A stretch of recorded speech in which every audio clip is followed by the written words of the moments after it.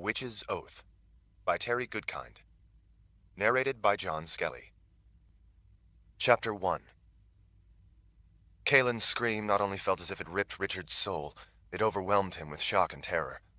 He couldn't understand or remember how he had come to be hanging in a room full of skinned corpses, also hanging by their wrists from the ceiling, but he realized it had to be a spell of some sort cast by the witch man, Moravaska Myshek. More than that, what had happened or how it had happened didn't really matter. All that mattered was what was, now. A quick glance to his left showed Shale, manacles around her wrists, likewise hanging on a chain attached to the ceiling and facing in the same direction he was.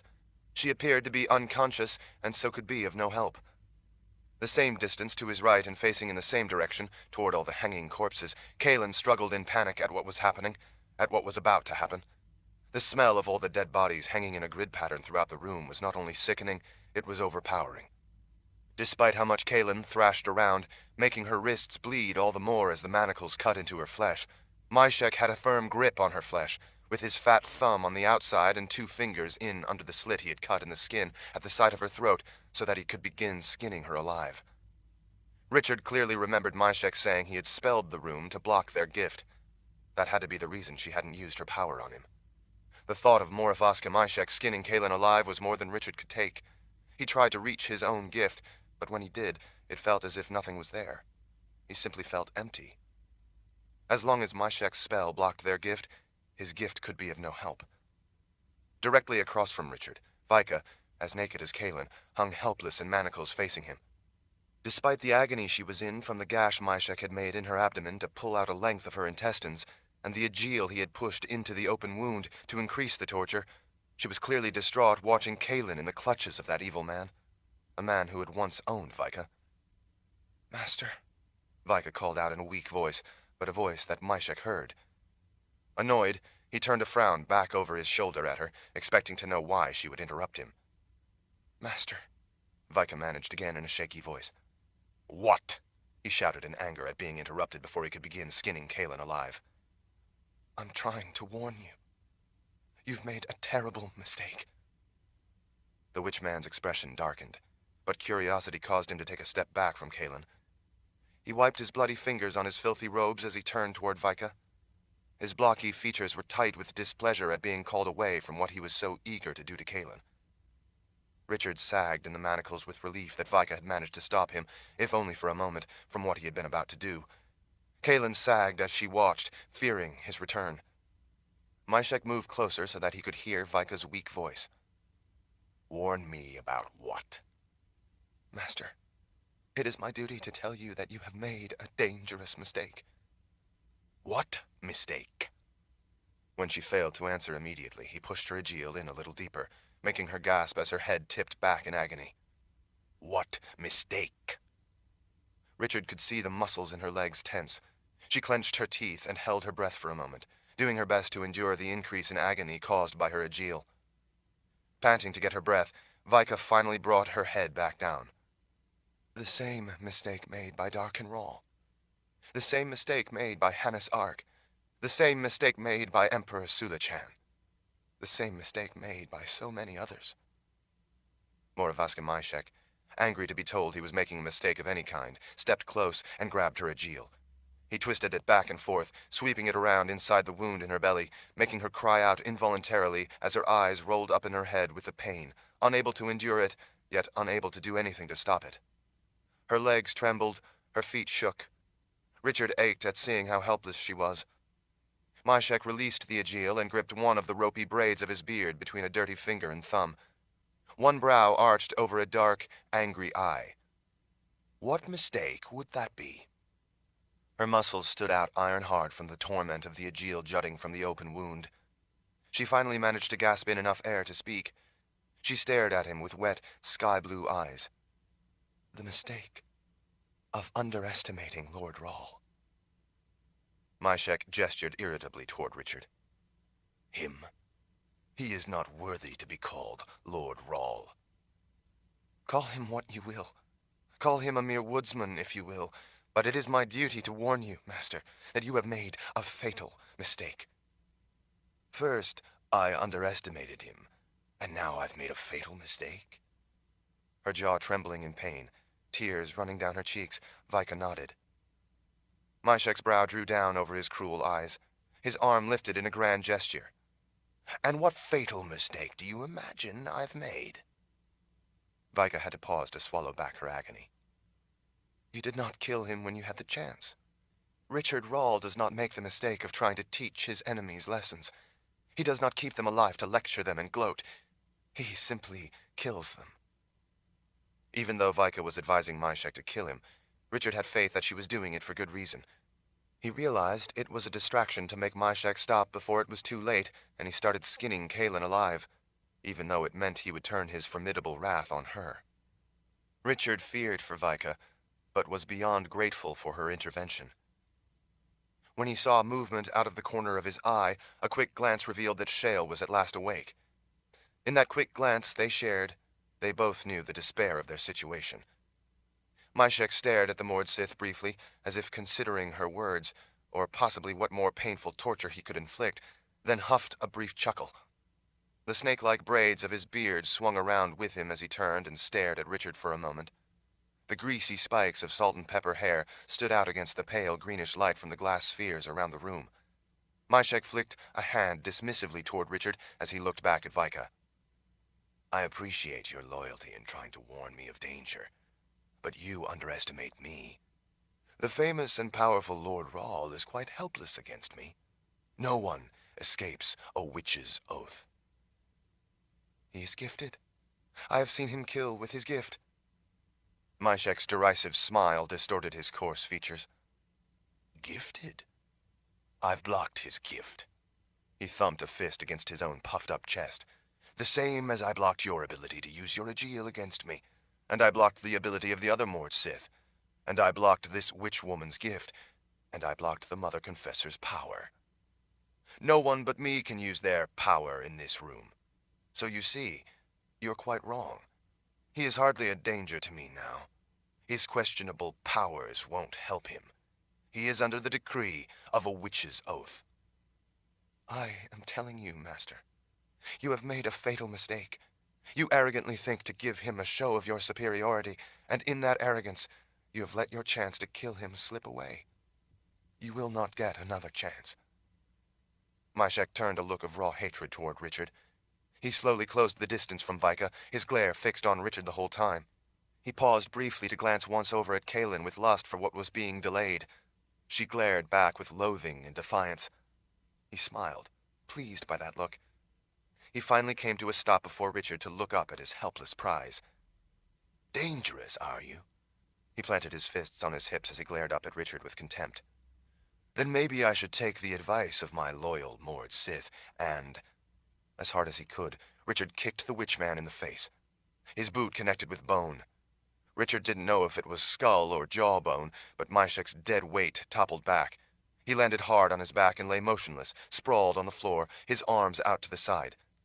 He looked to be out cold. Her brow bunching with the effort, Vika flashed Richard a shaky smile through her pain. "I bought you time. Now get out of here." "Richard," Kaelin said. He looked where she was looking and saw the dark shapes of the Glee cautiously stepping out of the shadows of the hanging, skinless corpses.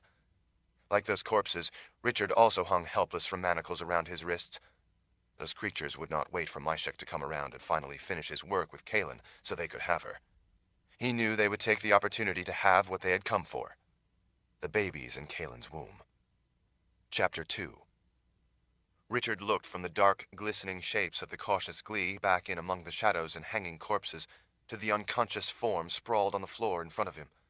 Had he been able to brace against something solid when he kicked Myshek in the head, he might have been able to kill him. Hanging helpless, he had done the best he could. At the least, the big man was out cold for the moment. Richard knew he had only a small window of time before either Myshek came around or the Glee decided that this was their opportunity to take what they wanted. Richard pressed his knees together and lifted his legs out in front of him, then let them fall back. He did it several more times to get his whole body to start swinging back and forth, each time pumping his legs to get each arcing movement higher and higher. The chain grated in protest as the top link pivoted from the fat eye-bolt in the ceiling. Once he was swinging back and forth as much as he could, he threw his legs around to his right and kept contorting his body, changing that pendulum motion to rotation. As he swung his legs, he twisted his whole body around, swinging faster and faster, building momentum. Once all the slack was gone out of the chain as he continued to turn it with his body, the links couldn't resist the strain, and they started folding over on top of one another. The more he spun, the more it twisted the chain, and the harder it was to keep the rotation going. As he spun the chain, it continually increased the pressure of the manacles on his wrists. They cut painfully into the flesh. He gripped the chain above the manacles to try to take some of the pressure off his wrists as he spun. Richard ignored the pain and kept swinging his legs around and around to force the chain to turn, hoping something would have to give way.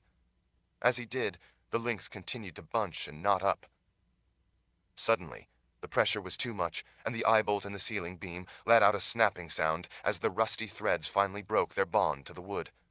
With the threads broken free, the twisting force caused the bolt to begin to turn, unscrewing it from the wooden beam. The age and corrosion of the threads caused them to want to bind up and made it difficult to keep up the turning force. Despite the difficulty, Richard knew he couldn't stop, or he might never get it going again. He kept swinging his legs around and around to keep the eye bolt unscrewing. He didn't dare rest for fear it would bind up and stick. Although Myshek still lay unconscious on the floor, Richard knew the man could come around at any moment. But right then, there was a bigger concern. With each rotation, he could see the Glee advancing across the room to get to Kaylin. He knew that with one powerful swipe of their claws, they could rip her open. By Kaylin's rapid breathing, he knew she was well aware of that imminent threat.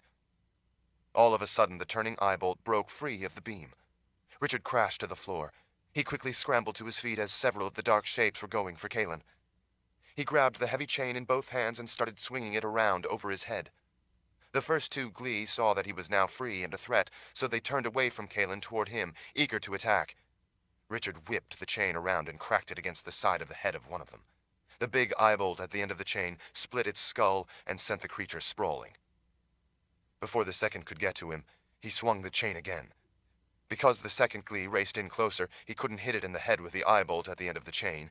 Instead, the chain caught the side of its neck. The heavy eye bolt and the rest of the chain continued their flight, and the chain wrapped twice around the creature's neck. Richard immediately yanked the chain before the Glee could grab it or get its balance. The force of that pull twisted its head around, breaking its neck. Like the first one, the second fell dead before being able to vanish. Suddenly, there were more Glee coming for both him and Kaylin. He shortened his grip on the chain and stood far enough in front of her so that he wouldn't accidentally hit her as he continued swinging it around. The speed of the heavy chain was deadly. He took down the Glee as fast as they could come. "Shale," Kaylin yelled. "Do something to help him." "My gift doesn't work any more than yours does," the sorceress called back. "Don't you remember? Myshek blocked our power in this room." Richard knew there would be no help coming. It was all up to him to stop the threat, or Kaylin would die. They all would die. As masses of the Glee converged and all came for him, he threw himself into the battle. He kept the chain spinning overhead fast as he could, whipping it against the creatures as soon as they were close enough. The eye bolt at the end of the chain whistled as it swept through the air. Almost as fast as he downed one and another got close enough, he cracked the heavy eye bolt against its skull. Most slowed and stayed back out of range. Others came for him, thinking they could duck under and evade the chain. He saw sharp white teeth snapping at his face. He caught the chain and doubled it over so he could swing it at them like a bat. That doubled the weight of each impact. As he was fighting off a number of Glee at the same time, one of them somehow suddenly got in close. Before it could claw him or bite his face, Richard threw a loop of the chain over its head and around its neck. He put his knee between the thing's shoulder blades and hauled back on the chain, letting out a yell with the effort until he felt and heard the windpipe crush in. Once it did, he kicked another of the tall, dark creature's back and immediately hit it in the head with the doubled-over chain. Richard lost himself in a world of seemingly endless, bloody battle. The rhythm of what he was doing soon became what he knew so well. It became the dance with death. He killed the creatures as fast as they could come at him. Those that were severely injured and were able vanished back into their world.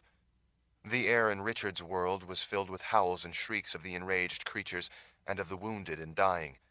The floor was slick with blood and slime of the dead. Panting from the effort, Richard paused, looked around for more of the enemy, more targets.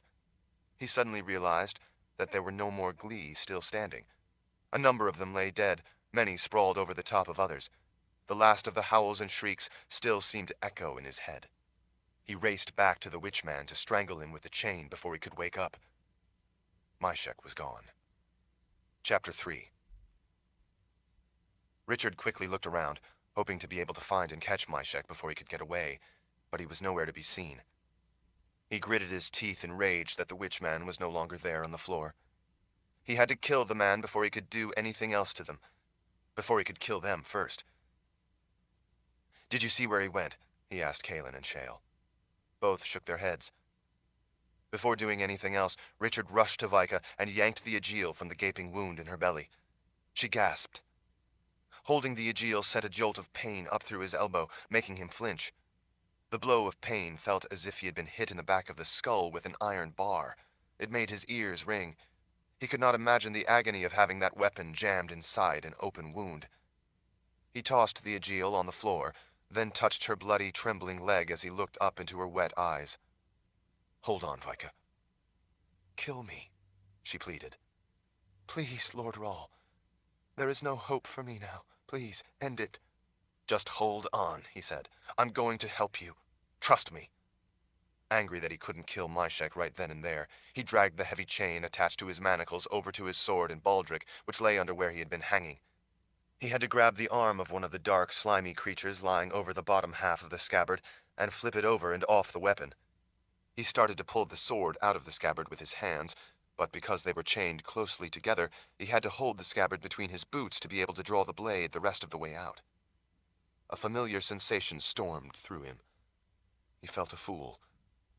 With the hilt held in both hands, it was with great relief that he felt the anger of the sword's magic join his to blossom into full rage. He immediately turned and swung the sword over the sorceress's head.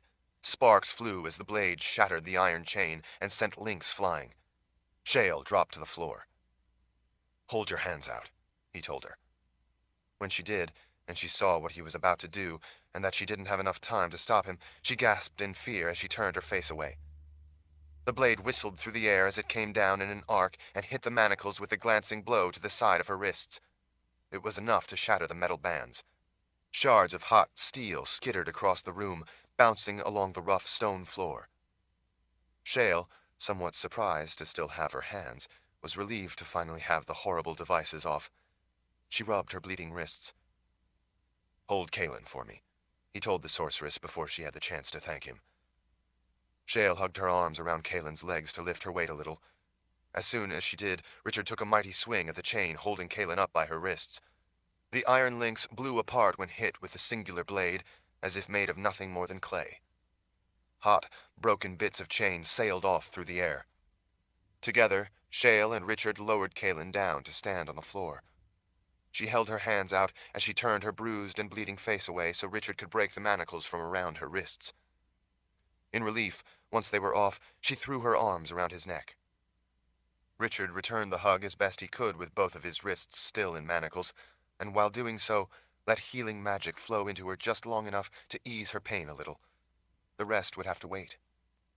When he released her to turn and look for any threat, she sank down to the floor in a squat, elbows in tight at her sides, holding her head in her hands, comforting the painful wounds Myshek had inflicted, but also thankful for at least the little healing Richard had done. He put a hand on her shoulder, relieved that she was safe, at least for the moment. Without looking up, Kaelin reached up to grip his hand a moment. He understood the wordless meaning in that touch. Then, with Shale's help holding the Mord Sith's weight, Richard used his sword to break the chain holding her.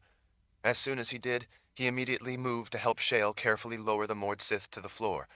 Shale and Kaelin both held Vika's arms as he shattered the manacles around her wrists. As the metal shards were still bouncing across the stone floor, a sound made him turn toward the back of the vast room.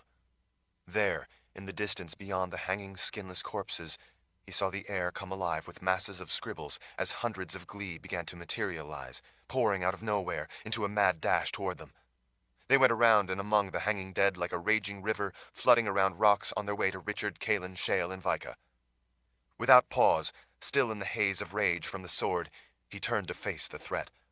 Shale seized Kaelin in a protective hug, turning her own back to the danger. Still lost in the dance with death from fighting the last onslaught of Glee, Richard acted without forethought. He went to his right knee, Holding the sword in both hands, he thrust it out toward the mass of dark shapes coming for them, teeth clacking, claws reaching as they screeched with murderous intent. From somewhere deep within, his war wizard birthright, his instinct, his raging need took over. That inheritance of power shot through his grip on the hilt, adding destructive force to the sword's rage. Light ignited from the tip of the sword. The room shook with a crack, as if the sword had been hit by lightning. The horizontal wedge of light that flared from the tip of his sword came out razor-thin and as sharp as his blade. The blindingly bright flash of flawless white illumination was so flat and thin as to be insubstantial, like a glowing pane of glass, yet at the same time it was pure menace. Everything that razor-thin flare of light touched was instantly severed. Corpses were sliced cleanly in half through bone and flesh as that flat blade of light effortlessly flared through them. The stiff bottom halves of the bodies thumped down to the floor.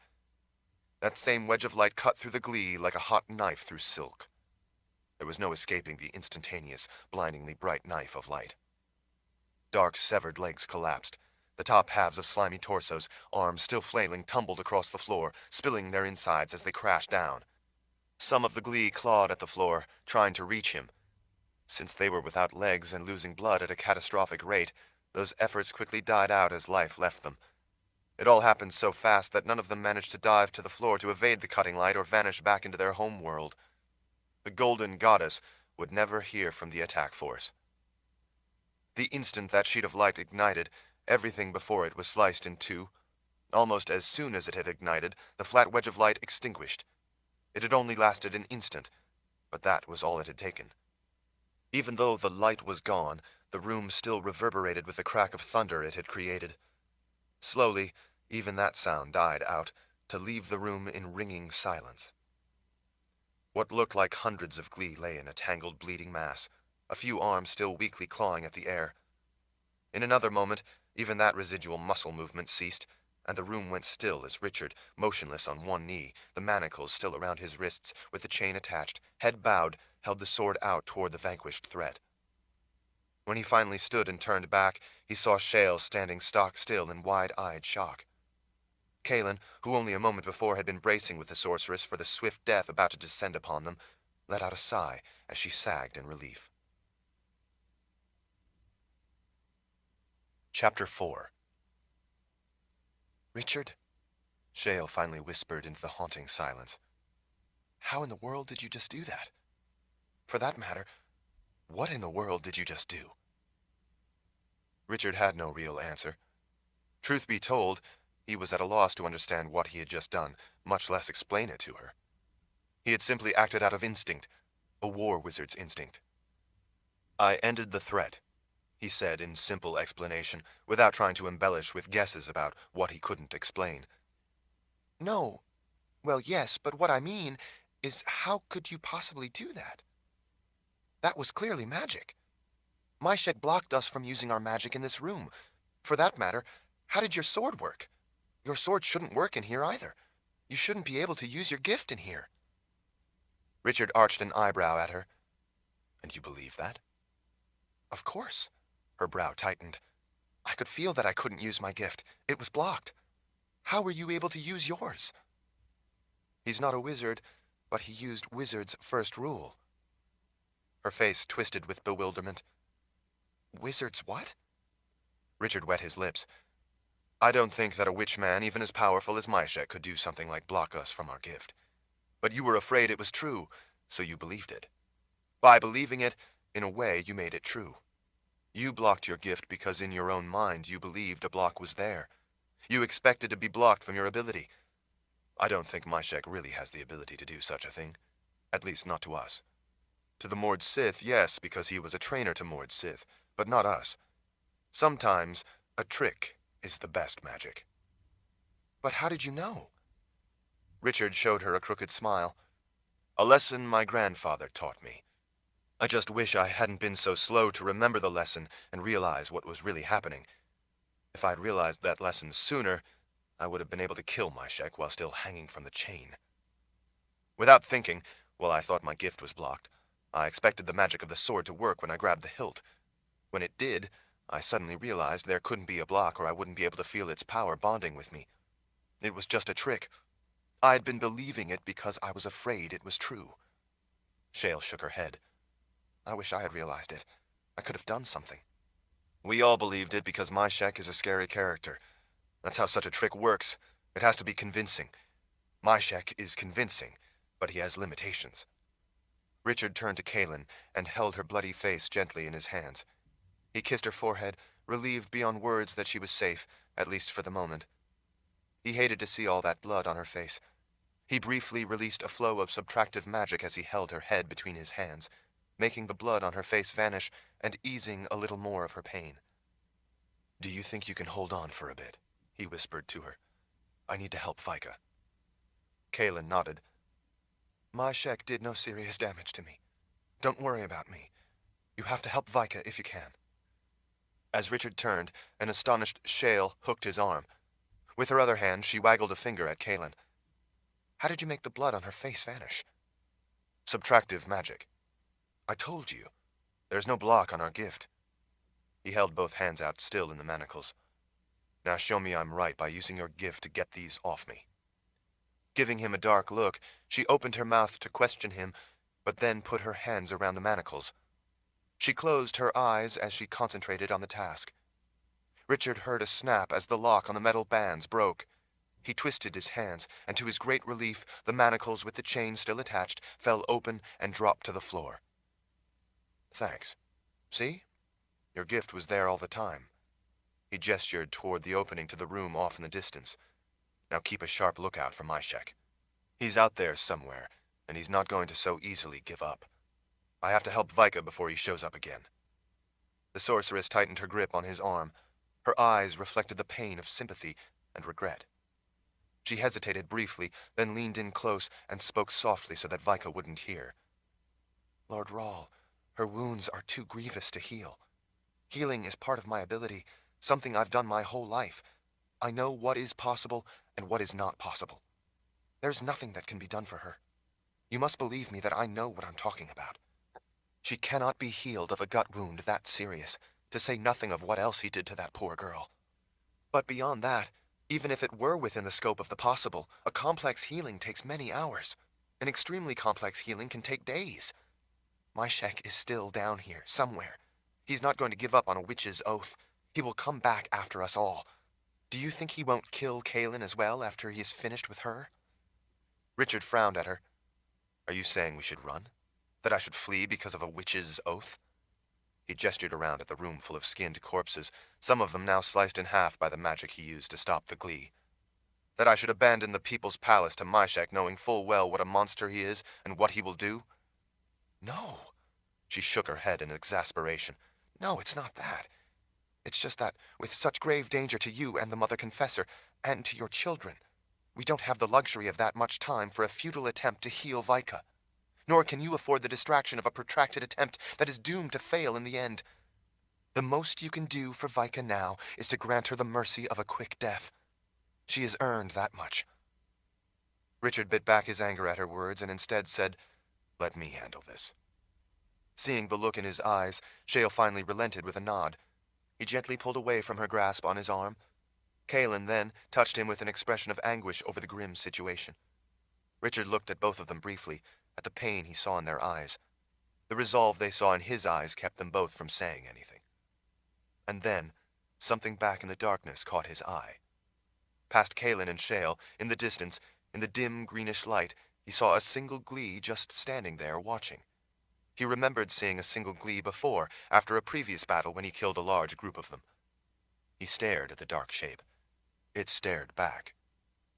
And then it did the oddest thing. Without moving, it turned its hands over and spread the 3 claws of each hand and just stood there like that for a moment.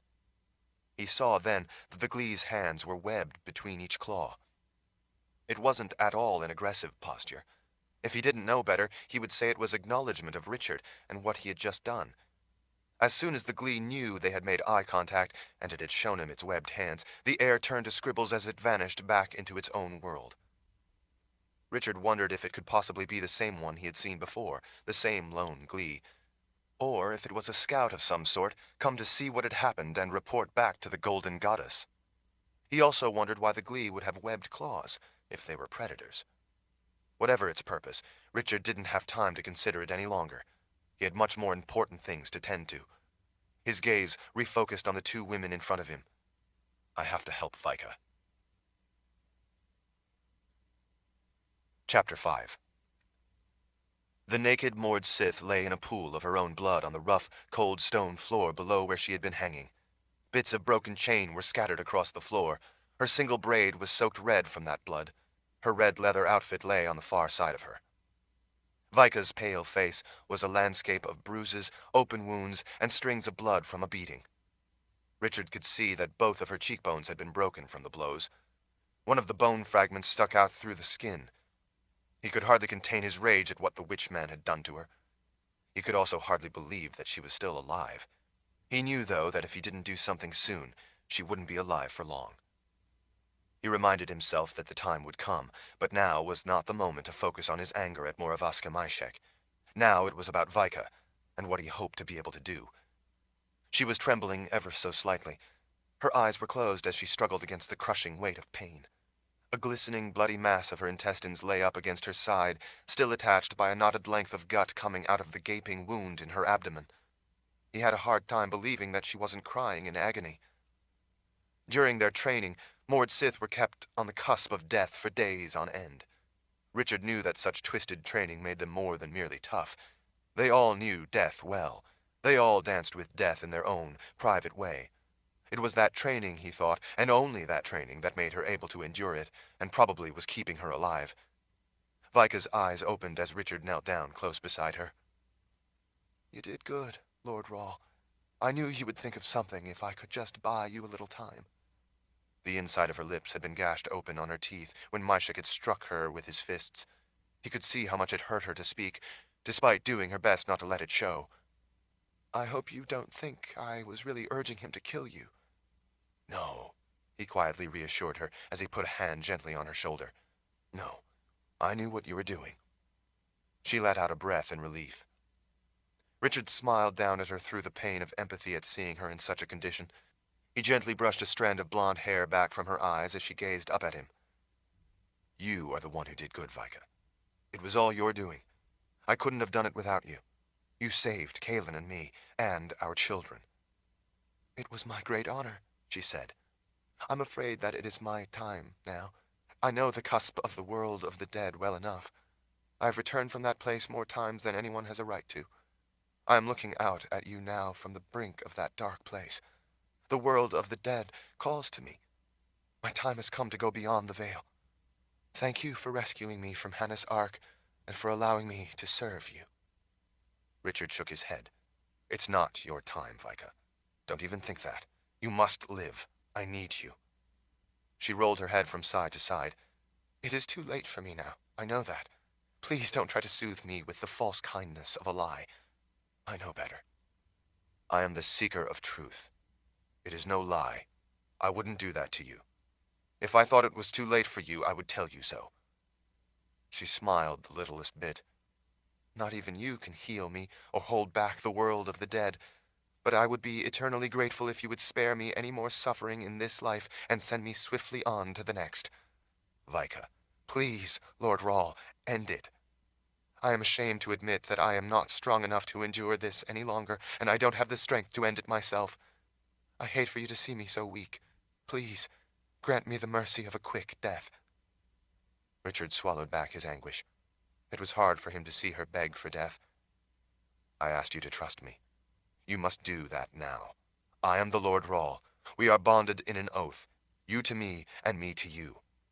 Your life while in this world is in my hands, and just as it is your duty to serve and protect me, my duty is to protect you.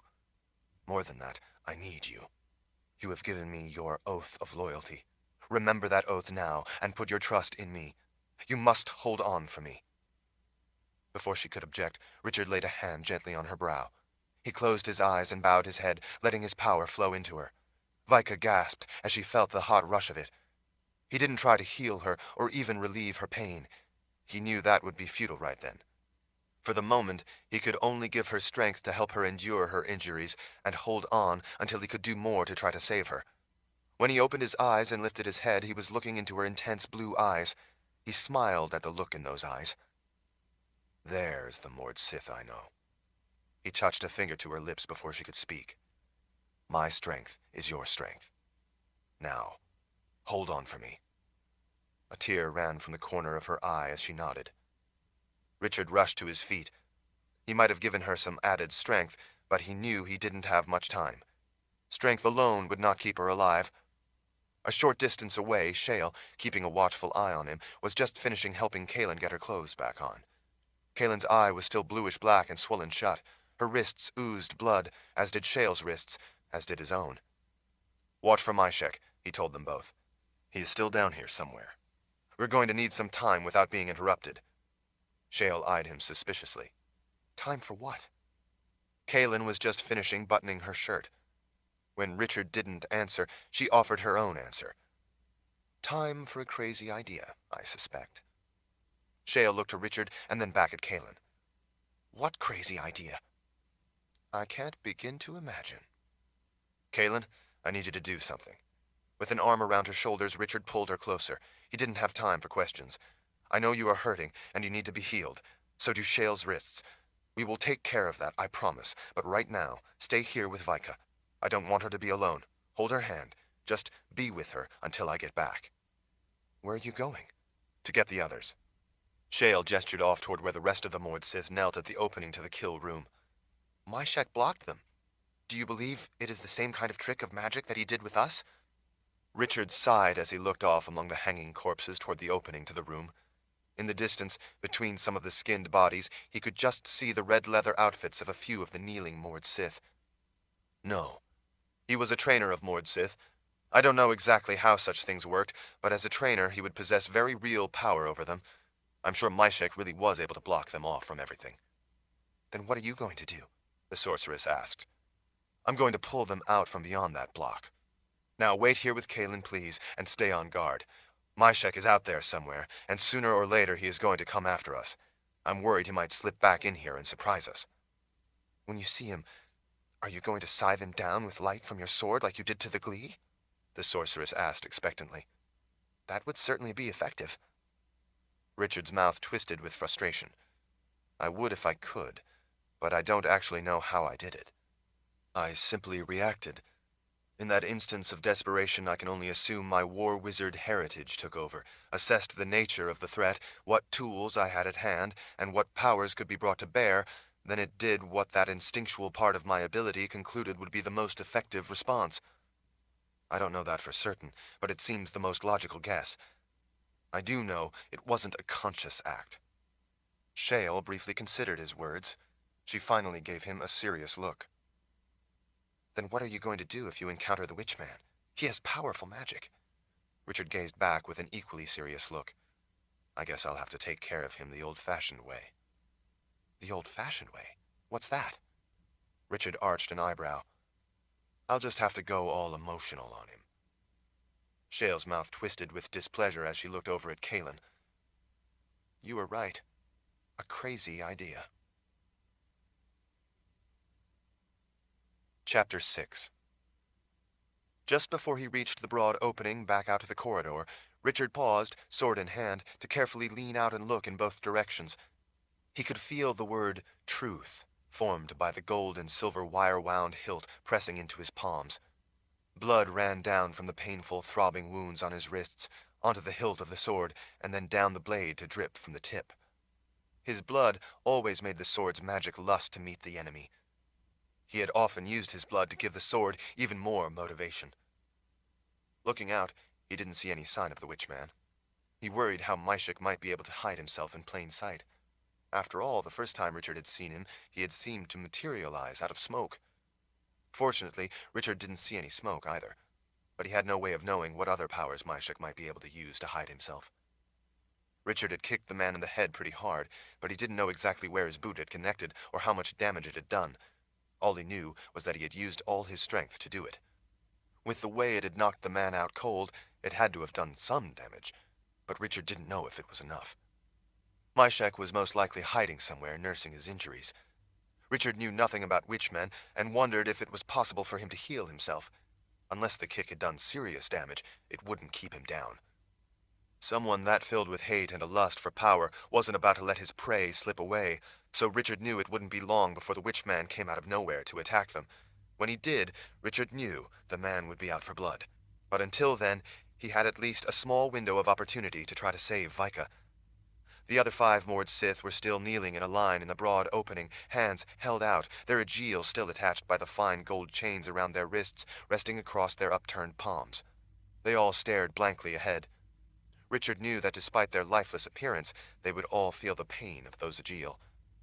Richard didn't believe it had been a trick that put the Mord Sith into such a state of oblivion. This was a result of Myshek's ability both as a witchman and as a trainer of Mord Sith.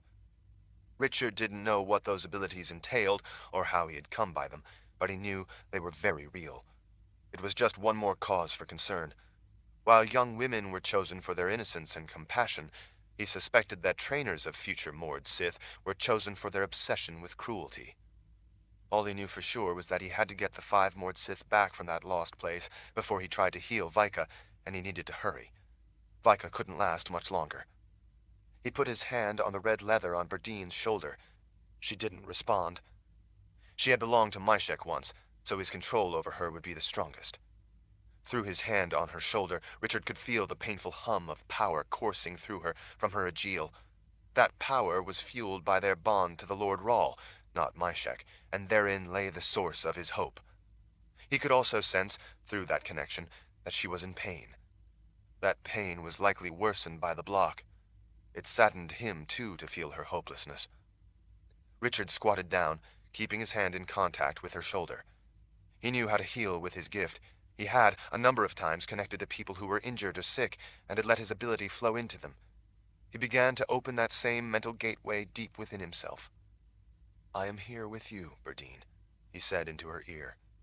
"As Mord Sith, your loyalty and bond are to me as the Lord Rahl for as long as you wish to serve me. No other may claim dominion or authority over you. No one. Not now, not ever.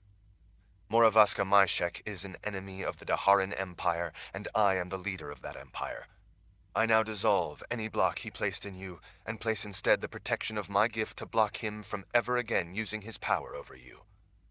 Richard removed the rest of his own internal restraints to let the full healing force of his power rush into her so she would not only hear him, but feel him, feel his gift, feel his bond to her and hers to him, and be able to feel the raw pain of the block the witchman had left in her mind melt away into nothingness.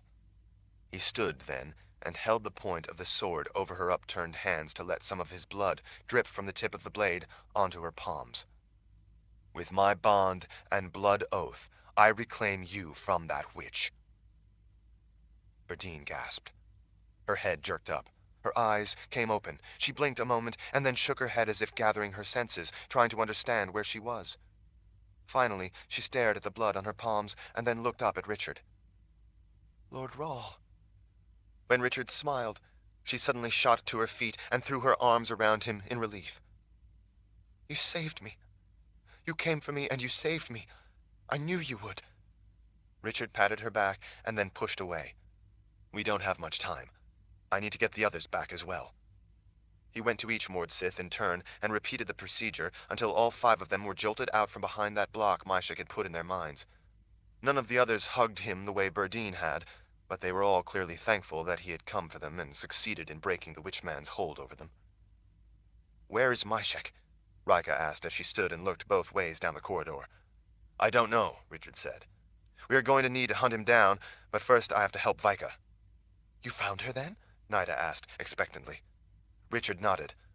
"I'm afraid that the news is not good, though. He hurt her bad." Richard hurriedly led them back through the forest of nearly skinless corpses. The Mord Sith all looked about dispassionately, taking in the exposed red muscles, white ligaments, and faces frozen in horror and agony. They were all familiar with Myshek's work. When they spotted Vika, though, they were clearly angry. "Myshek did this to her?" Cassia asked in a whisper as she leaned in close. Richard nodded. "We need to help her." Nida turned an incredulous look back over her shoulder at him. "Help her?" A look of sudden understanding came over her. She lowered her voice. "Oh, I see now what you mean. Lord Rahl, would you rather one of us do it, then? She is a sister of the aegil, after all." Richard cocked his head. Do what? Nida looked clearly uncomfortable. You know, end it. A quick twist of my Aegil and her suffering will be forever over. Richard held out his hands, forestalling any such idea. No, you don't understand. We have to heal her. Chapter 7. The 5 Mord Sith shared a look, but didn't say anything. They all knew that these kinds of injuries were well beyond healing. Richard hoped to prove that belief wrong. Kalen was kneeling beside Vika, with Shale on the other side. Each was holding a hand of the gravely wounded Mord Sith. We need to get on with the healing, Richard told them. He looked around to make sure all of them were paying attention. We have to hurry. Here's what we are going to do. Shale looked up at him. We? Richard nodded as he gestured for all of the Mord Sith to gather around closer to Vika, so he would only have to explain it once. Myshek is down here somewhere, he said, looking to each of their faces in turn. He could show up at any moment, so we can only do this if we're quick. Shale clearly looked confused. Healing grievous wounds, if it was still within the realm of possibility, and if it could be done at all, would take a day at least, likely many days for all I know. You're right, Richard said. We don't have that kind of time. Neither does Vika. So trying the conventional way of healing that you know so well is simply not an option. Not only that, but like you, I seriously doubt that it would even work. Whatever we do must be done quickly. Kalen looked puzzled as to what he could be talking about. Shale was looking at him as if he had lost his mind. Quickly, the sorceress repeated. You intend to heal her quickly? Of course. She looked up at the ceiling as if speaking to an audience in a gallery. That makes sense. Ignoring Shale's remark, Richard wiped a hand across his mouth as he turned around, staring off in the other direction for a moment, trying to think how he could explain it to them without causing them to panic. He turned back. I think I have a way that we can heal her if we all do it together. All 9 of us together. Lord Rahl, Verdine said as she gestured at her sisters of the Aegil to each side of her. We don't know anything about healing. I think most of us have been healed at one time or another, but we can't heal anyone. We can't use magic, other than that which the Lord Rahl gives us through our bond in order to use the power of our Aegil and all that involves. Richard knew quite well how much Mord Sith hated anything to do with magic. Yes, you can, he insisted, but in a unique way. I'm afraid that it will be dangerous, though. Dangerous to all of us. Still, I think it has a chance to be successful. You think? Shale held up a hand to stop him right there. First of all, I can't imagine what you are talking about, but more importantly, you and the Mother Confessor have a responsibility to the 2 children of Dahara she is carrying. Our job is to protect her from danger, not put her in it. This is to protect her, Richard insisted. You need to listen to me. You all need to listen to me. You need to see the bigger picture, not just this one moment, this one risk. It's important that Vika live because she is vital to our survival. There are 9 of us. If we lose Vika, then there are only 8. Kalen squinted. Does this have something to do with the Law of Nines? Richard gave her a firm nod. Yes. The Law of what? Shale asked. I think you said something about that before. I did. Richard pointed a finger up at the palace above them.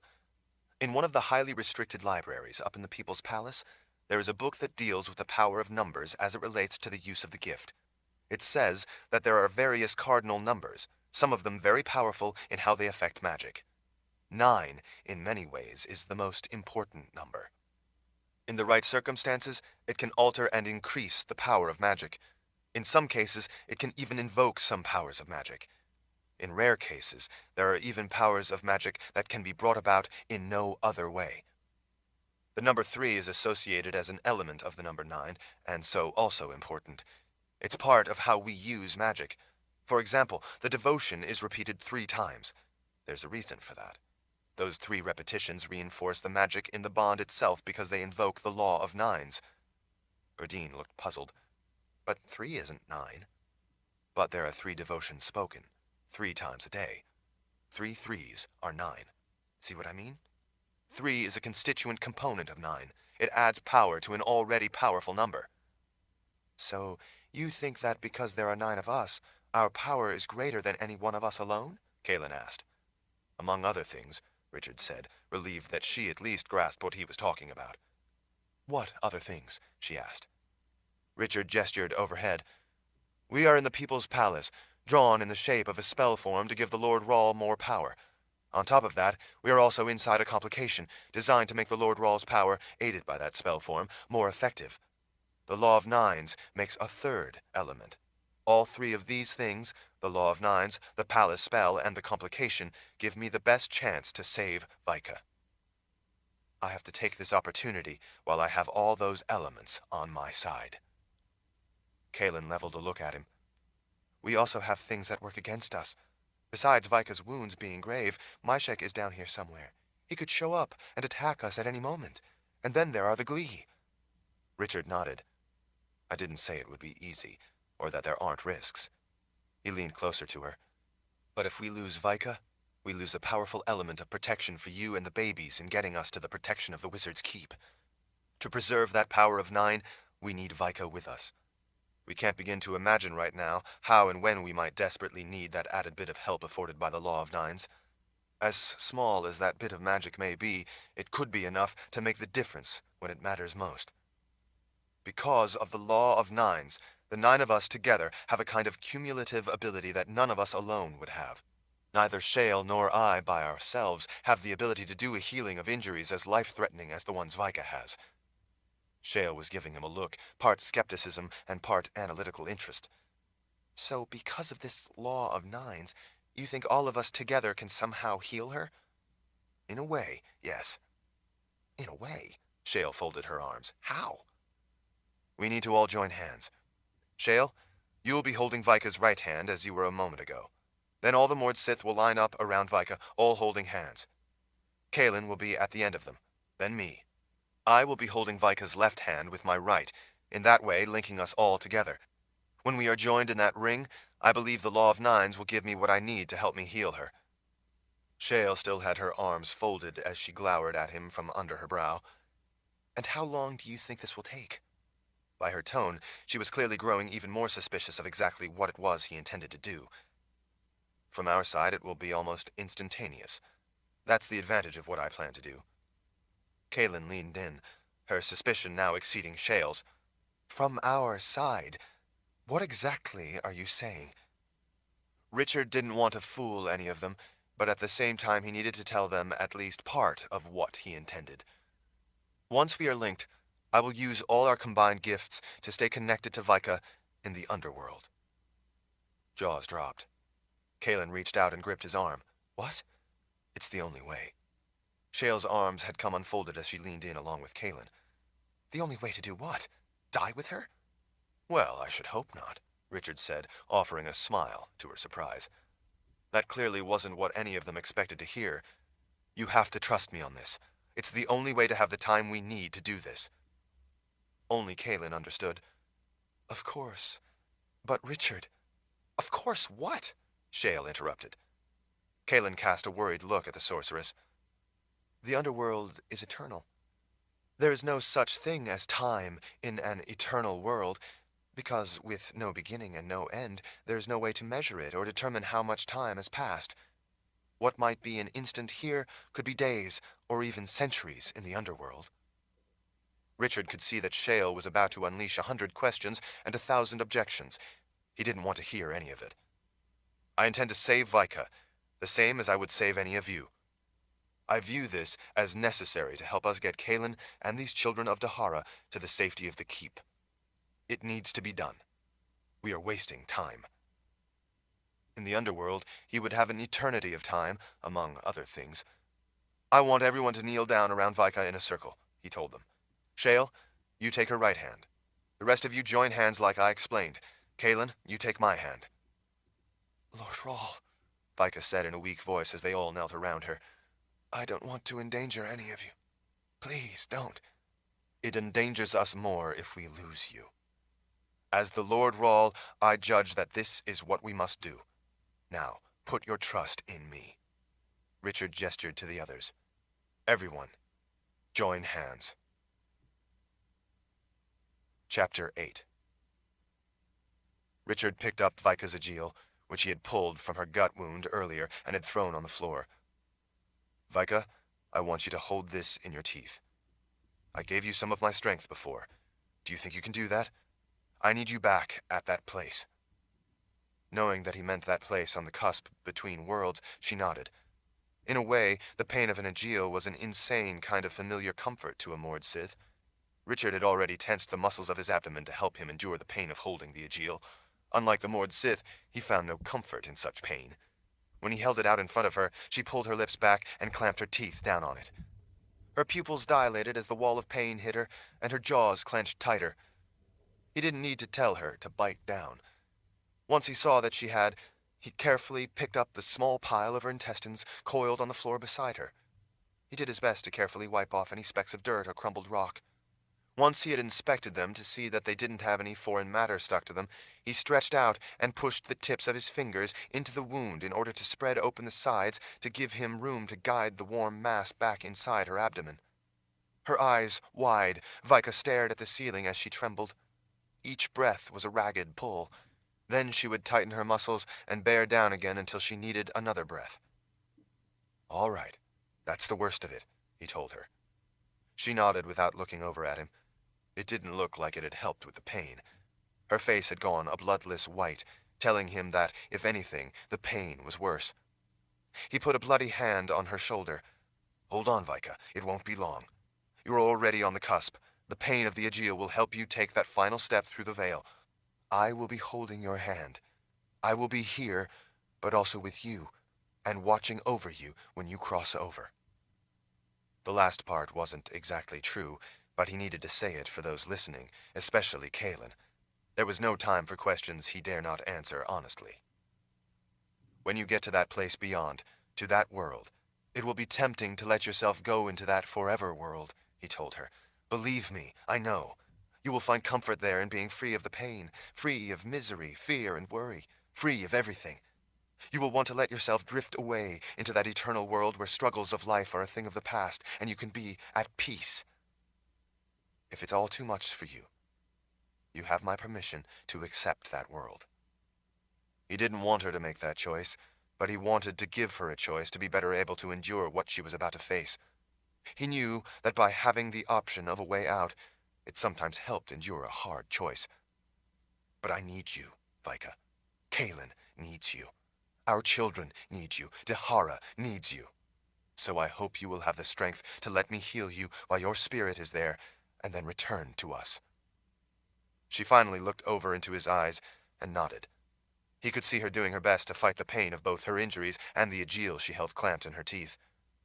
"This is insanity," Shale said in a low voice. Kalen looked like she might agree, but she didn't say so. Richard knew that despite her well-founded fear, Kalen was doing her best to put her trust in his judgment that what he was doing was necessary to help get their unborn children to safety. He fervently hoped that her trust was warranted. Richard looked up at the sorceress on the other side of Vika. "You may be right. I do know that without you to make up 9 of us, this will likely fail. But just as I'm not forcing Vika to do this, I'm not forcing you to be a part of it either. If you can't commit to helping me, to helping us all, and especially to helping Vika, then that must be your choice. Either way, I intend to attempt it, with or without you. But without you, without the Law of Nines, as an aid, my chances of being successful go down. So it's up to you." He leaned a little closer to her across Vika's body. "Choose."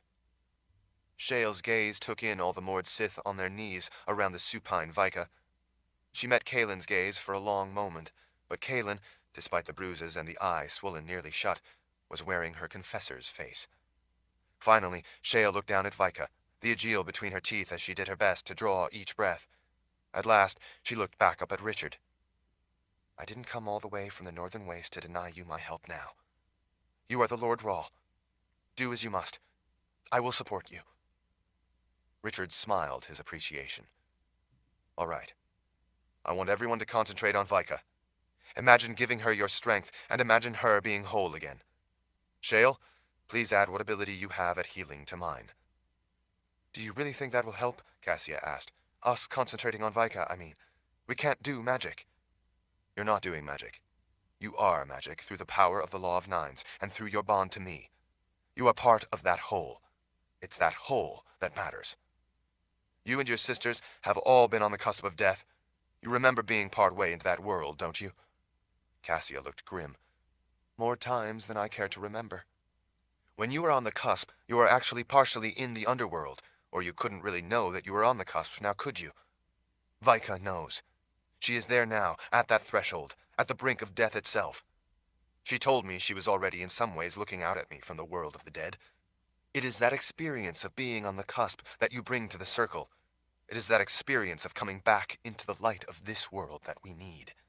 Vika is crossing over as we speak. Now please, all of you, just do as I ask. I have to save her while I still can. We are all holding hands to give Vika a link back to this world. You know both. This is a time when we show how much life means to us all. You all are her sisters, and her way back." Vika squeezed his hand at his words. As she trembled from the pain of the Aegil clamped between her teeth, a tear rolled from the corner of her eye. Holding her hand, he could feel the pain pulling him under with her. He had to will himself to ignore it to do what needed to be done. Richard squeezed Kaylin's hand. Her wrist was still oozing blood. He needed to heal that as well, to say nothing of the obviously painful swollen bruises on her face. Once they had all gone quiet, with their eyes closed and heads bowed, Richard turned his mind to what he needed to do, to what he couldn't tell them he was going to do. He took a deep breath against the enormity of the task ahead of him. If he was to have the time necessary to do what needed to be done, the only place with enough time was a place without time. He remembered all too well dying and going beyond the veil. He remembered all too well being in the world of the dead. As he concentrated, he embraced the devastating pain of the Aegil radiating up his arm to the base of his skull as motivation to help him go to that numb place of refuge from the pain of life. Thankfully, the others, because Vika's Aegil had never been used against them, could not feel the pain he felt from it. With the overpowering need of being free of pain pushing him ever onward, he used the power of his gift to do one of the most frightening things imaginable. He willed his heart to stop.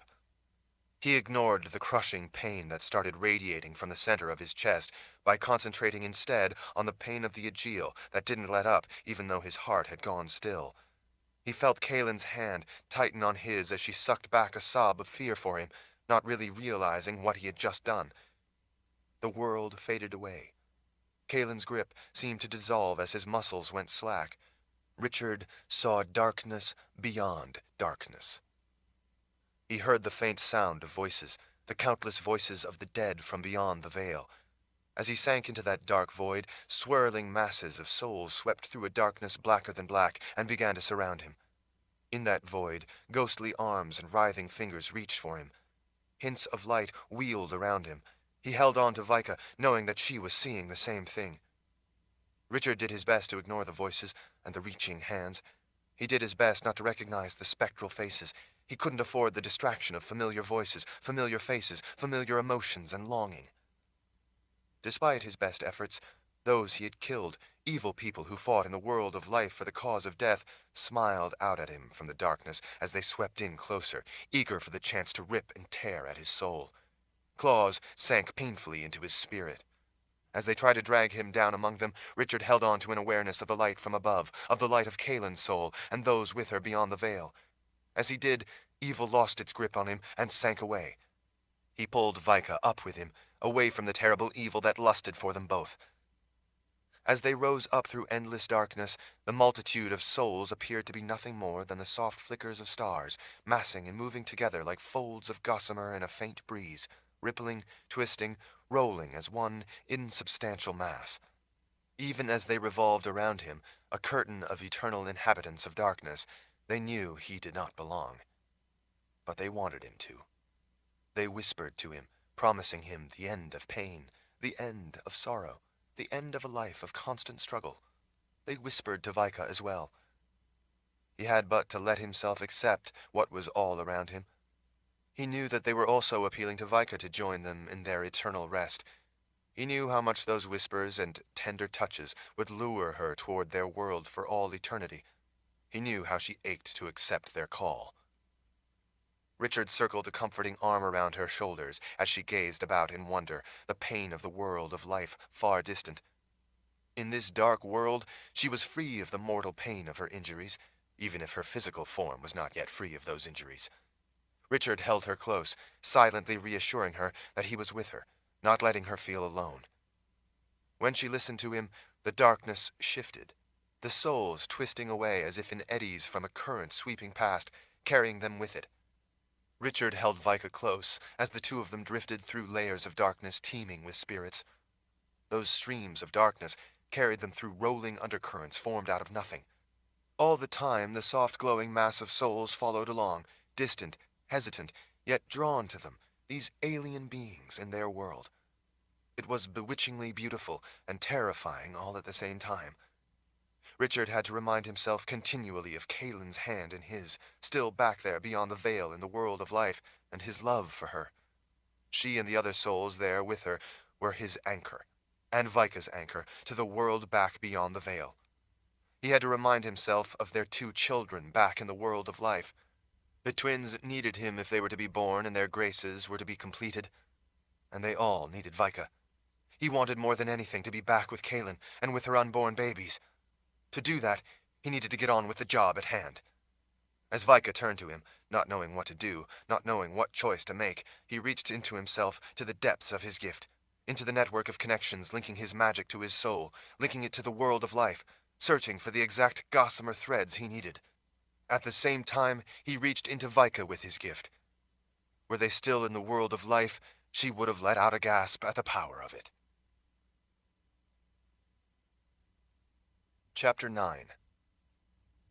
Kalen, her eyes closed, her head bowed, tried to focus her thoughts on Vika, hoping it would somehow help Richard heal her and at the same time keep her grounded in the world of life. Berdine, to Kalen's left, held her hand in a tight grip that revealed her fears. Kalen knew that, like her, they were all terrified by what Richard was doing. It involved magic that none of them understood, and they all feared. Kalen was only obliquely familiar with it, and her understanding of it was in large part theory.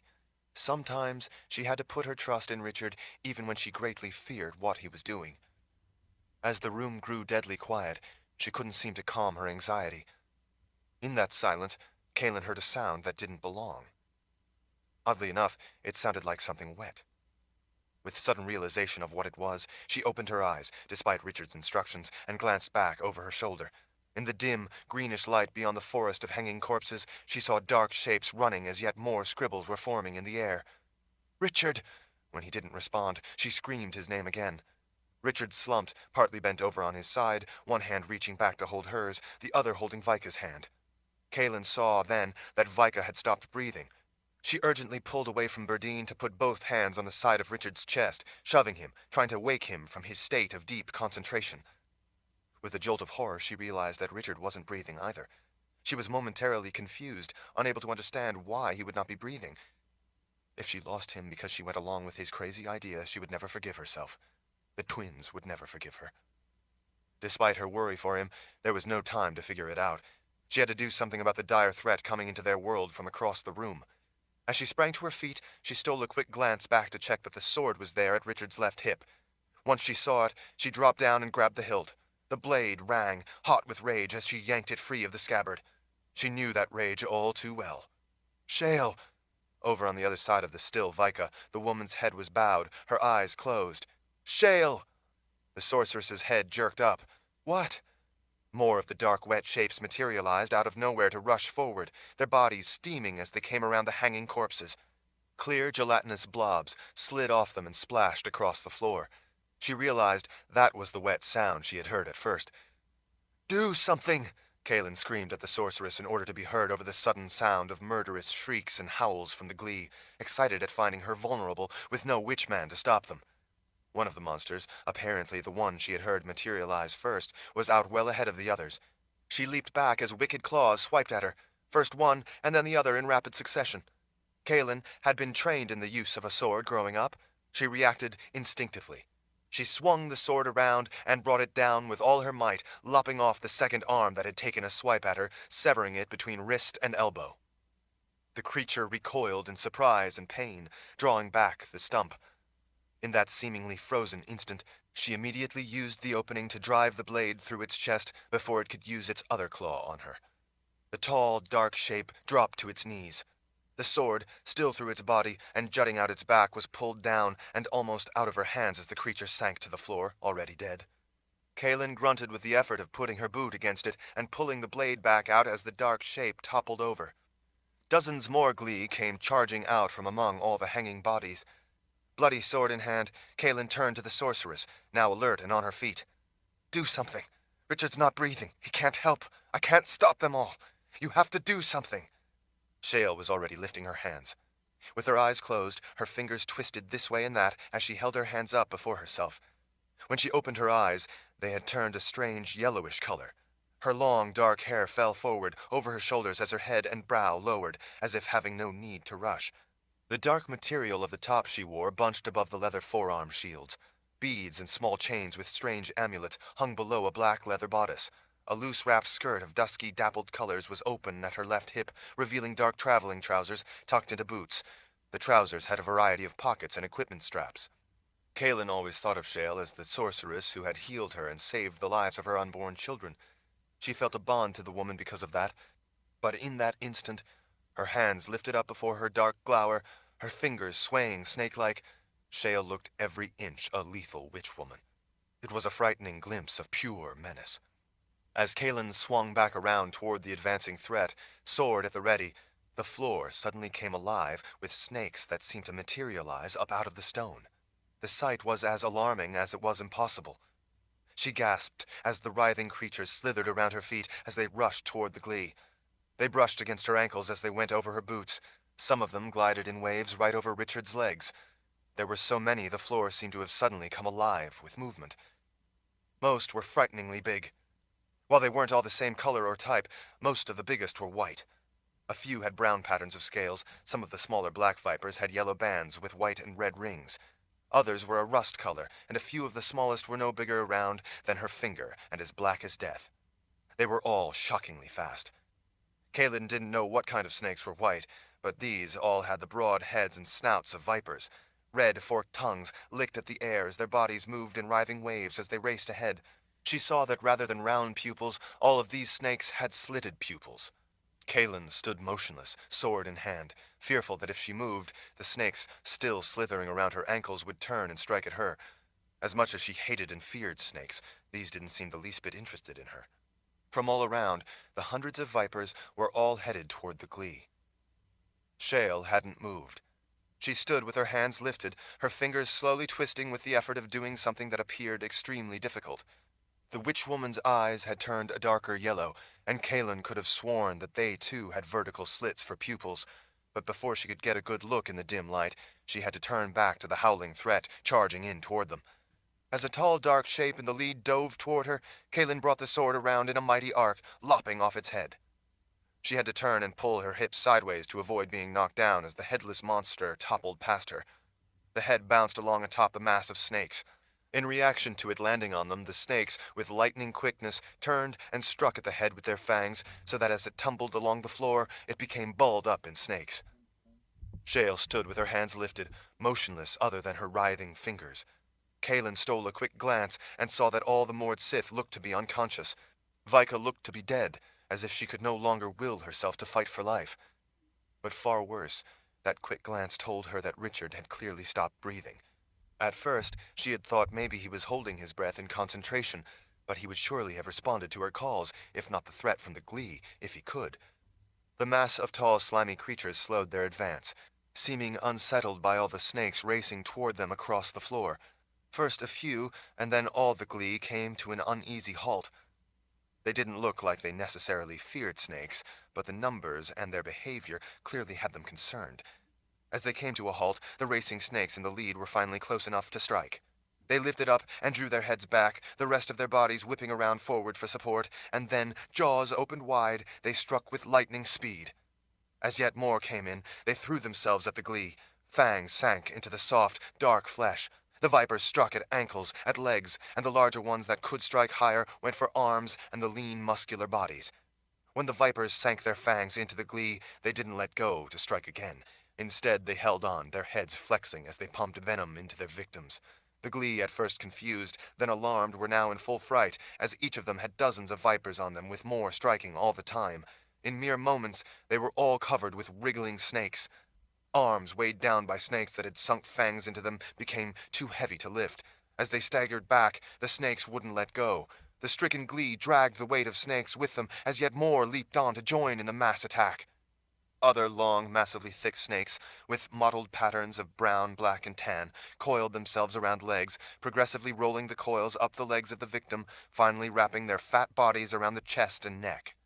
Once they had made it up the dark, slimy body, they began rhythmically constricting. With each breath the victim took, the snakes tightened their bodies. Kaelin could see the panic in the big, glossy eyes of a Glee, the third eyelid blinking as it struggled to breathe. Each time the Glee breathed out, the snake tightened, preventing the Glee from getting a full breath. In this way, the powerful snakes worked to progressively suffocate the victim. Some of the Glee, with snakes already attached to them as yet more vipers leaped at them to strike, began to vanish, retreating back into their own world.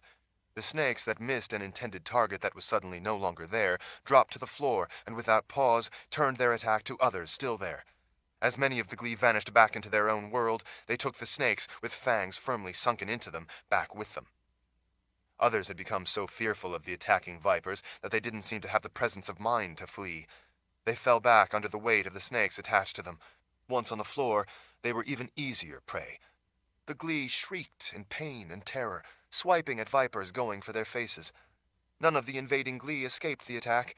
Everywhere, snakes continued to attack, sinking their fangs into any victim they could get to. As the last of the Glee still able were vanishing, Kaelin turned and fell on Richard. She pounded her fists against his chest. "Richard! Richard, come back! You have to come back!" He didn't respond. He seemed lifeless. Kaelin had thought he meant that he was going to go to the cusp of the world of the dead with Vika. Clearly he hadn't. He must have made some kind of miscalculation and crossed over into the world of the dead. Or else he had done it deliberately. And now he was trapped there. "Shale! Help him!" Kaelin saw Shale, instead of responding to Kaelin's urgent call, sinking to the floor. The witch woman looked to be blacking out from exhaustion. The effort of conjuring all those snakes to attack the Glee seemed to have taken everything she had. "Well, well. Snakes, is it?" a gruff voice behind Kaelin said. "Witch women do seem to have a fondness for their snakes." Kaelin spun to the terrible voice she knew all too well. Myshek extended an arm down toward the writhing mass of snakes. One of the larger white vipers coiled itself around his arm, slithering up and around to settle itself over his shoulders. He stroked its head affectionately. The snake flicked its tongue and seemed to be content with its new master. Myshek casually swished a hand, and the hundreds of snakes massing around his feet began dissolving. He lowered the one draped over his shoulders to the floor, where it glided away until it, too, vanished. Chapter 10. Kaelin gripped the hilt of the sword tighter in both hands, even though she remembered full well that it had somehow done Richard no good. If he hadn't been able to use the sword effectively against the witch man, she didn't know how she would be able to do any better. Still, it did make her feel better to have a weapon in her hands. She could feel the word truth on the hilt made out of the gold wire wound through silver wire pressing against her palm. It was a reminder of all she and Richard had gone through since they met in the Heartland Woods, all because of Darken Rahl, and now, all this time later, she faced one of his henchmen. It felt almost as if Darken Rahl himself was reaching out from the grave to continue to haunt them. And like Darken Rahl, the witch man had some kind of powers that had counteracted the power in the sword and enabled him to capture Richard. She remembered Zed telling him that the sword wouldn't work against Darken Rahl. She could only imagine that the same protection against the Sword of Truth might extend to Myshek. Still, it was all she had, unless she could unleash her Confessor's power on him. Not only was he keeping his distance, but it also seemed risky to attempt such a thing on someone with abilities she had never encountered before. She knew that there were rare people on whom her power had no effect, or an unpredictable effect. It could be that Myshek was like that. If she had to, though, she fully intended to attempt it. She started circling to Myshek's left to draw his attention away from Richard, Shale, and the Mord Sith, who were all on the floor and unresponsive. It seemed that when Shale used her ability to the extent she had against the Glee, it sapped her strength until she could recover. That was something Kaelin understood all too well. When she used her power, it took her time to recover. She didn't know what the problem was with Richard, and that worried her greatly. For all practical purposes, she was the only protection for the others, and she was alone with this madman. By the look on his face, he clearly relished the idea of catching her by herself. As she slowly moved to the side, she watched for any opening in case she had to try to use her power on him. She worried, too, that Myshik might have had something to do with the condition of the others. The memory of being helpless with him, about to skin her alive, was all too fresh in her mind. Right then, she felt very alone and vulnerable. "Again with the sword?" Myshik, seeming amused, arched an eyebrow over one eye. "You think yourself better with it than your husband? Well, should we see?" He stomped a foot in her direction, bluffing that he was going to charge at her. Kaelin didn't flinch back. Instead, she thrust the sword out at him, hoping to catch him off guard. She didn't know if the magic of the sword would work against him, but the razor-sharp blade was in itself formidable. He easily stepped back out of range of both her and the sword. Her caution kept her from following through and pressing the attack. He grinned with menace. "Ah, a fighter. Good for you. I enjoy skinning fighters." He gestured at all the corpses behind him. "Makes it so much more satisfying when they finally find themselves helpless. I like to look into their eyes when I begin, and they know that there will be no stopping and no rescue." Kaelin didn't need to imagine such terror. She had been there. She wanted nothing more than to kill this monster. She kept the point of the blade up and at the ready. She could feel its power singing through every nerve fiber in her body. The sword wanted the man's blood, but not as much as Kaelin did. She resolved that when he finally came at her, she would try to run him through or use her power. What really concerned her was that he knew she was a confessor, but that didn't seem to bother him in the least. If both the sword and her power failed to stop him, well then, at least she would not go down without a fight. She noticed then, as she forced herself to look into his cruel eyes, that his face didn't look the same as she remembered. The shape was different. His features had always looked thick and blocky, but the area around his left jaw and ear appeared even thicker. She could see traces of blood left in the folds of his ear. It looked like he had wiped off blood that had been all over the side of his face. She also saw that the filthy white robes he was wearing were stained with fresher blood up at the neck, as if it had run down onto his robes. That blood was not from a victim. It was his. The injury had to have been from when Richard kicked the witchman in the head. She wondered just how much damage Richard had done. A kick that hard to his head, if in the right spot and if Richard had been able to make solid contact, would likely have broken the mandible. That would certainly explain why his speech sounded a little slurred, and also why he had been gone for a while. He had probably been hiding somewhere while he did what he could to repair the damage enough with his magic to keep going. As much as he tried not to show it, she could see by the way he kept his shoulder protectively forward that it was hurting him. She realized that might give her an opportunity. But then, on the other hand, a wounded animal was more dangerous, and Myshik certainly was an animal. Together, with Myshik glaring at her and Kaelin with the sword up at the ready and glaring back, they continued slowly revolving as if locked together. Myshik seemed entertained by the dance as he waited for her to make the first move, or to make a mistake so he could overwhelm her. Of course, it was also possible that he simply enjoyed the game. As they slowly moved in unison, his dark eyes peering out from narrowed eyelids were about as intimidating as any she had ever seen. But she also thought she saw caution there. She hoped that Richard had managed to hurt the man more than she knew. She also felt the weight of responsibility. It wasn't just her life she was protecting. It was the twins and everyone else's. If she tried something and it turned out to be the wrong move, they would all be dead. For the moment, as she and Myshik both stared each other down, each waiting for the right moment to strike, she decided that if she saw the right opening, she would have to act.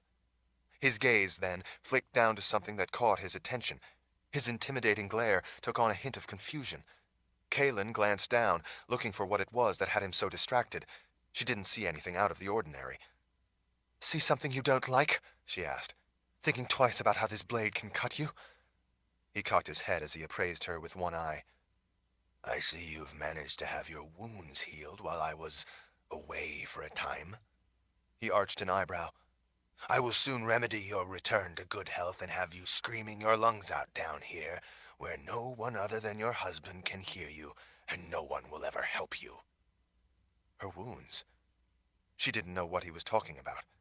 She glanced down again, and then she saw it. In the heat of the confrontation, she hadn't realized that her wrists were no longer cut up and bleeding from the manacles. They were completely healed and looked as if they had never been severely gashed. She reached up just long enough to feel that the left side of her face wasn't bruised and swollen, nor was it throbbing in pain. The cut along the side of her neck was gone as well.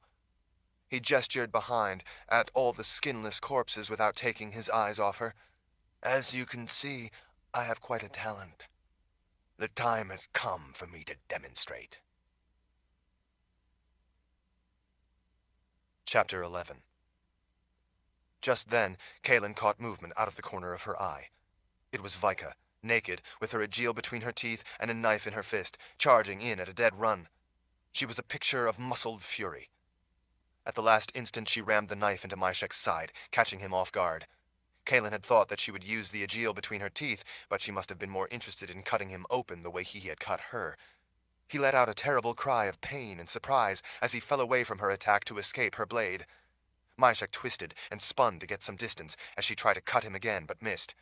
He clamped a hand over the wound.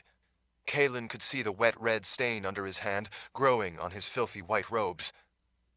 He saw then the same thing Kaelin saw. As hard as it was to believe, Vika was completely healed. She didn't have on a stitch of clothes, and they could clearly see that she looked in perfect health. The flesh of her abdomen was flawless, and looked never to have had so much as a scratch. Kaelin couldn't imagine how her intestines could have been put back as well as they had, and how such a gaping wound had completely closed. In her hunger to cut Myshek, Vika must have just had time to grab her knife from the sheath attached to her leather outfit. She screamed in fury as she scrambled to dive at him again and drive her blade into him again, but her bare feet slipped on the slime and blood all over the floor from the glee. She leaped back up to her feet almost immediately. The witch-man moved faster than Kaelin would have thought his bulk would allow, spinning around twice so that Vika, on slippery footing in her bare feet, missed him when she took a swing and tried to slash him again. Though he escaped her stabbing him a second time, the first cut had obviously done damage. Because of his girth, Kaelin suspected that the blade had cut only fat and muscle. She didn't think it had gone deep enough to damage internal organs. Vika had apparently been going for his kidney. Had she hit it, that would have stopped him, or at least slowed him down enough for her to be able to finish him. As it was, he was still on his feet, and while hurt, it was not enough to stop him. Seeing an opportunity with Myshek wounded, Kaelin cried out in fury of her own to startle him as she charged in at him sword first. Even if the magic didn't work against him, the sharp blade would.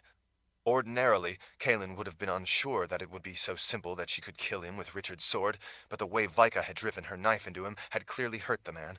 From behind Vika came flashes of red leather as the rest of the Mord Sith raced to Vika and Kaelin's aid.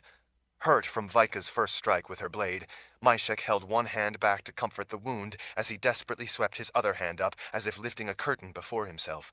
As his hand came up, the glass light spheres abruptly dimmed. And then, the quickly waning light revealed nightmarish creatures densely packed together coming at them out of nowhere, all of them reaching with fury and lust. They were terrors from a child's nightmares. Larger than a person, most with veined, membrane wings like bats. Those wings stretched and flapped. At the first joint of the leading edge of their wings, they had a large, hooked claw that raked the air as they swept their partially folded wings forward, trying to snag Kaelin or one of the Mord Sith. The pale, wrinkled, ulcerated flesh of the monsters was hairless. In places, that flesh looked rotted away, exposing gooey green slime and fibrous tissue beneath, like the damp, rotting, decomposing tissue of a corpse. They glided in just above the floor, their wings flapping to enfold their prey. As they got closer, they opened huge mouths full of fangs.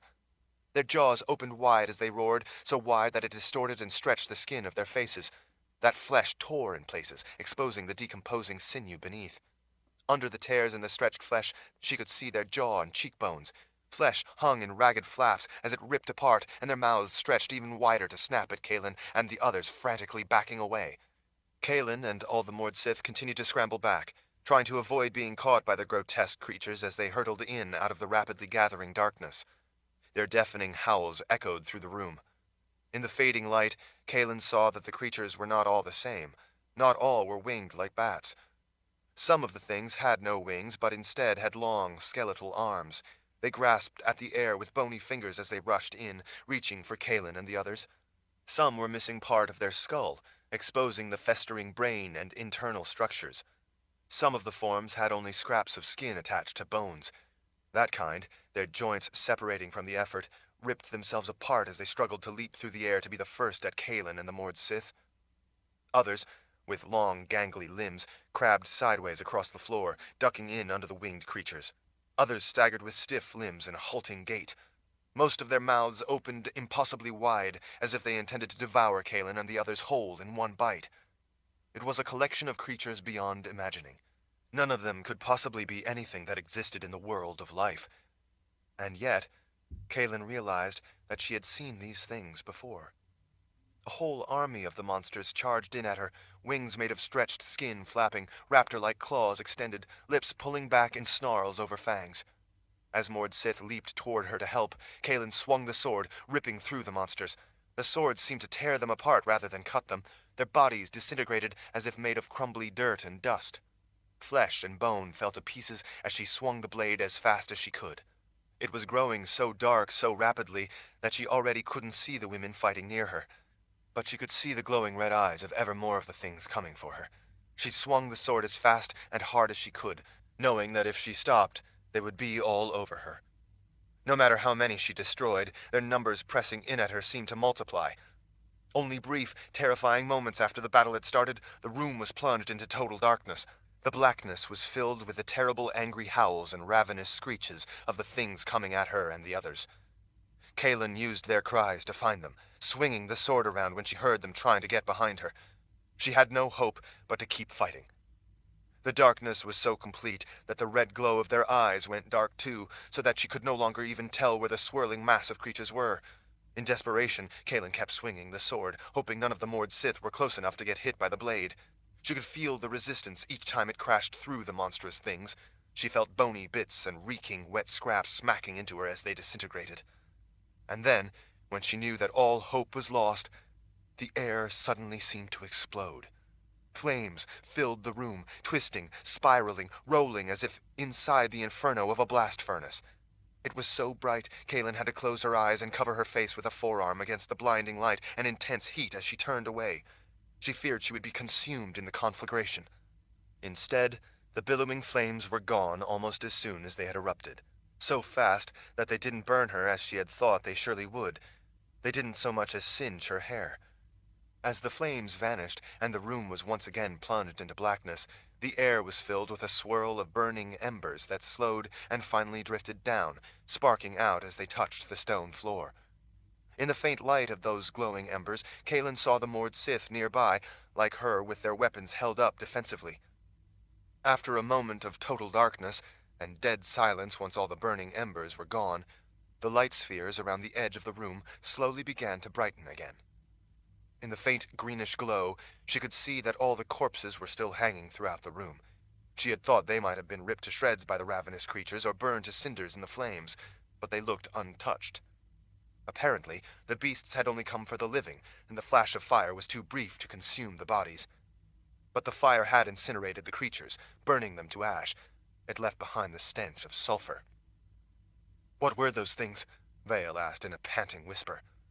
Kalen knew what they were, but was afraid to say it out loud. "Where did he go?" Rika asked in a heated voice as she and the others raced around, searching among the forest of bodies for the witch-man. Cassia dropped to the floor to look under the hanging corpses to see if Myshek was hiding behind one of them, perhaps in the distance. She finally jumped back up. "I don't see him anywhere." Shale raced up, coming in protectively close to Kalen. "What in the world were those things?" Nida asked as she worked to catch her breath. "I've had nightmares that haven't been as scary as that." Shale cast a sidelong look at Kalen. "I can only conjure snakes. Apparently the witch-man has the power to conjure demons." "Demons? Like from the underworld?" Nida shook her head. "That can't be true." "I've seen such things before," Kalen said. Nida looked incredulous. "Where?" "In the world of the dead," Kalen finally told them in a troubled voice. "You can't be serious," Shale said. They all looked at Kalen expectantly, awaiting more of an explanation. "They're called Soul Eaters." "Soul Eaters?" Erdine exclaimed. How could Myshek bring demons from the underworld into the world of life? She swept an arm out. And what happened to them at the end? It was like they were suddenly exploded and burned to cinders. I have no idea, Kalen said. But from the smell of sulfur, it seems clear to me that Myshek somehow opened the veil enough to pull those things into this world to do his bidding. It doesn't matter now. They're gone. Vika grabbed Kalen's arm. We have to help Lord Rahl. He healed all of us. We have to help him. When a last quick check around the room confirmed that Myshek was nowhere to be seen, and they knew that he wasn't about to set upon them again, Kalen rushed over to Richard, dropping to her knees to see if he had started breathing yet. She was alarmed when she found that not only wasn't he breathing, he had no pulse. "Richard!" She pounded his chest with her fist. "Richard!" Shale leaned in close. She put a hand on his forehead, closed her eyes, and was silent for a moment. The sorceress at last drew her hand back as if the touch had burned her fingers. She looked up at Kalen, her eyes reflecting her horror. "He's gone." The Mord Sith stared at her in stunned silence. "He's not gone," Kalen insisted. "He just needs our help to find his way back." Shale's eyebrows lifted in disbelief. "From the dead? How do we help him do that?" "He's not dead." Kalen swallowed back her rising sense of panic as a vision of her children, never knowing their father, flashed through her mind. "He's just lost." Shale gave the Mord Sith watching her a troubled look before she looked back at Kalen. "And how do you propose that we get him unlost?" Chapter 12. Kalen pressed her fingertips to her forehead as she frantically ran through memories and what she knew of the underworld, trying to come up with a way to get Richard back from that dark place. She stubbornly refused to believe the finality of it. She couldn't let herself believe the finality of it. But while she believed it might be possible to get him back, she also knew that the window to do so, even if it still existed, was rapidly closing. At last, her head came up. She looked to all the faces watching her. The Law of Nines. Richard said that the Law of Nines is a trigger for magic. Shale threw her hands up. "How is that supposed to help us? He is with the good spirits now. He is beyond what we can do with magic.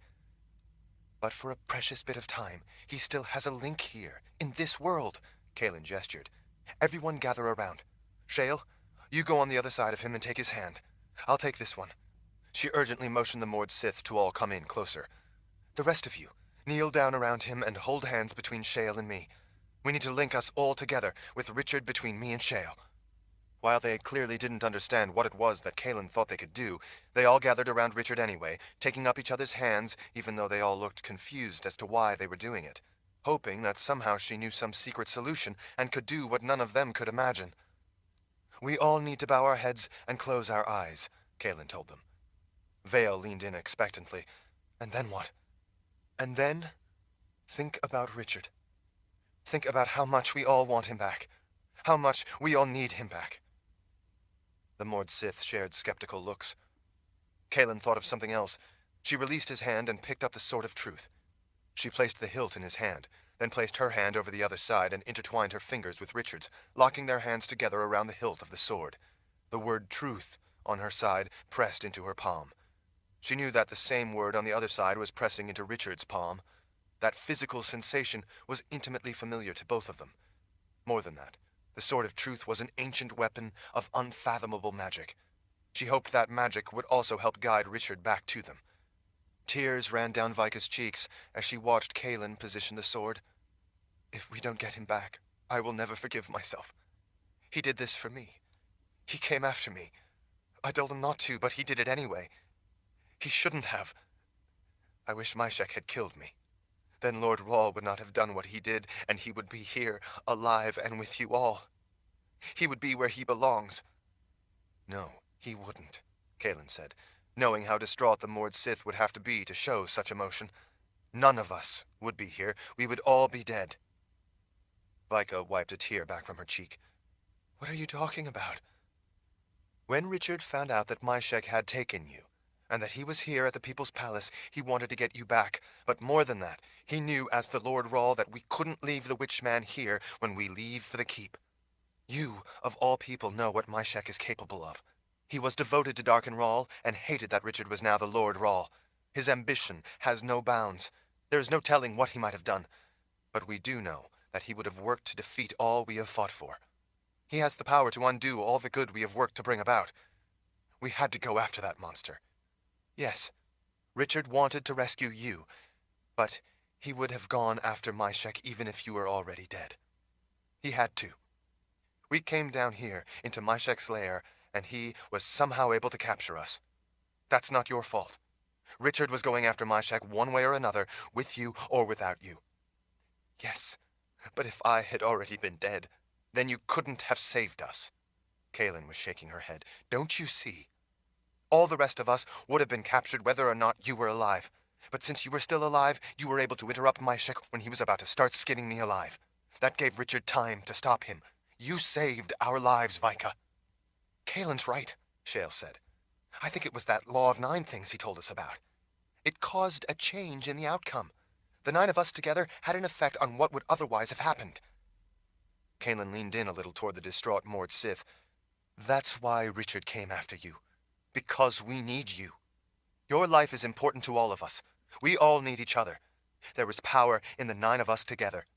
I thought he was only going to the cusp of the underworld to help you somehow, but for whatever reason, he crossed over.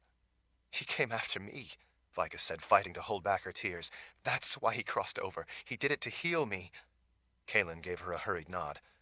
He saved you for a reason. Now we need to save him. How? Shale pressed, frantic for some kind of reason to believe it could really work. He crossed over through the veil. We all know what that means. Dead is dead. How in the world do you propose to bring him back from the dead? Dead is not always as dead as you might think. Kaelin gritted her teeth against the fear of giving in to the finality of such thinking. Richard is not dead. Not yet. Not with finality. He's done this before. He's just lost. There's no sense of direction or scale in the underworld. It's eternal in every direction. He will be trying to come back to us now that he is finished with what he needed to do there, but he needs the light of our souls to find his way back. But how can we reveal our souls to him when he's on the other side of the veil? Shale asked. Like I said before, Richard told us that the Law of Nines is a trigger for magic of great power. Shale looked far from satisfied. But how? Enough!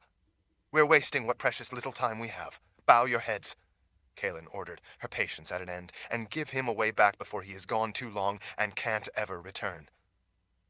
A worried Berdine glanced over at Richard. Are you sure he hasn't already been gone too long? Do it! Kaelin yelled, her frantic fear powering her voice. Do it now. Think of Richard and how much he means to each one of you, and how much we all need him back. We need to show him the light of our lives on this side to guide him back through the veil.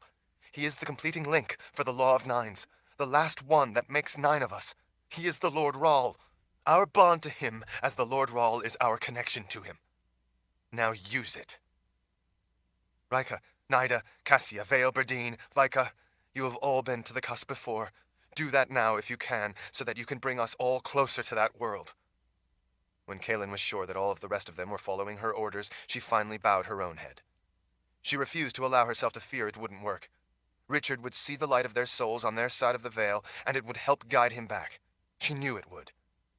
Just before she let herself slip into the memory of what it was like in that other place, she had a last twinge of fear that Myshek might show up and, seeing them all vulnerable, slaughter every last one of them right then and there where they were kneeling. Among the corpses, the room was dead quiet as she brought up a memory of the world of the dead, and her love for Richard, the father of her 2 children. 3, she corrected herself. 1 was gone now, but the twins were still growing in her. She remembered then the first time she knelt before him and swore on her life to protect him. She had been the first ever to swear loyalty to him. Her breathing, along with everyone else's, slowed almost to a stop.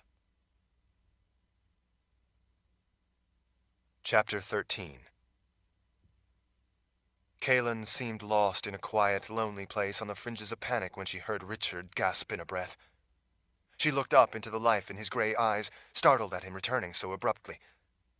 He smiled at her, too busy getting his breath to speak right then. Her fears, which she had been keeping under tight rein, were unexpectedly dispelled. Joy rushed in to displace despair. Kaelin needed something more than words, though. She fell on him where he sat, holding him tight, feeling the life in him as his big arm came around to embrace her and pull her tight against him. It was salvation, redeeming her as she had been about to give up all hope. Lord Rahl, Berdine squealed. you're back. You're really back. He nodded, still panting. Shale looked astonished. How are you here? How is this possible? The way she said it made it sound as if his return was almost unjust, a violation of everything she believed. Richard swallowed, still catching his breath.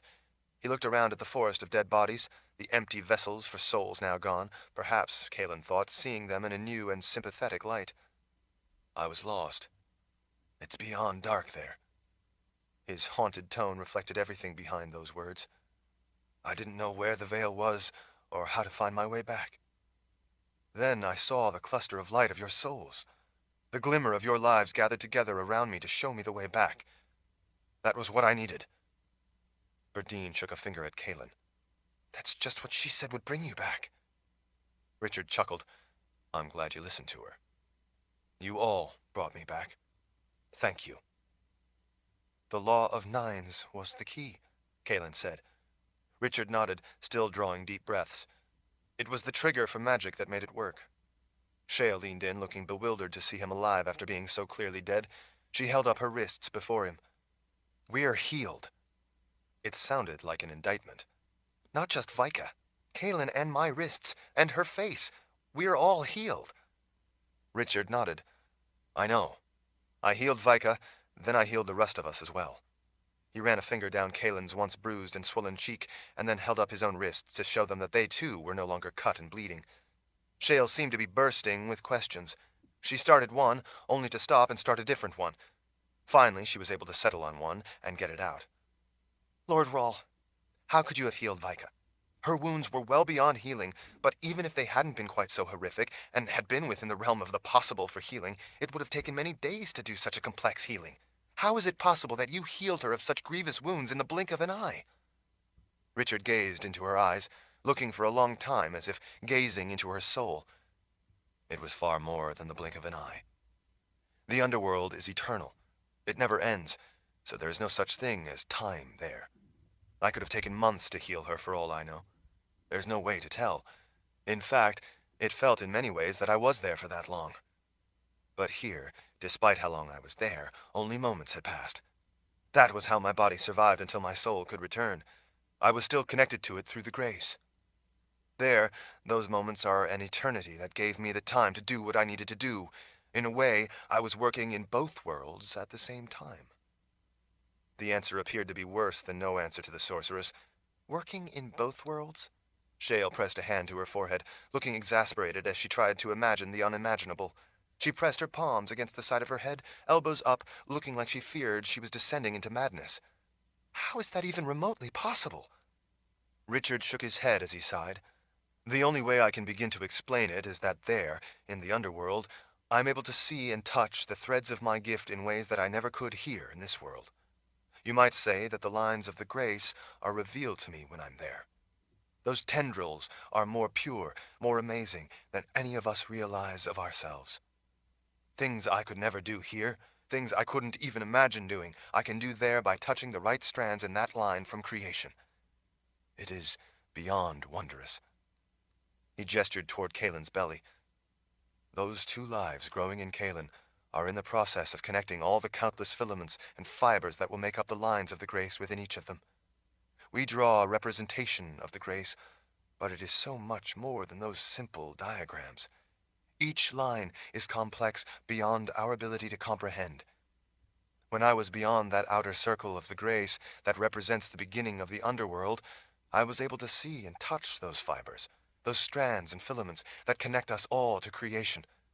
It's more than merely life, Shale. It is all of creation, the totality of it all.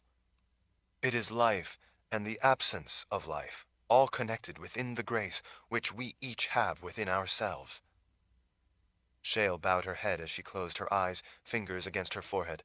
It looked like it was beyond overwhelming for her to fit it all into her understanding of the nature of the world of life. Calen reached over and put a hand over the sorceress's other hand in her lap, giving her confusion and disbelief a bit of silent empathy. Believe me, I too have trouble comprehending it all. Even though Calen had been in that place and understood some of what Richard said, He had been born a wizard, and he had a much deeper understanding of all those things. It was hard for her to remember the time when she had first met him, and he knew nothing about magic, and she had to teach him some of what she knew about it. He had come a long way. His understanding of it all had at some point surpassed hers. In some ways, it was hard to even grasp the reach of his awareness. Vika was already up, hurriedly pulling on her red leather outfit. Somehow, Lord Rahl, thank you hardly touches it. You told me to be strong and hold on for you, and you would take care of me. You were as good as your word. You always are. I find what you did impossible to understand and hard to believe. It also makes me appreciate not only life, but the bond, more than ever before, and in ways I never did before. She gestured to her sisters of the Aegeal after pulling a red leather sleeve up her arm. We have all been to the cusp before, but this was different. This was seeing the threads of life, as you put it. I've seen the grace drawn before, but when we were there, you showed it to me within myself. She searched for words. You touched my soul. I now understand your bond to each of us as never before. You are the magic against magic. I am honored to be back in the world of life, so that I can be the steel against steel for you and the Mother Confessor. Berdine stood and helped tighten and buckle some of the straps on Vika's outfit. For today, she said to Vika, it's all right with me for you to be Lord Rahl's favorite. Richard shook his head with a smile. I don't have favorites. I love you all the same.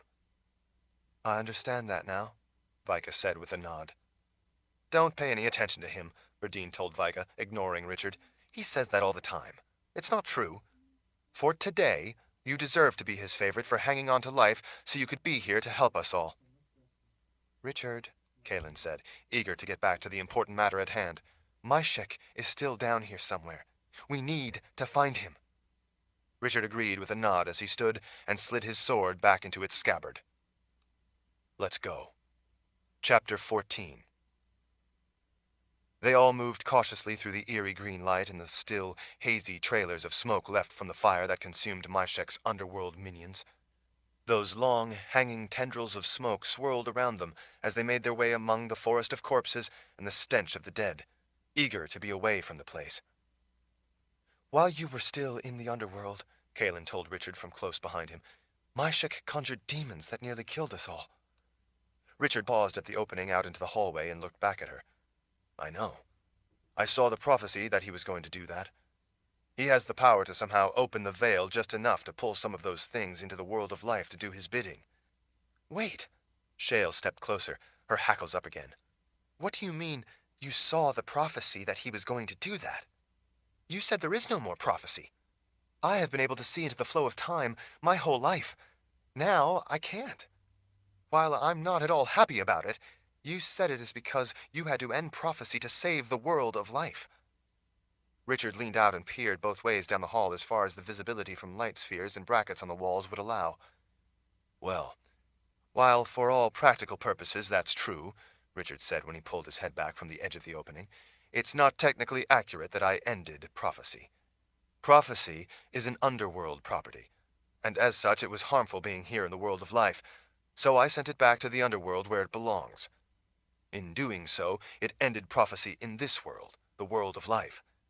But prophecy still exists in the underworld. It can't be destroyed. It's a functional part of the underworld. Think of it as an elemental part of eternity playing out every possible outcome as events branch into the future. The more he talked, the more Shale's agitation seemed to bubble up. Yes, I know.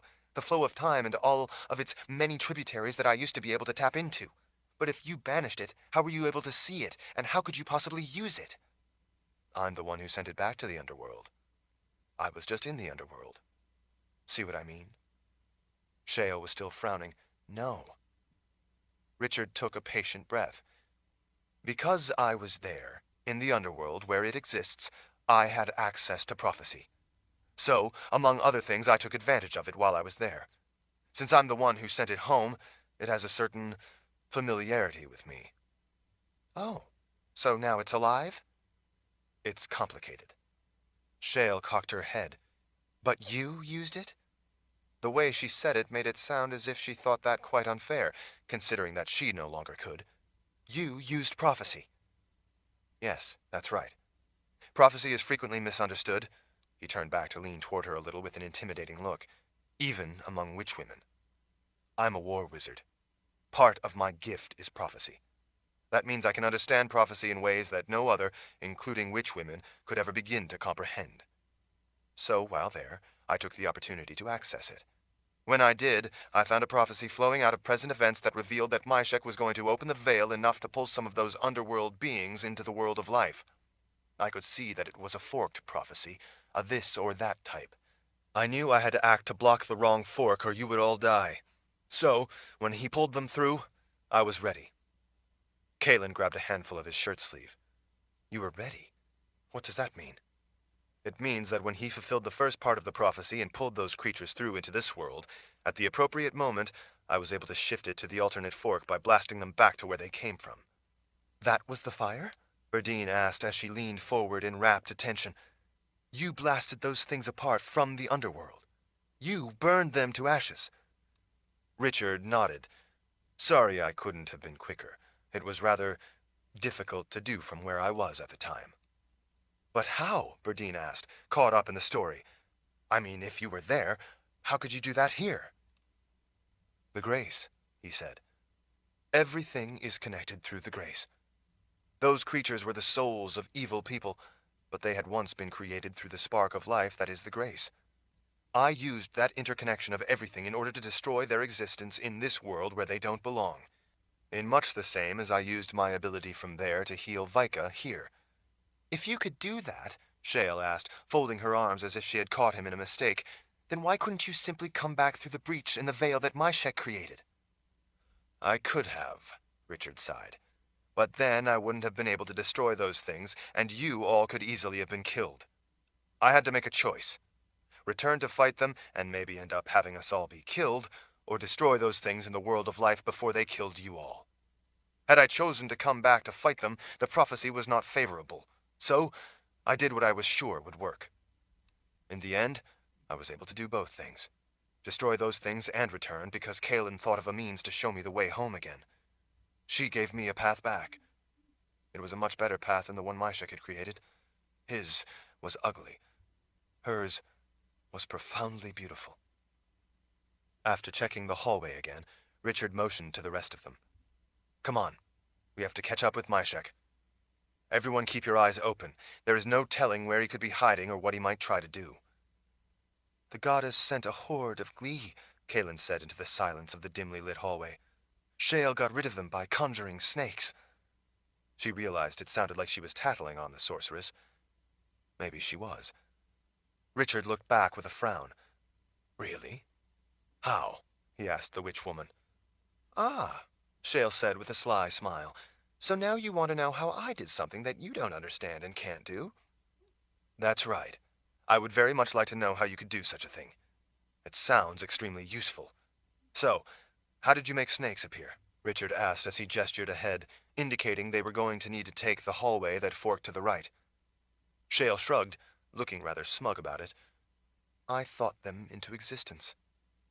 Richard paused at the next dark intersection of stone passageways, bringing them all to a halt again so he could look in both directions. You thought them into existence. He turned back to her. How does that work? I am daughter to a witch woman. As a witch woman myself, I can bring thoughts into physical reality by breaching the separation between thought and reality. Richard was the one who now looked astonished. You mean to say you can think things into existence? It's not just an illusion of something like snakes? They are real? In a way. Those things we bring into reality, because they are a physical manifestation of our thoughts, are in a way part of us. Because of that, they are also in that way connected to us. Richard was still staring at her. But I still don't get how you can make thoughts real. Shale shrugged again, but this time looking earnest. Remember when you said that a plan for building the People's Palace and the complication was a way to make the spell form real? The results of that plan, or spell form, depend on how you draw it. With how many rooms, how many floors, and so on. In other words, the plan is thought. The building follows the thought into reality. That's incredible, Richard said, looking genuinely fascinated. Not so incredible. At least not to me. You seem to have breached the veil between the world of the living and the world of the dead. Now that is incredible. A witch's ability is to breach the veil, you might say, but only between thought and reality. If we can think it, in certain cases, we can make it real. Kaelin remembered all too well those snakes Shale brought into reality. It gave her shivers just thinking about the slithering mass of vipers. She had another thought. So then, those vipers the witch woman Shota put on me before could really have killed me? Shale gave Kaelin a hard look. Absolutely. Kaelin took a deep breath at the thought. If it's something you can do, then why did you collapse at the end? Were you simply exhausted from the effort? Partly, Shale said as they all started down the dark hallway once more.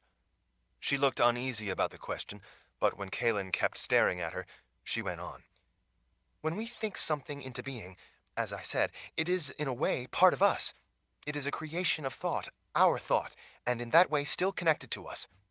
You could even say it remains an integral part of us. So? Kaelin asked, as she watched Richard pick a light sphere up out of a bracket and hold it out ahead as he poked his head into a room to the right. Shale gave Kaelin a troubled look. I didn't recall those thoughts. They were taken away. Richard looked back over his shoulder. What? Shale licked her lips with a troubled look. The snakes attacked the Glee. They were killing them. That was what I intended, why I thought them into existence, because I knew they could be deadly. Since the Glee can somehow vanish back into their own world, I knew the danger of doing such a thing, but I only had an instant to do something.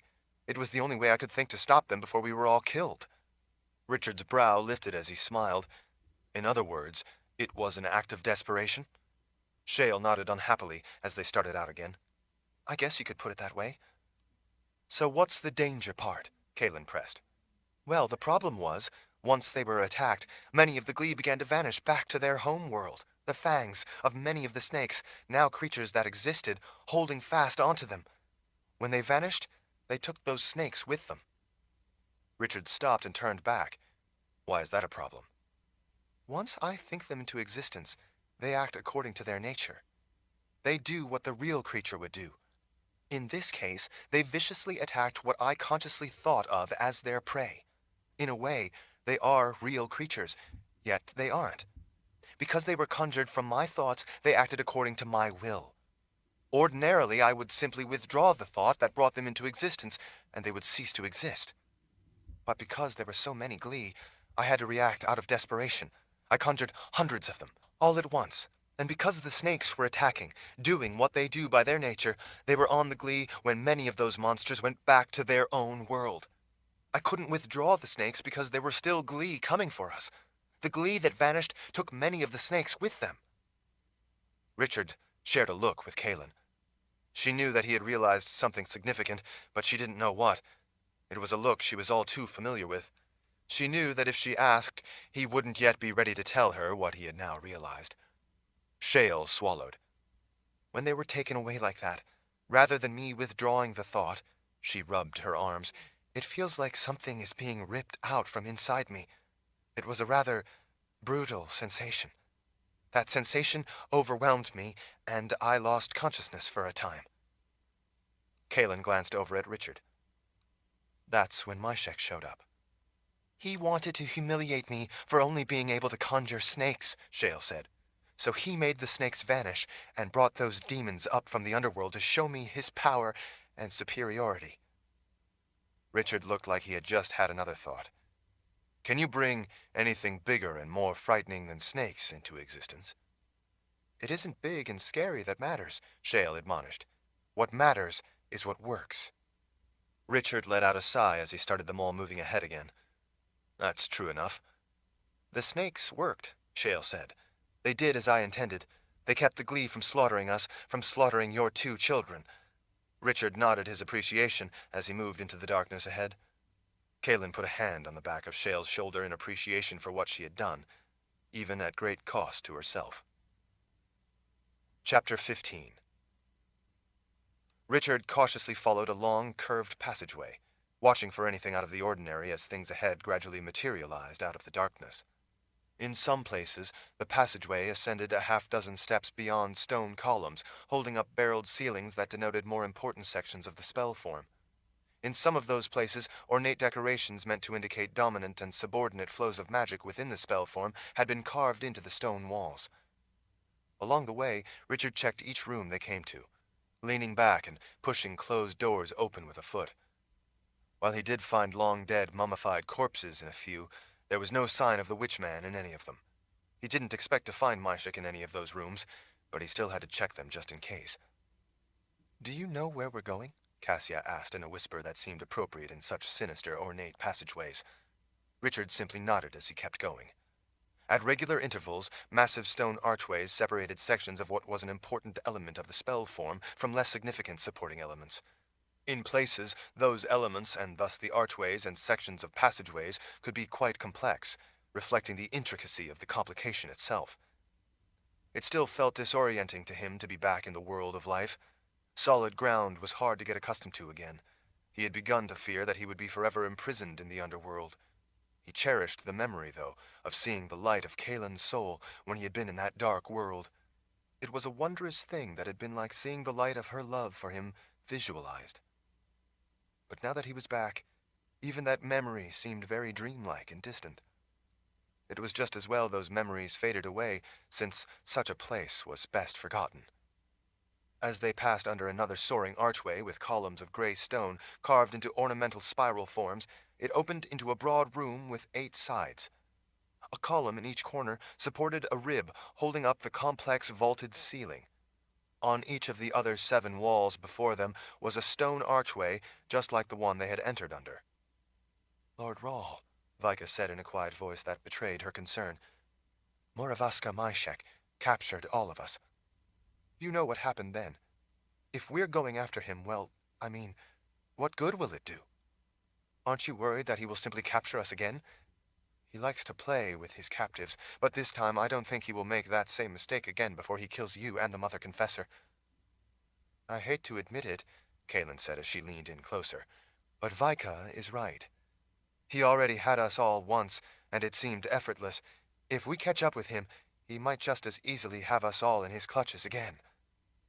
Richard looked to all the worried faces. "Do any of you know the mistake we made?" The Mord Sith all shook their heads. Kaelin bit her lower lip. She didn't have an answer either. "Sure?" Shale said. "The mistake we made was coming down here after him in the first place, when we should have been on our way to the keep." Richard smiled. "No. The Mord Sith know what we did wrong, don't you?" he asked them. They all looked puzzled. "What happens," he asked them, "when someone tries to use magic against you?" They all huffed as if it were a silly question. "If they were foolish enough to do that, then we would capture them by the very magic they tried to use against us," Nida said. "Myshek is no Mord Sith," Cassia objected. "No, he's not," Richard said. He looked from one to the next. "What is he, then?" Rika shrugged. "A witch man." Richard shook his head. He gestured to Nida. "What is he?" Nida shrugged. "Like Rika says, he's a witch man." Richard shook his head again. "No, Berdine. What is he?" She made a face. "He's a bastard witch man." Richard smiled, then looked at Vale. "What is he?" She lifted her hands out in frustration. "He's called the Butcher." Richard finally looked at Vika. "Think, Vika," Richard said. "What is he?" She frowned in thought as she shared a long look with him. Finally, her eyes lit with understanding. "Myshek is a trainer of Mord Sith. When I encountered him up at the stables, I immediately tried to use my Agiel on him. That was my mistake. It was over in that instant. He had me. That was how he did it." "That's what happened to me," Berdine said. The others nodded that they too had tried to use their Agiel against him. Richard snapped his fingers. "Exactly. In order to train Mord Sith, Darken Rahl must have instilled in him the same power instilled into a young woman when she is initiated into the sisterhood of the Mord Sith. They are given power, through the bond, to use a person's magic against them to capture them. I once made the mistake of trying to use the magic of my sword against a Mord Sith. I made that same mistake again when I tried to use my sword against Myshek. He captured me the same way Denna did the first time I tried it." Shale looked a bit sheepish.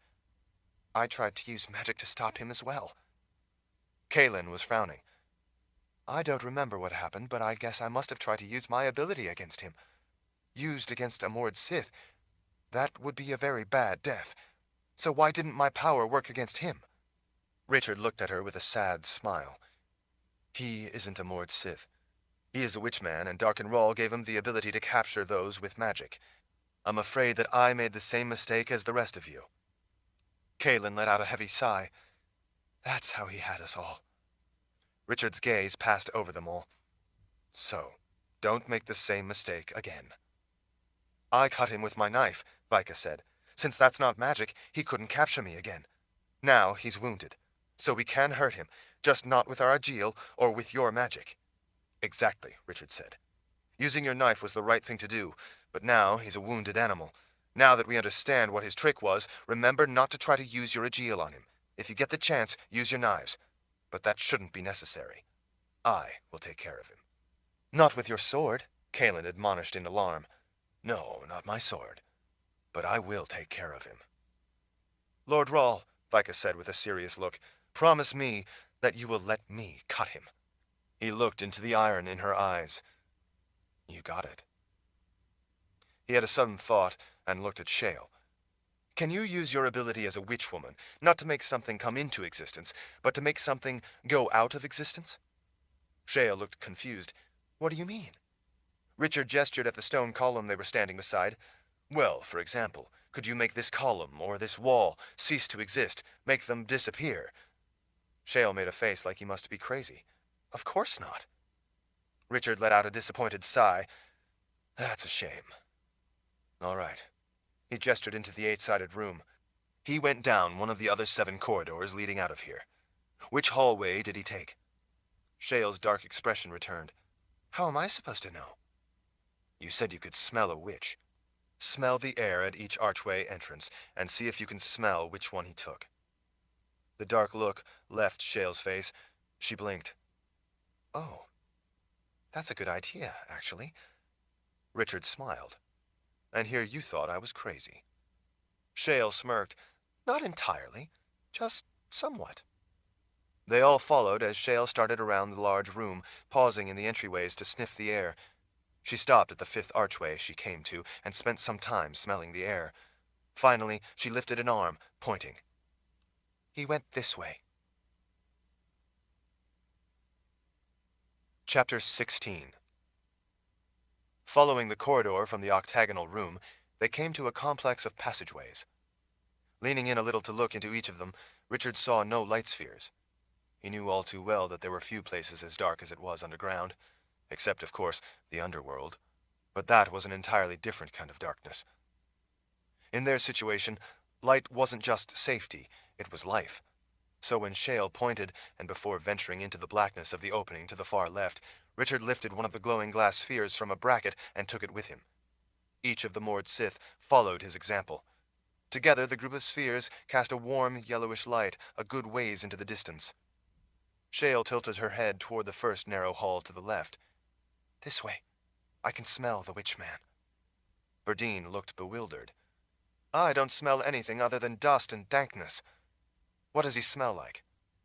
Shale gave her a look like it should be obvious. He smells like a witch. Ah, that makes sense. Berdine turned her face back toward Richard and rolled her eyes. Now, instead of their Aegil, each of the Mord Sith had a knife in her fist. While Mord Sith were formidable enough with an Aegil, years of training made them more than a little dangerous with a blade. They knew how to cut a person both to cause pain, to cripple, and to bring a swift death, and they weren't timid about doing either. Richard didn't want to dissuade them from keeping knives in hand, but he knew that it wasn't time yet. The witchman was still quite a distance away and moving quickly. Soon enough, he would go to ground. Kaelin didn't have her knife out, but from time to time she rested her palm on its hilt, making sure it was still there. Shale did the same. Richard had never seen the sorceress draw her knife, but he suspected she was just as talented with it as she was at so many other things. For that matter, he sometimes thought she could wound with a look. Richard didn't bother with his knife. He wasn't going to use it. At each room they encountered, one of the Mord Sith, holding a light sphere in her free hand, slipped in to check for the elusive Moravasca Myshek. They had no luck. Richard knew they wouldn't, but he let them check anyway because it was easier and faster than an argument or having to explain. The smell of him is getting stronger, Shale told them. We're getting closer to him. Rika and Cassia took that news seriously and went out ahead to check in the darkness. All I smell is dust and dampness, Berdine said to no one in particular. Richard didn't bother to tell the Mord Sith to stay behind. They would likely have ignored the order, and besides, he knew that while Shale said they were closer, they weren't yet close enough. Myshek had spent years down in the complication. He had trapped people in it. He had kept them prisoner in it. He had turned victims loose in it so he could hunt them down. As a result, he knew the place like the back of his hand. Fortunately, because Richard had spent time studying the drawings Edward Harris had shown them, he had a map of the complication in his head and was able to know exactly where they were. He could envision all of the intersections and passageways ahead of them. Besides knowing the corridors, Richard understood how the wounded witch-man thought, the choices he would likely make, and why. As they came to branching passageways, he knew other things as well, and made sure they went the right way. Shale confirmed his conviction at each of the intersections he took without asking her. In some places, they came to large rooms they had to pass through. Those were secondary nodes in the spell form. Some had smaller rooms off to the sides. He knew Myshek wasn't in any of them, and for the sake of safety from other dangers, he wouldn't let the Mord Sith check them. It took a look from him for the Mord Sith to follow his order and stay out of those rooms. The Witchman was leading them through the most dangerous parts of the complication, hoping they would venture into an ancillary node, the way Kalen and Shale had dived into a room without a floor that had turned out to be filled with water. Richard didn't want the Mord Sith running into trouble by entering places he knew were dangerous, but not necessarily why. When the Mord Sith again wanted to check, Richard had to reassure them that Micah had gone on ahead and not to look in those places because they had dangerous magic. Mord Sith didn't want anything to do with magic, and so didn't argue. Because he knew the place so well from the plans, Richard knew that Myshek was trying to draw them into a trap.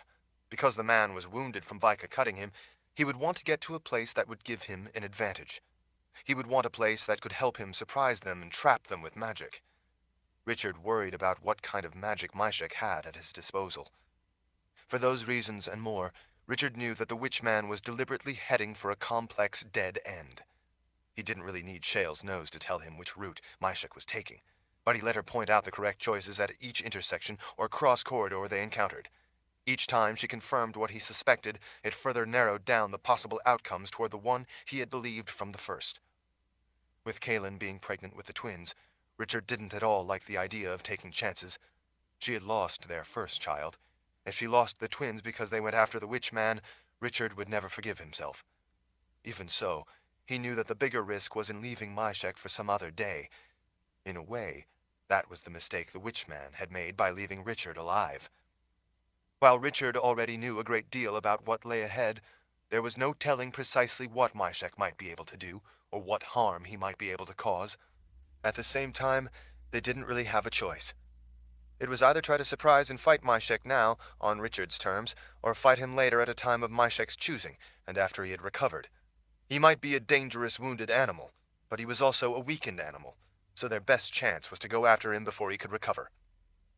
When they came to a place with 4 closely placed openings into dark passageways at one side of a spacious room, and one passageway on the opposite side, Shale immediately started for the far right opening of the 4. Richard reached out and grabbed her arm. Not that way. She shot a puzzled look back over her shoulder. But I can smell that he went this way. Don't stand in the opening yet. Richard guided her to the passageway to the left of the one she had been about to take. We are going to need to go this way. Why wouldn't you want to follow him? We've been following him all this way. If you really want to catch him, he went that way. Why stop now? Because that's a special kind of dead end. It's a twinned spiral. It's a deadly part of the constructed spell form. He intends to use it against us and trap us in there. Chapter 17. Shale looked even more bewildered. What do you mean he intends to trap us in there? How do you know this? Rather than answer the sorceress, Richard turned to Vika. I need you to do something for me. Vika pulled her braid forward over her shoulder and held it in one fist as she nodded eagerly. Yes, Lord Rahl. You need to do exactly as I say. She added a confused look to Shale's. All right. What do you need me to do? Richard gestured, pointing a thumb back over his shoulder at the opening beside the one Myshek had taken. I'm going after Myshek down this way. But Shale said he took the other passageway. I know what Shale said. He pointed, then across the broad room to another corridor by itself. I need you to go down that way. After she looked back over her shoulder to where he had pointed, her expression turned dark. You promised me I could cut him. Richard nodded, and I meant it. Until then, if we are to have a chance, you need to listen to me and do exactly as I say. Vika pulled both leather sleeves down tighter as she considered for a moment. All right, I'm listening. No Mord Sith would ever have dared to hesitate at any order Darken Rahl or any of his predecessors gave them. To do so would have meant a swift death. Richard, on the other hand, was pleased that Vika had hesitated. It was just another indication that she was beginning to think for herself. Go down that passageway there until it forks, he said, waggling his hand across the room. When you get there, take the left fork. A short time later you will come to a steel door. Behind it is another major node. Remember, the one we crossed before? The one with the stone bridge? Vika nodded. The bridge that collapsed. That's right. Go through that door, cross the bridge, and through the steel door on the other side. Is this bridge going to fall in too? No. At least, I don't think so. Now listen. You need to go through the second steel door on the other side, then take the hallway to the left at the first intersection you come to. Go past 2 wooden doors on the right side of the hall, then take the next hallway to the right immediately after the second door. Go to the 4th wall bracket with a light sphere. What if there aren't any light spheres? Some of these passageways don't have them. Richard shook his head as he waved his hand for her to be quiet and listen. There will be light spheres. At the 4th light sphere, take it out of its bracket and throw it down the hallway as far as you can. She blinked, not sure she had heard him correctly. If I do that, it will be pitch black. That's right. After you throw the sphere, then turn back and stand there in the darkness. Vika leaned toward him, confused by the strange order. Stand in the darkness? Just stand there? Yes, facing the way you came from. Take 1 pace from the center of that hallway toward your left. Keep your knife in your right hand. Then wait. The Mord Sith leaned in a little more toward him. Wait. All right. Wait for what? You'll know when it happens. But you promised me that I would... Vika, you need to follow my instructions exactly. She straightened at his sudden tone. Yes, Lord Rahl. Do you remember it all? I think so. There can be no thinking so. You must remember it exactly and follow every bit of it as I laid it out. Repeat it back to me, and hurry. We don't have much time. Much time for what? Shale interrupted. Kaelin hushed her. Shale pressed her lips tight with a look of dissatisfaction as she crossed her arms and remained silent. Vika looked from Shale back to Richard. She gestured behind. Take this passageway to the fork. Take the left fork to the steel door. Go through the steel door, cross the bridge, and then go through the steel door on the other side. Take the left hallway at the second... First, he corrected, holding up a finger. Take the left hallway at the first intersection you come to. Vika was nodding, trying to commit it to memory. The left hallway at the first intersection, then go past 2 wooden doors on the right side of the hall. Take the next right immediately after the second door, go to the 4th light sphere, take it out of the bracket, and throw it as far as I can down the hallway, then turn back and stand there in the darkness. That's right. Then what? He asked her. Facing the way I came, I'm to take 1 step to my left, then wait. Oh yes, and hold my knife at the ready in my right hand. Good. Richard grabbed her by her shoulders. Now repeat it back to me again. You have to get it right, Vika. If you take a wrong turn down here, we'll likely never find you. If you take a wrong turn, you will die all alone like all the dried-up corpses we've found down here. I suppose that would be better than dying, old and toothless in bed, but dead is still dead. Vika smiled that he knew what Mord Sith always said was their worst fear. Then she nodded as she looked up at him and repeated the instructions. She hesitated in a few places. Once she finished, Richard made her repeat it again, then another time until he was sure she had every turn correct. Shale's suspicion was clearly evident in her expression. How do you know all this? How do you know all these places, these corridors, and where these turns are? I studied the plans of this place, remember?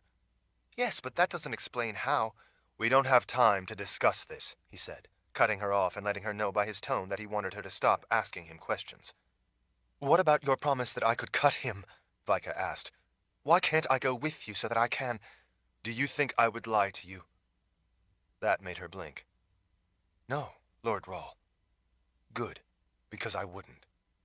Now get going. We don't have much time. Hurry, but don't run, or you might make a mistake. After a brief look at her sisters of the Aegil, she turned and rushed off on her mission, her red leather quickly vanishing in the dim distance down the passageway.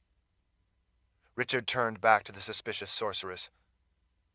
I need you to think something into existence. Startled by the unexpected request, Shale cocked her head. What do you want me to think up? Something that will distract Myshek. Something that will throw him off.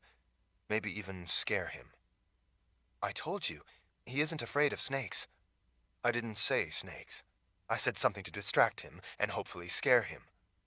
I don't know that I can conjure something big and scary enough to worry a witch man.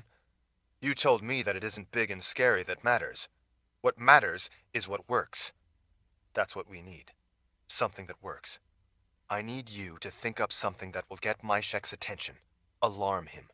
Something that will distract him. Distract and hopefully frighten him. If you can make him scream and frantic to get away, that would be perfect. Shale looked on the verge of panic. She lifted her arms and let them flop down at her sides. And how in the world do you suggest I do that? Use your head, Shale. It will come to you when you need it. I know it will. I trust you. Now, I need you to go about 36 paces down the next passageway over, the one he went down, but no closer. I don't want him to know you're in there. Then set loose whatever it is you can conjure and send it on down the rest of the way to attack him. After you do that, come back here to this passageway and come after us as fast as you can. I may need you to help with something else. I'm not sure yet. Shale stood staring at him with her jaw hanging. You're not sure yet, she repeated in astonishment. We're wasting what little time we have, he told her. We can't let this opportunity slip away. We may never get another. Get over there, count your heartbeats until you get to 100, then do what I asked. Conjure something formidable and send it on down the hall, then hurry over here to us.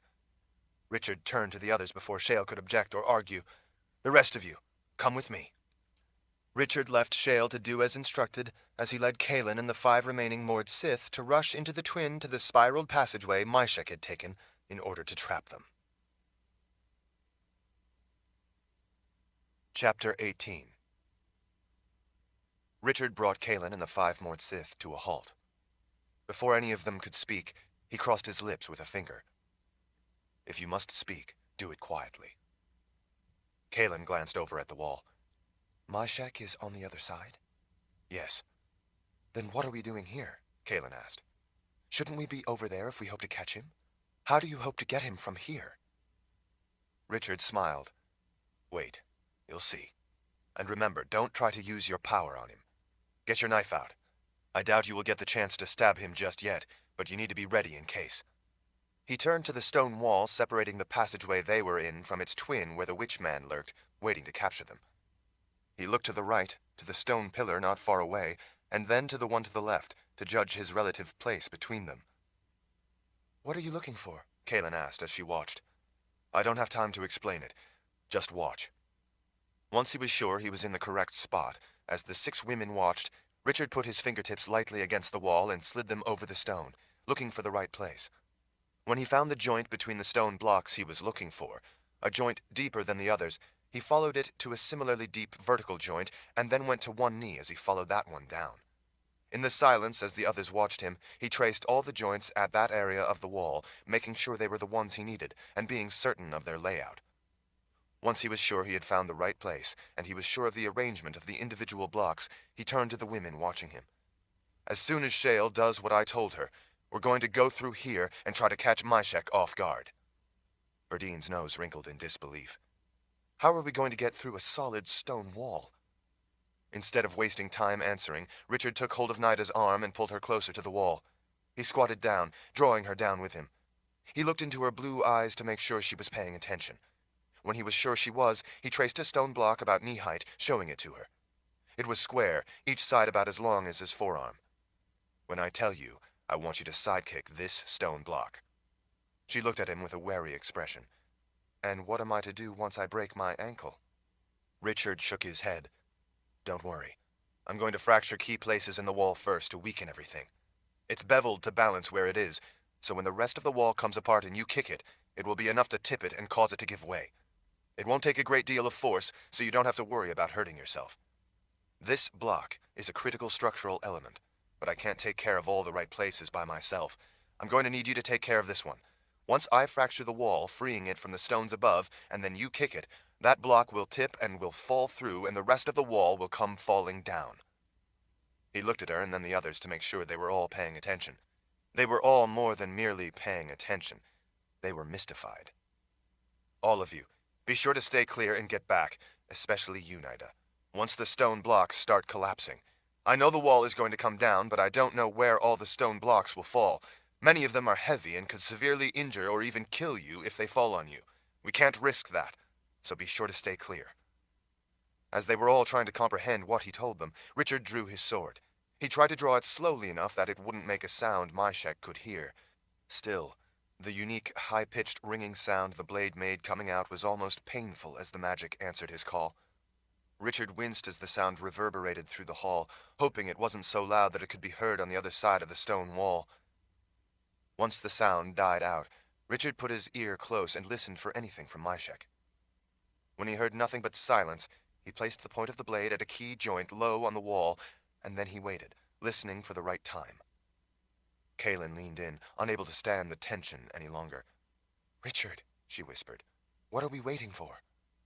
He lifted a finger for her to wait as he heard Shale's footsteps in the distance as she came running. As soon as he heard Myshek scream over on the other side of the wall, he said, "That." Gritting his teeth with the effort, Richard put all his weight against both hands on the hilt and shoved the sword through the low joint between two of the stones. The stone grated against the blade as it slid in. Once it was through, with all his might he pulled the sword upward. Stone popped and shattered, sending small bits flying. After he had cut as far as he needed, he pulled the blade back out of the joint. He could hear Myshek, on the other side of the wall, curse and yell. Between angry curses, he let out short screams. As the witch man was struggling with whatever Shale had thought into existence and set upon him, Richard used the hilt of the sword to tap the stone blocks. As soon as he heard a hollow sound that confirmed the loss of integrity, he sheathed the sword. He looked at Nida. "Wait until I hit the wall, and then kick that stone." Nida gave him a single nod.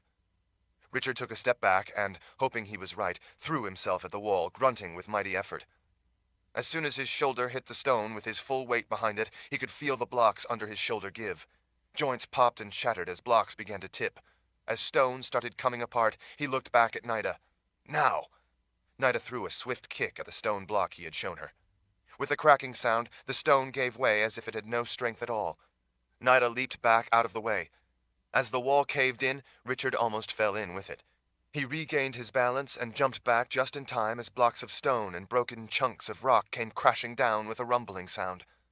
A great cloud of dust billowed up. All of them coughed out dust.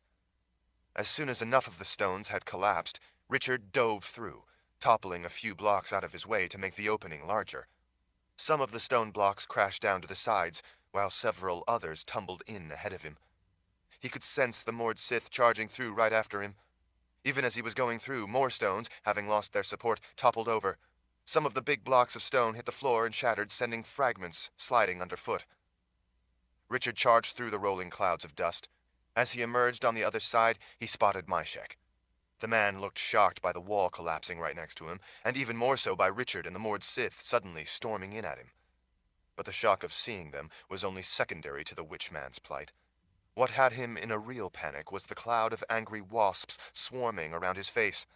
He was frantically swinging his arms, swatting at them, and trying to swipe dozens of them off his face as they were stinging him. His face was already a mass of angry, red welts. His eyes were nearly swollen shut.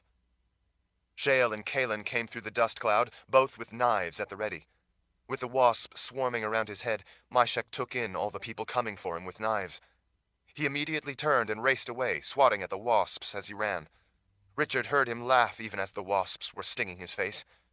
Richard knew why the man was laughing. It was the reason he had been waiting in this particular trap of a dead end that delighted him. Instead of going after Myshek, Richard grabbed Kaylin's arm and tossed her behind him, in the direction Myshek had run. "Something very bad is about to happen," he said as he turned to her. "Go.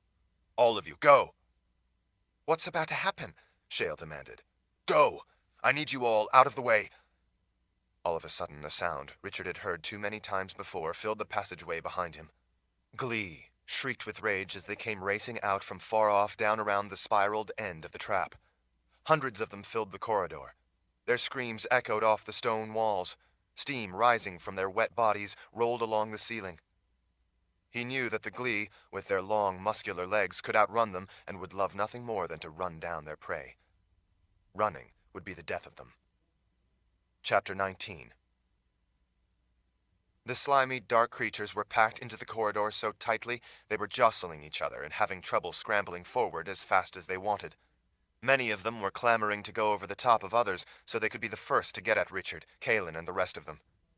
Richard knew that as much as they wanted them all, they were especially keen to get their claws into Kaylin.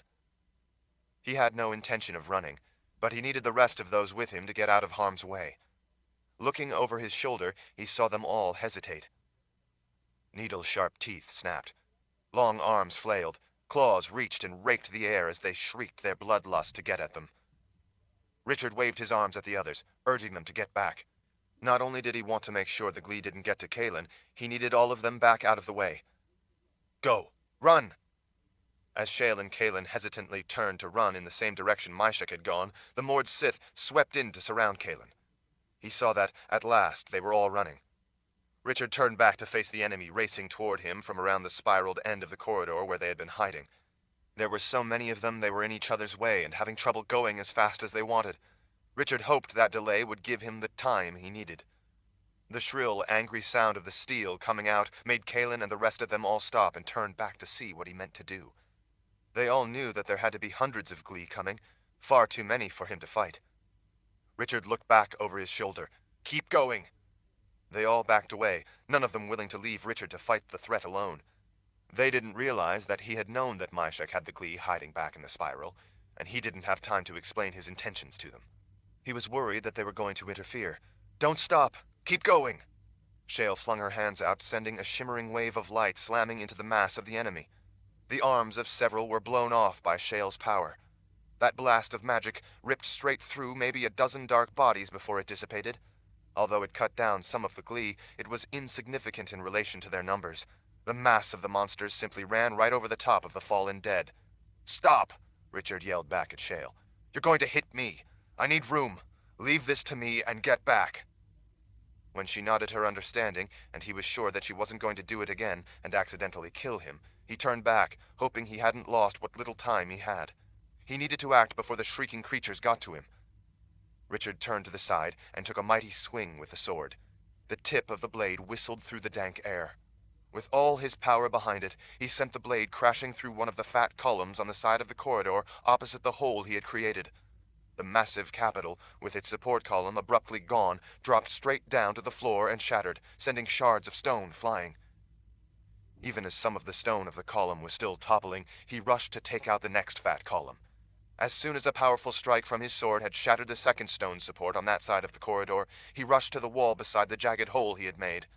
With several more swings, he took down the supporting columns on one side of that opening and then on the other side.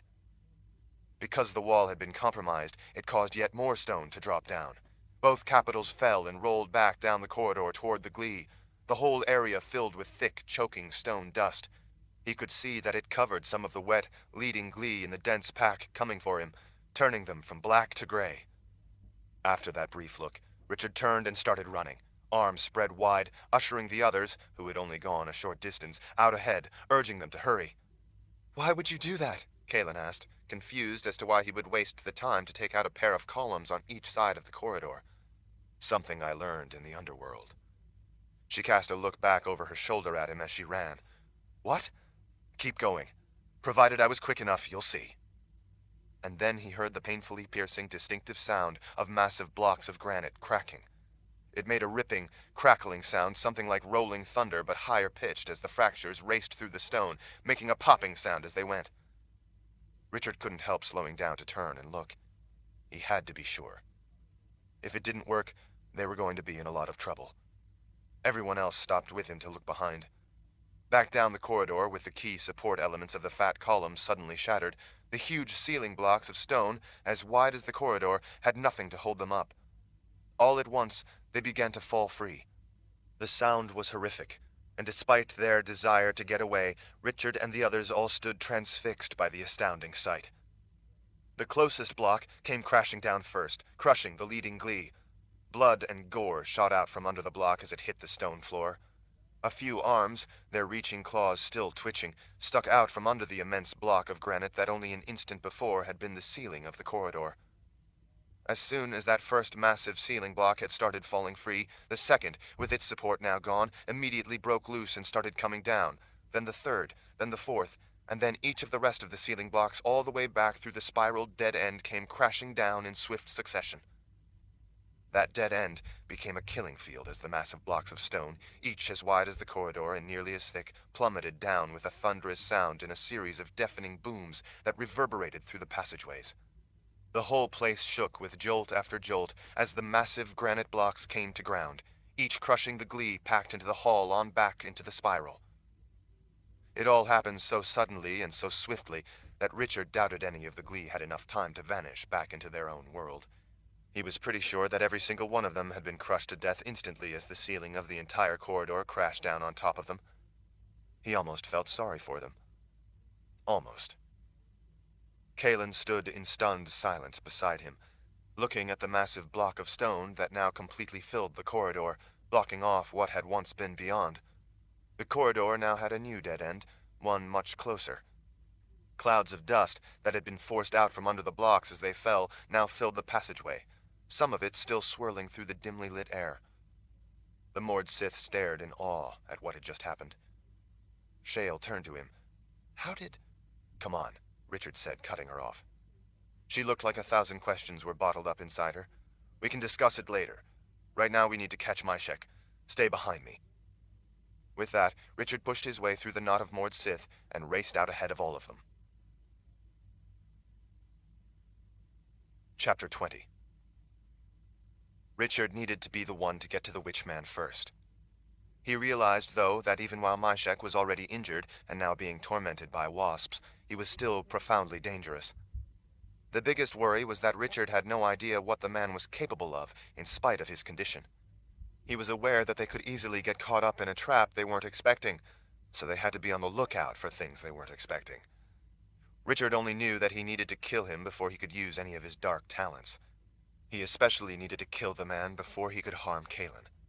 And, with the Glee showing up everywhere more frequently all the time, they needed to be done with the Witchman so they could get to the keep. Richard sprinted down halls and corridors, watching for anything unexpected as he took turns instinctively from the mental map in his head and also from his knowledge of where the Witchman was headed. Eager to get at Myshek, Richard didn't wait for the others and had soon pulled out a substantial lead over the rest of them. Checking back over his shoulder from time to time, he made sure not to get too far ahead of them, lest they lose sight of him and not know which way he went. If any of them fell behind and made a wrong turn down in the confusing maze of the complication, it could easily be fatal. He just wanted to stay far enough ahead that Kalen and the others wouldn't fall into the Witchman's grasp before Richard could get his hands on the man. Richard was well aware that Myshek was running in a blind panic, taking the swarm of wasps with him, running haphazardly, taking turns at random, but still intent on where he was going. He simply wanted to get to a place of safety. That was fine with Richard, because despite the Witchman's random course, he knew where Myshek would end up. Every once in a while, he could hear Myshek in the distance, crying out and cursing as the wasps stung a particularly tender spot on his face. Richard slowed a little to let the others get a bit closer. His blood was up, and he wanted to get to the Witchman, but he didn't want to let his anger cause him to run out too far ahead and have the others lose sight of him. He looked back over his shoulder at Shale as he ran. "Those are your wasps, right?" Shale nodded. Richard gestured to let them know his intended direction before he cut down a narrow hallway to the right. "Why isn't he simply making them vanish? Kalen said he made the snake you conjured vanish." Shale ran up closer to him so she could speak without having to yell. "Because I intended the snakes for the Glee. I didn't know that I needed to shield them against a Witchman's magic. I shielded the wasps, though, and I made sure they were plenty angry. Only I can withdraw them. Richard slid to a halt and looked up a set of broad stairs to the left. It was a shortcut that would gain distance on Myshek, but it would take them away from his route for a time. He knew that was risky because Myshek, in his distracted state from the wasps, might deviate in his route and end up going someplace Richard wasn't expecting. But he needed to get to Myshek before he could escape. The shortcut was the best way to help close the gap.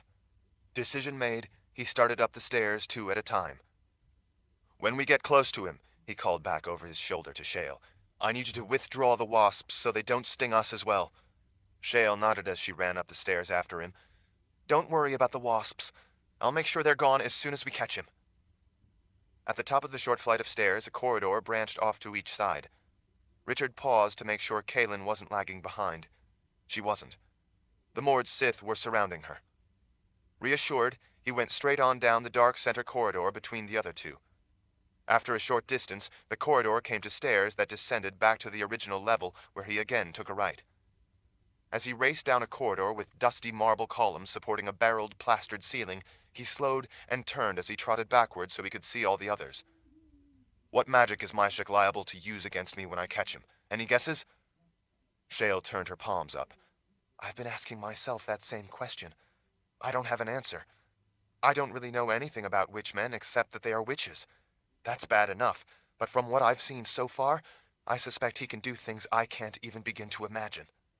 "Do you think you will be able to do anything to counter whatever magic he might do?" Shale shook her head as she hurried along. "He can't make my wasps vanish. There are limitations for a witch using their power against another witch, which limits what I can do. He's likely to shield anything he does, so I can't stop it. You're a wizard. Why don't you do something?" Richard sighed unhappily. "All right. I'll just have to deal with whatever he does, if I can't kill him first. But I need you to be ready to at least create light. Conjure a flame in your palm or something. I don't care. But I will need light to see. It's going to be pitch black when I catch him." Shale blinked in surprise. "How do you know that?" "Prophecy," Kaelin told her. "Richard was in the underworld, remember? There is prophecy in the underworld. Do you think a war wizard would fail to avail himself of any opportunity to gain an advantage against an enemy?" Richard grinned at her in answer. He thought she was not only the most intelligent person he knew, but sometimes it seemed she could read his thoughts. Shale looked alarmed. "You mean to say you've been acting on prophecy?" "How do you think I knew that spiral corridor was packed with Glee waiting to ambush us? Would you rather I knew nothing about it and walked into Myshek's trap?" "Well, no," she admitted. As he went past the second wooden door on the right and slowed down, he hushed her before she could ask any more questions. "From now on," he told them all in a low voice, "try to move as quietly as you can. Myshek won't be far ahead now. He is down this passageway here, to the right. Rika, Vale, Cassia, Nida, Berdine, be ready to use your knives on him to protect Kaelin. Shale, be ready to provide light." They all nodded as they started out after him down the hallway to the right. As they went farther in, the first light sphere began to brighten, showing them the way. As it was dimming behind them on their way past, the second began to glow. Richard slowed to a stop. He held up a hand for everyone to be still as he listened into the dark distance. When he heard the echo of heavy breathing, he started running as fast and quietly as he could. He motioned for the others to stay back a ways. He didn't want Myshek to snatch Kaelin or anyone else and use them as a hostage. Kaelin had a knife and knew how to use it, but he didn't want it to come to that. The witchman was unpredictable, had magic, and, after all, had called all those Glee back in the spiraled corridor to lay a trap for them. As the second light sphere dimmed in the distance behind, they hurried past the third, and then beyond, on into darkness. Chapter 21. Richard had to judge the distance to the bracket where the fourth light sphere would be by counting his paces between the previous brackets. He began to smell the witchman, even though he couldn't see him. He didn't know what a witch was supposed to smell like, but a big man sweating from running and from fear and panic was a smell Richard had no trouble recognizing. He moved forward a little on his tiptoes. Before he had gone far, as he listened for the wasps and the heavy breathing, trying to judge the exact distance, a big hand came out of nowhere and backhanded him, knocking him back several steps. The surprise, more than anything, knocked him off balance. Richard immediately regained his footing and dove in the direction of where he now knew Myshek was standing. As he crashed into the man, he managed to get an arm around his neck. Myshek twisted and struggled to break away. Richard reached up and grabbed the wrist of the arm he had around Myshek's neck, and then used it to help increase the pressure. He knew it would be only moments until the blood supply was cut off to cause unconsciousness. "Shale! Light!" All of a sudden, the walls to each side ignited in flame. In the bright lights of the leaping flames, Richard saw Vika standing right in front of them, knife in her right hand. "Now!" he yelled at her. As Richard struggled to hang on to the brawny man trying to wrestle his way out of the chokehold, Vika slammed her blade into the witch man's belly. She grabbed the hilt with both hands and grunted with the effort of pulling it sideways, ripping him open.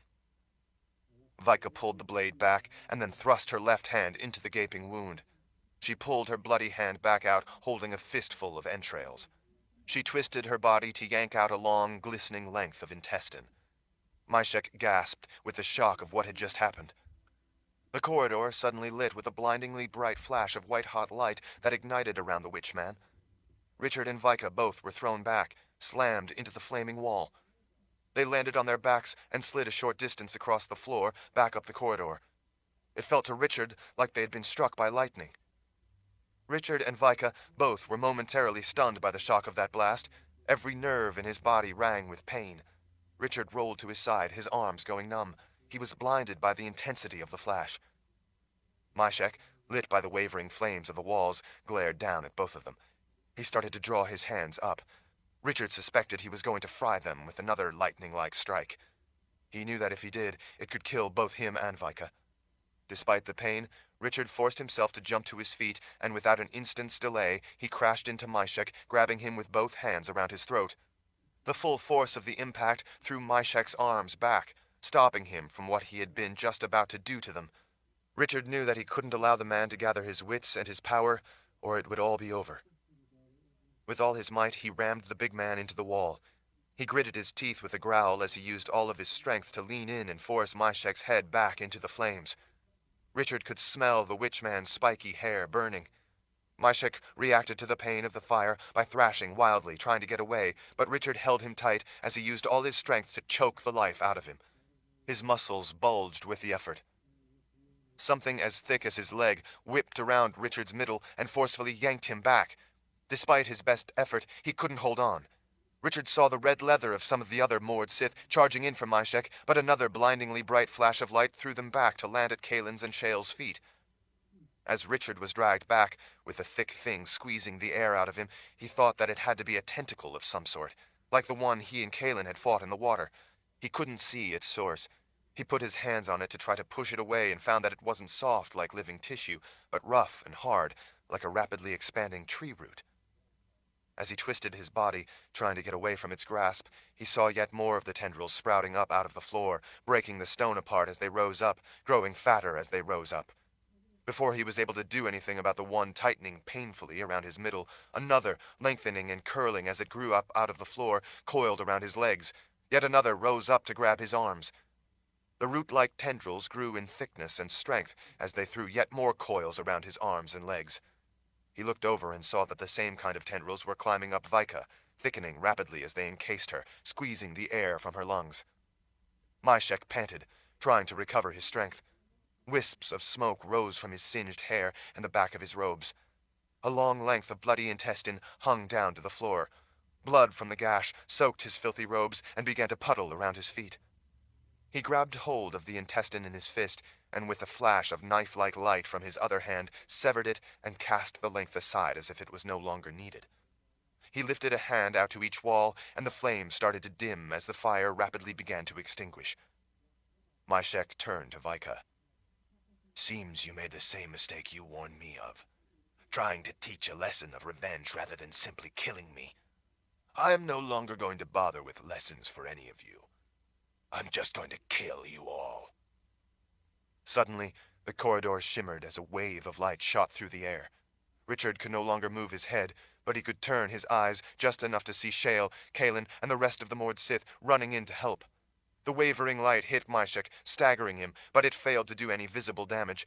He took a few steps back as he regained his balance and his senses.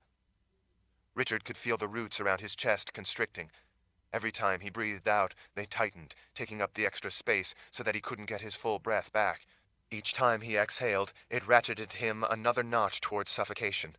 He tried panting with shallow breaths, but even those were being squeezed out of him. Myshek cast a grim look over the people trying to kill him and then lifted an arm. When he did, it brought up a wall of fire of his own. The searing flames blocked the advance of the women. Pleased that it drove them back, Myshek turned and hurried off down the corridor, disappearing into the darkness.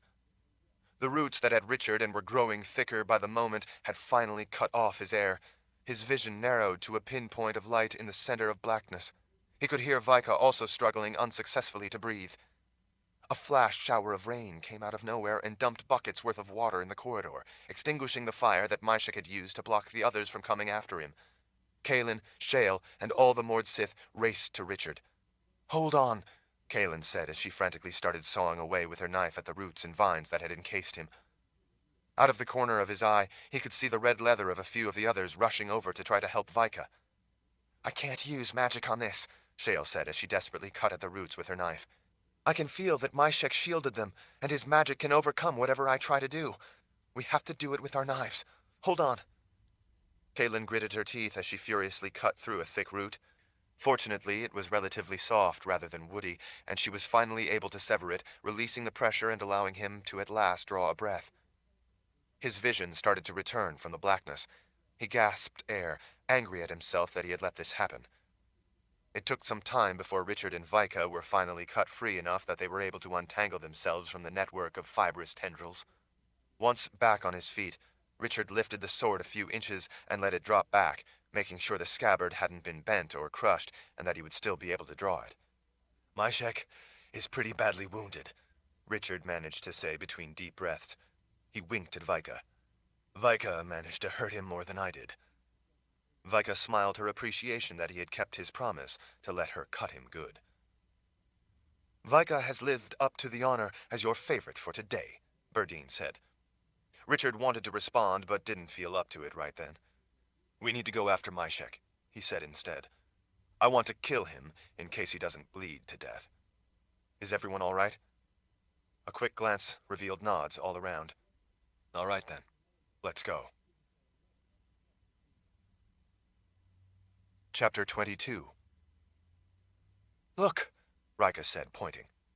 "Blood, and I can see more out ahead." "There's quite a lot of it, too," Cassia said as she leaned down, taking a better look. "That will certainly make it easier to follow him. At some point it should start slowing him down, too." Richard thought about it briefly and then turned back to Shale.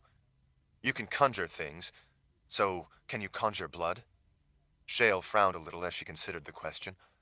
"I've never thought about it before, but now that you ask, I imagine so. If nothing else, I could conjure a pretty good imitation of it." "Go ahead and try." Richard gestured down at the long drizzle of blood on the stone floor. "See if you can make a blood trail that looks like that one." Shale lifted her hands, her fingers wavering as she closed her eyes a moment in concentration. A wet swath of blood appeared on the floor, looking very much like the splash beside it that Rika had found. "Like that?" she asked as her eyes came open and she dropped her arms.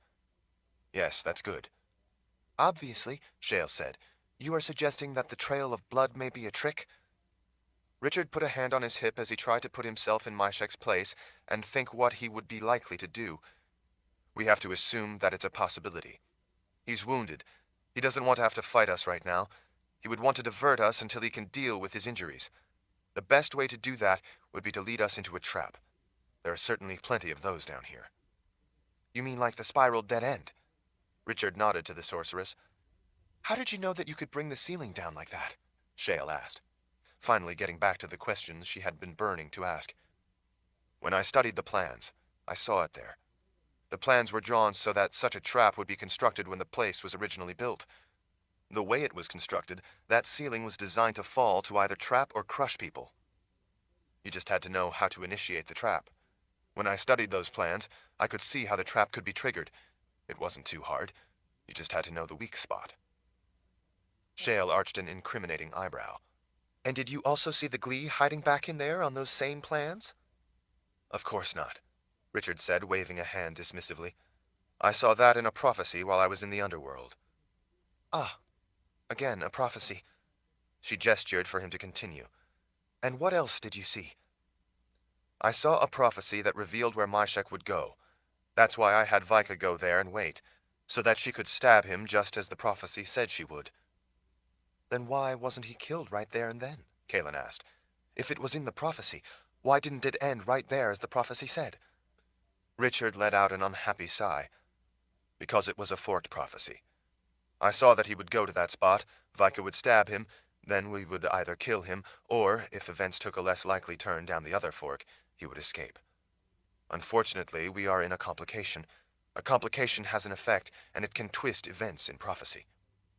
It fell the wrong way for us, and events in that prophecy ended up taking the other fork. That fork was less clear, and soon ends without resolution. Forks in prophecy often aren't always resolved in the particular prophecy where the first fork occurs. If it takes one of those secondary forks, then you need to find another prophecy that picks up where that particular fork left off. That's often the problem with prophecy. So then, on the fork in which he escaped, where does he go next? She looked off down the passageway, as if she might chance to see him. When and where will we be able to catch him? Could you at least tell that much? Richard wiped a hand over his mouth. That particular prophecy ended either with his death or his escape down the other fork, but that prophecy didn't go down that secondary fork. I would have to look for the next prophecy in the chronology to hope to be able to re-establish the event line and tell where he went after he took the fork in which he escaped. I didn't do that because once prophecy starts forking, the possibilities multiply exponentially. Kalen gave him a dark look. If you're thinking of returning to the world of the dead so you can look for that prophecy, you can just forget it. These two children need their father. Richard flashed her a reassuring smile. No, I promise you on my word as a wizard, I have no desire or intention of returning to the underworld to look for that prophecy. Kalen leaned in and gave him a quick kiss on the cheek. That's my boy. So what do we do now? Shale asked. Follow this blood trail or assume it's a trick? Richard put a hand back on his hip, staring down the corridor, thinking. He at last turned to her. Send your wasps after him again. Let's see where they go. Shale looked off into the darkness. I can do that, but we won't be able to follow them for long. They fly fast. Let's see if we can follow them long enough to see if they follow the blood or take a different route. How are you going to have the wasps follow him if you don't know where he is or which way he went? Berdine asked. Shale's mouth widened with a sly smile. Wasps have an excellent sense of smell. I will give them his scent, and they will find him. All right, good, Richard said. Send them. Shale again lifted her hands and waggled her fingers. She opened her eyes. Done. Richard looked off down the hall and saw where the buzzing swarm appeared and headed off down the corridor. Come on, he said as he started running. We need to keep sight of them as long as possible. Chapter 23. Just as I thought, Richard said as he came to a stop when he saw the swarm of wasps flow around a corner to swoop down and disappear in a low, round passageway made of brick. He gestured ahead, then to the round opening at the side. The blood trail goes that way, but the wasps went down here. The blood was a trick. Vika leaned down, looking into the circular passageway where the wasps had gone. There aren't any light spheres in this tube. We'll need to get some, take them with us. Taking her cue, the rest of the Mord Sith raced up the hall and each lifted a glass sphere from a bracket and brought it back. What is this place, anyway? Kalen asked as she leaned down a little so she wouldn't hit her head as she peered into the dark, brick pipe.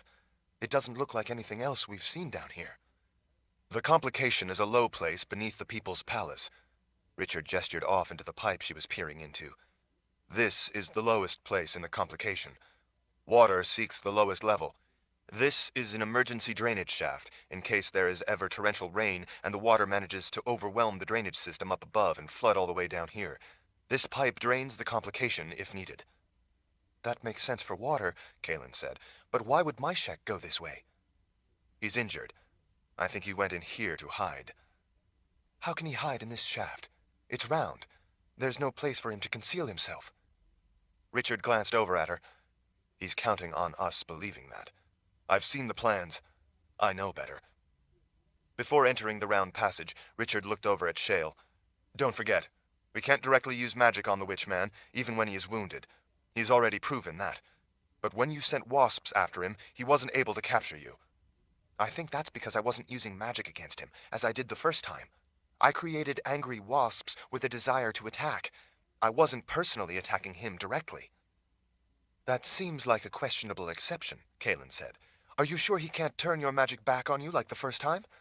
Shale pressed her lips tight a bit as she considered briefly. No, I don't think so. The first time was a direct attack.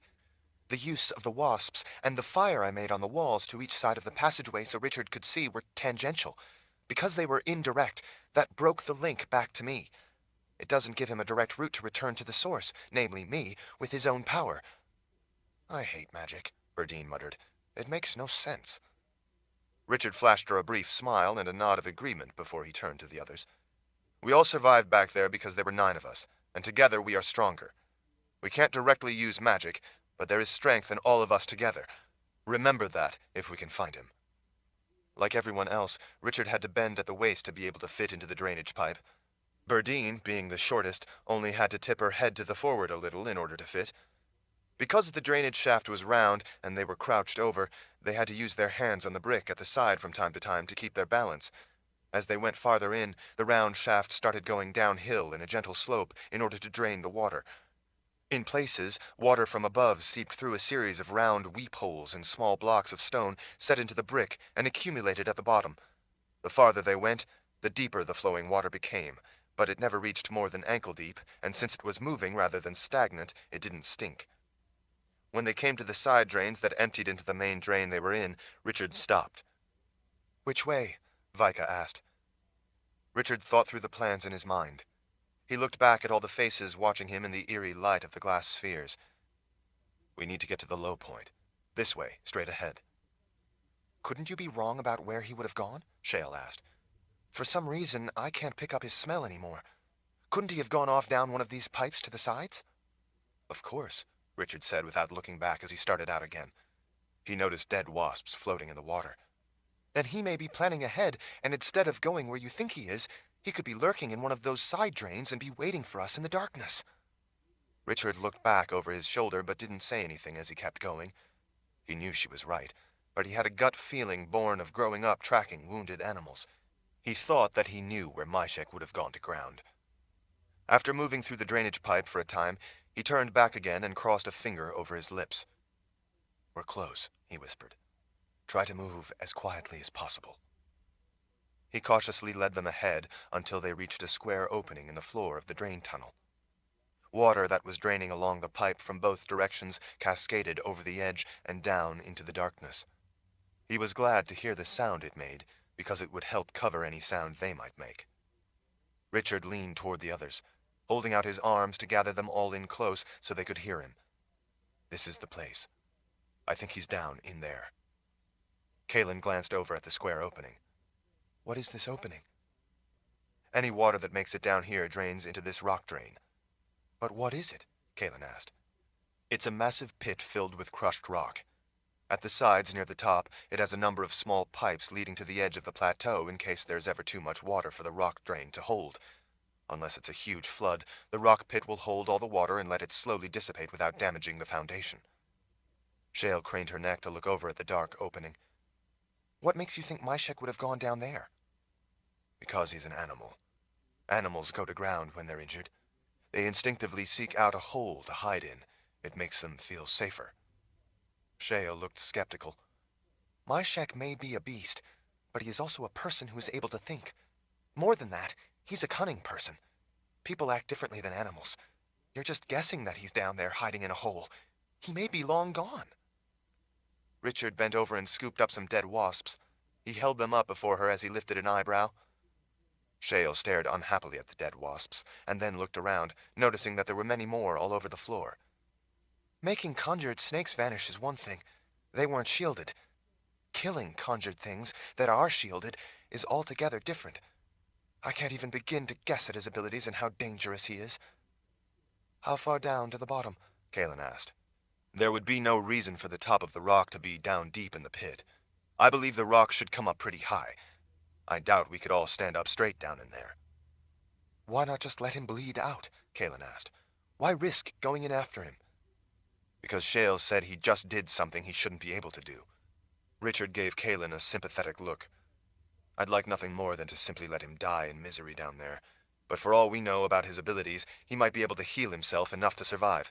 He didn't seem concerned about cutting off the length of intestine hanging out of the gash Vika cut in him.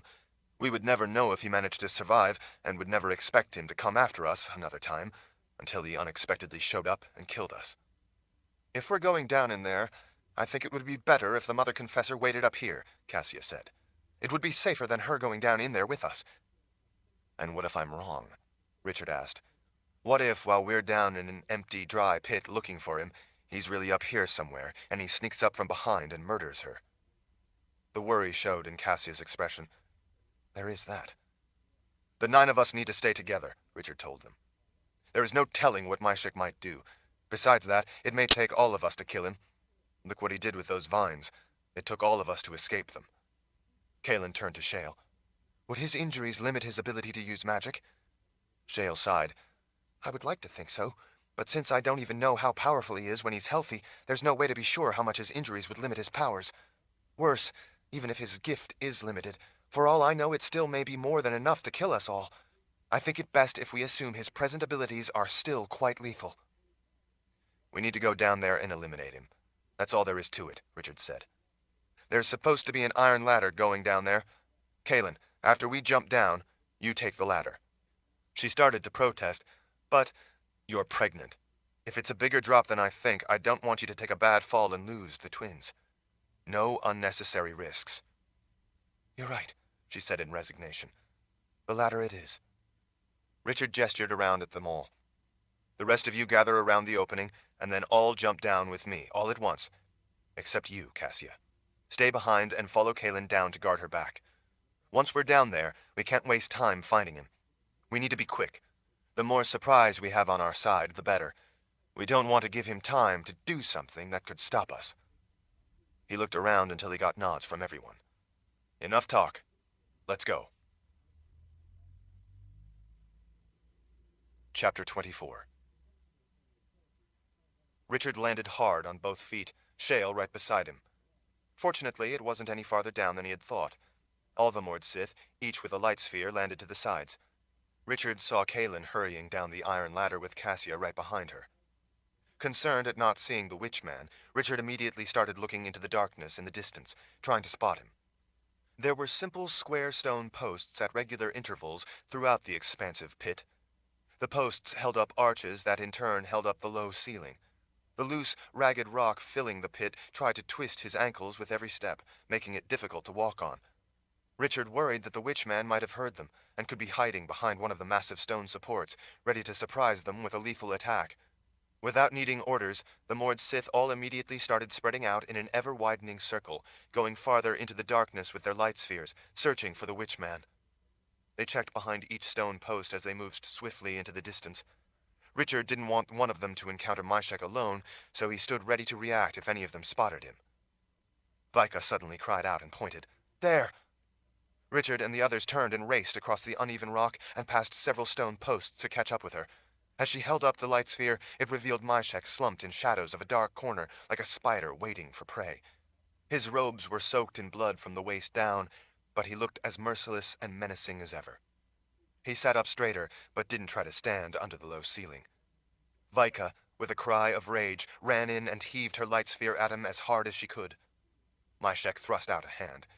The glass sphere shattered explosively in 1,000 sparkling shards. He snarled a curse and flicked a hand toward the Mord Sith. Vika screamed as a blast exploded the crushed rock she was on. The discharge of his power threw her flying back through the air. Rock flew in every direction. Most of them had to stoop or duck under beams so as not to hit their heads as they ran toward the corner. As they got closer, Myshek lifted his arms out to the side, his fingers pointing up, and bursts of fire erupted from the floor in front of them. The heat drove some of them back as they shielded their faces with an arm, not just from the flames, but also from the flying rocks.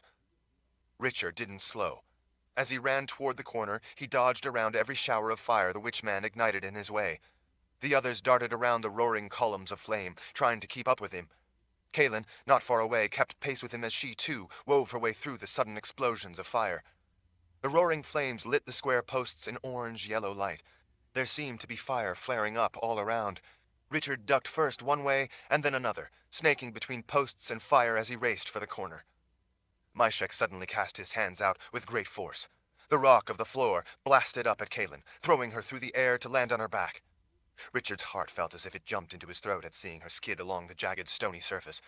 He saw several of the Mord Sith thrown back with her in the same explosion of rock.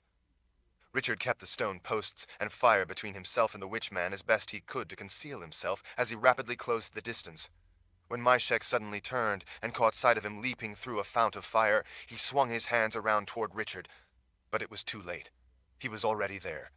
Richard dove in atop the man, seizing him by the throat. Gritting his teeth in fury, Richard squeezed with all his might. As he did, the Witchman swept both arms up. As Myshek lifted his clawed hands, dark, root-like branches sprouted from the stone walls on each side of the corner. Bony black tendrils grew like skeletal arms from the walls with frightening speed. The fingers of Woody Vine lengthened to grab Richard's wrist, pulling with powerful conjured strength. Mord Sith dove in on each side. Nyda grabbed one of Myshek's arms. Vale fell on top of the arm beside Nyda, helping her push it downward. Berdine fell across his legs to help hold him down. Rika and Cassia, covered in stone dust, suddenly appeared and dropped onto his other arm, pinning it down so he couldn't lift it higher. But it was already too late. The root-like tendrils wouldn't let go of Richard's wrists, and in fact grew thicker and pulled with more power. He fought against them, trying to put pressure on Myshek's throat. Vika reached in beside Richard with a knife to cut the Witchman's throat above Richard's struggling grip. Before she could get the blade on his throat, a sudden deafening blast threw her through the air again, this time even farther. She landed quite a distance back.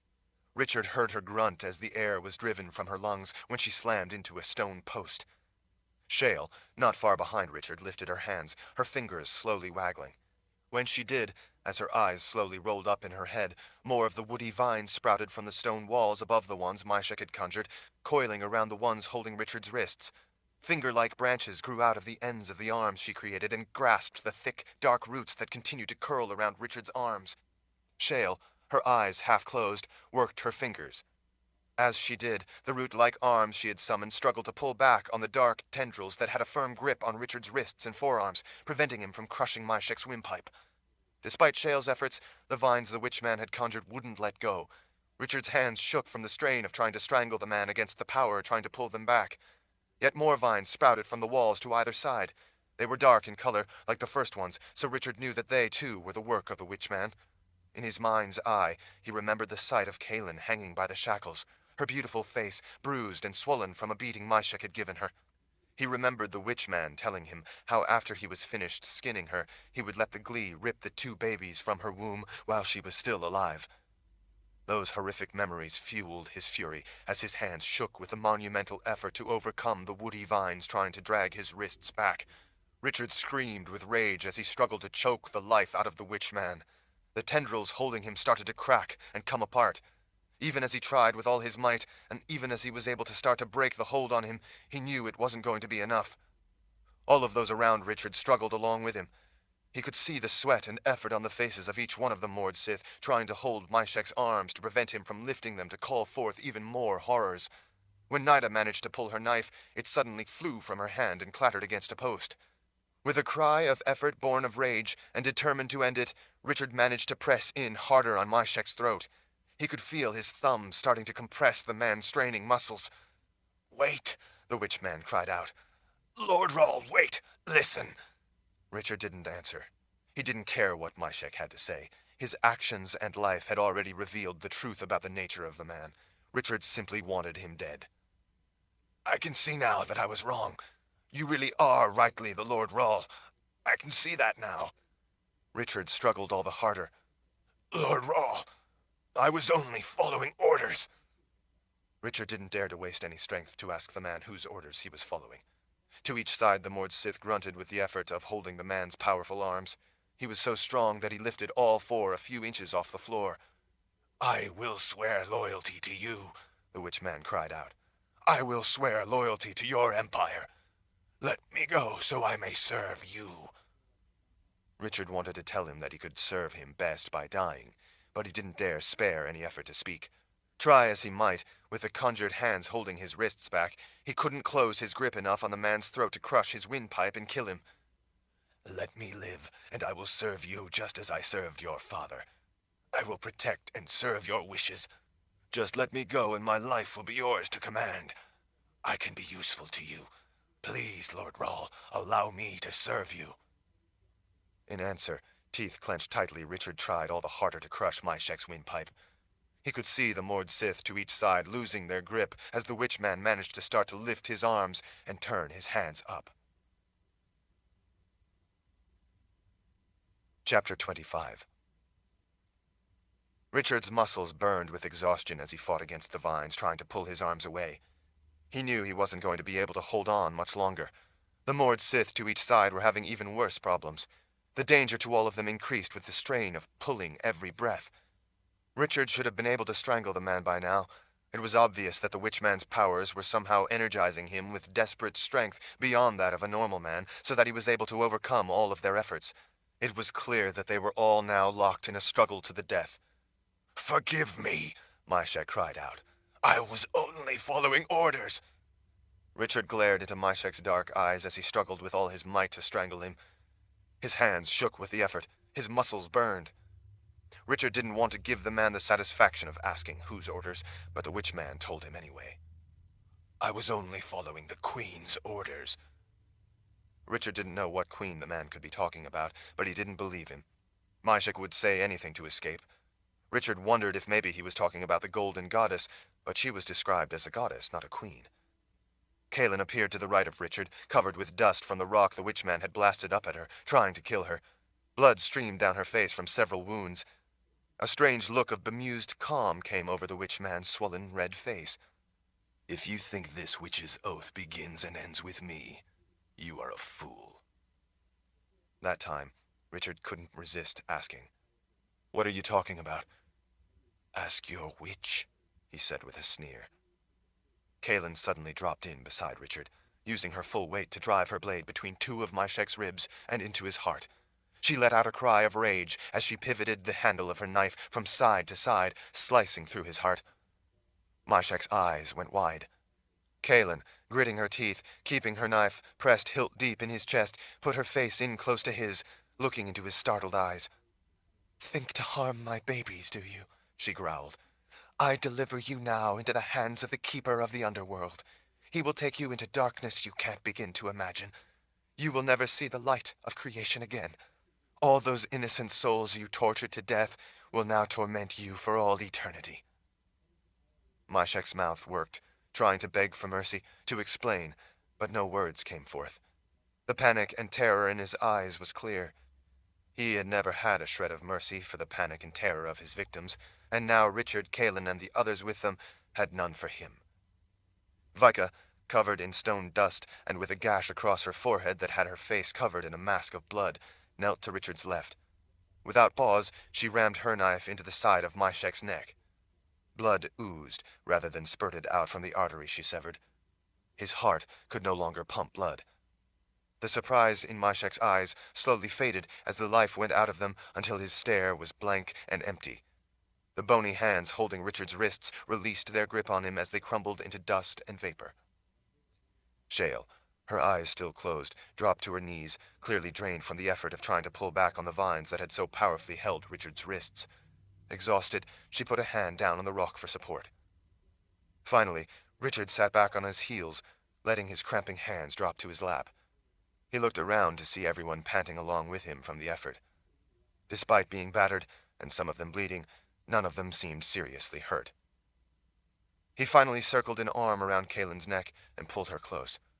He brushed her hair back from her face and kissed her forehead, then hugged her tight, grateful that she was alive and not seriously hurt. She took her bloody hand from her knife in Myshek's chest, and with both arms hugged him back, silently thankful to be alive and have the ordeal over. At last, after a brief time to hold Kaelin tight, get his breath back, and be thankful that she was safe, Richard finally struggled to his feet. He helped Kaelin stand. All of the Mord Sith untangled themselves from their grips on the dead man's arms and legs. "You did it, Lord Rahl," Berdine said as she gazed hatefully down at the dead Witchman. "You killed the butcher." Richard shook his head. "No, we all did. It took all 9 of us." The law of nines had more power than even a witch man. The Mord Sith looked pleased that he included them. Shale, with a hand on her knee to help her stand, managed to show a weary smile along with them. They all backed away a short distance to stare at the dead man, all of them still having some difficulty believing the monster was finally dead. It had been a monumental struggle, but the witchman would no longer bring terror and pain to anyone. Spotting something he didn't like, Richard gestured to the bloody body slumped in the corner as he looked over at Shale. "Burn him to ash, would you please?" Shale looked a little surprised by the request. "Why? He's dead. What do you think he can do now?" "I don't know, and I don't want to find out.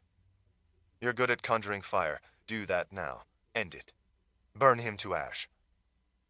Shale turned an uneasy look from Richard to Myshek and back. She suddenly seemed both distressed and apologetic. She shook her head. "Lord Rawl, I am a witch woman. I can't burn another witch. Never. That act has terrible significance." Richard felt his anger heating. It made no sense to him. Even a man as evil as this? She couldn't seem to look him in the eye, so she stared off at the dead Myshek. "I know that he was a monster, but he is also a witch.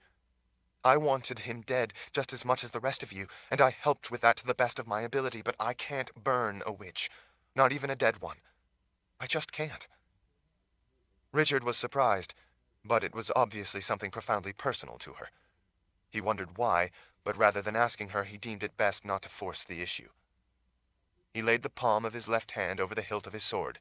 When he did, he was surprised to feel the magic from the sword stirring, trying to join with him. He surmised it could be that the sword's magic sensed his lingering rage at this evil man and all the horrific acts he had committed. And then, as Richard looked over at the dead man, staring back at him with dead eyes, he saw it again.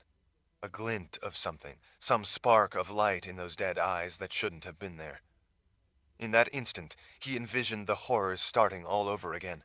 He saw everything they had just won suddenly slipping away from them. He saw that threat to Kaelin and their children reawakening, as if Myshek were somehow trying to strike out at them one last time from the world of the dead before he would sink away into its eternal darkness. From somewhere deep within him, without Richard consciously summoning it, the primal rage of his birthright awakened.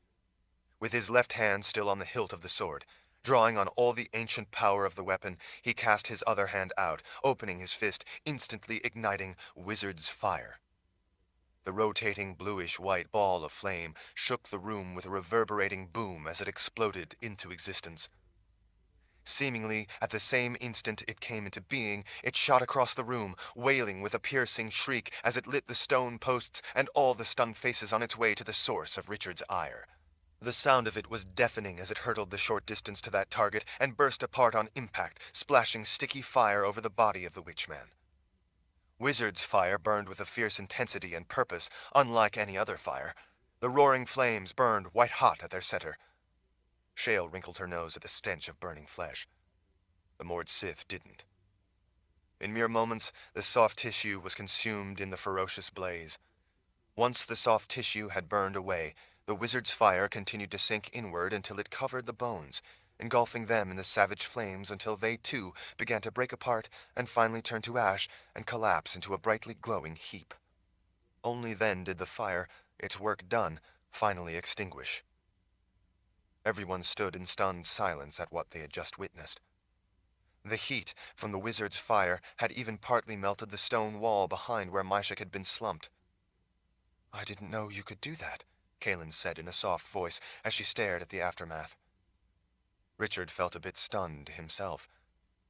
Neither did I. Shale looked shaken by what she had just seen. "I've heard whispered stories of such a thing. I never imagined I would live to see it with my own eyes." Richard stared at the pile of ash that was all that remained of a henchman for Dark and Rawl, a witchman who had been determined to kill them all, glad it was finally over. The sorceress turned to him with a grave expression. "How did you do it?" Richard slowly shook his head as he stared at the still glowing pile of ash and asked her a question instead. "Did you see that glint of light in his eyes?" Shale was taken aback. "No." "I have no idea how I did it," he finally told her. When I saw a spark of light in his dead eyes, I simply acted. He knew that such an ability would be more than useful against the Glee, but it had all happened in an instant. He had absolutely no idea how he had brought it about. After a moment of silence, Kalen circled an arm around his waist. "Can we please get out of this wretched place?" Richard smiled down at her as he looked into her beautiful green eyes. "Sure." "We can now safely be on our way to the Wizard's Keep," Shale said, still looking a bit shaken. "We've been down here an awfully long time," Cassia said. "We need to get some food." Berdine grinned. "I could eat." Chapter 26. On their way out of the vast maze that was the complication, they passed between two columns at the end of the corridor and entered a sizable area with dozens of glass spheres and iron brackets lighting a formal stone floor made of black and white marble squares. The walls had decorative tiles. To each side there were a pair of white marble columns supporting tall arches with ornate carving.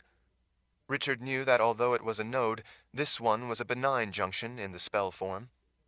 As the group crossed the large area and then passed between the two columns on the opposite side where the corridor continued on, something made Richard lag behind and then look back up over his left shoulder to where he could see through the tall arch to a part of the upper level where it crossed the lower one they were on.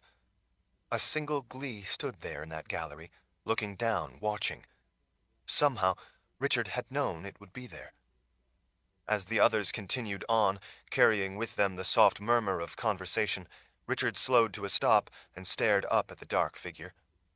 He realized that it hadn't been watching all of them.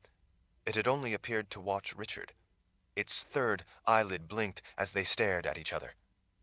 Richard couldn't help simply standing there, looking up at the still figure, the way it stood still looking down at him. He wondered if it could be the same individual he had seen on several previous occasions. Almost as if in answer to the question in Richard's mind, the Glee bowed its head. Richard was stunned to see it do so. It made no hostile move. It didn't give him any other indication of its intentions, only that single bow, almost as if out of respect. And then it simply turned to Scribbles and vanished back into its own world. Left standing there, staring up at an empty upper level, Richard had absolutely no idea what the sighting could possibly mean, but he felt a deep conviction that it had, in fact, been the same individual he had seen before. Of course, he had no way to know for sure. But if it really was the same one, he had now seen this particular Glee 3 times. The previous time it had spread its claws to show him that they were webbed. This time it didn't. It bowed its head instead. On none of those occasions had it shown any sign that it intended to attack. If anything, Richard felt that on each occasion it had simply been observing him. Each time Richard had spotted the lone Glee, it had been after he had killed large numbers of its kind, and yet it did not try to attack him. This time, though, it showed up after they had killed the Witchman. The thought occurred to him that not only was it a Witchman, but a Witchman who had made some kind of pact with the Golden Goddess. He wondered if it could be an observer for the Golden Goddess, reporting back on any observed weakness. So far, all it had to report was a lot of dead Glee and now a dead witch. Another thought occurred to him that ran a chill up his spine. It made him momentarily stop dead. "Richard?" He blinked and looked down at the corridor to see Kalen standing there, turned halfway back, waiting for him. He immediately trotted to catch up with her. As exhausted as she was, she managed to flash him her special smile. As exhausted as he was, he couldn't help returning a smile, even if he didn't think he could in any way match the radiance of hers. It warmed his heart to see that smile, her beautiful face, the love in her eyes. He took her hand and hurried to catch up with the others at a shorter archway complex, held up by polished but dusty marble pillars to either side. Just beyond were 4 openings in a wall of rough stone. "Which way, Lord Rahl?" Vika asked. The gash on her forehead had stopped bleeding, but her face was still a mask of blood. It matched her red leather. Richard gestured. "The one in the middle." She looked toward the wall and then frowned back at him. "There are 4 openings. There is no middle one." Richard nodded toward the openings. "Take the second from the right. Once into the darkness, where you can't see it yet, it forks. The others don't. That makes 5 passageways. Take the left fork, and that will be the middle one. It's a concealed shortcut. Vika shook her head. Only the Lord Rahl could see what no one else can. It's not magic. I saw the plans beforehand. So did I, Vika said. All I remember of them is that it was a confusing mess. It isn't nearly so confusing for me, but only because I understand spell forms and the language of creation. I hate magic, Berdine muttered. The rest of the Mord Sith nodded their fervent agreement. Richard couldn't help smiling his joy that they had all survived. We'll be up and out of here shortly, he told them. Then we can all get cleaned up. Vika, you can finally wash the blood off your face. She shrugged her indifference. I don't mind blood. Well, we're going to be up in the palace soon, where there will be other people. Seeing blood on a Mord Sith in red leather scares people. As well it should, Vika said without a hint of humor. These women were still mad, but he was encouraged that at times they showed glimmers of their humanity. At other times, though, they were simply stone-cold mad. What about getting to the Wizard's Keep? Shale pressed. The Witch Man is dead, so we can now safely leave the palace without having to worry about him sabotaging our cause in your absence. We need to be on our way at once. It's not safe for us here. The sooner we leave, the better.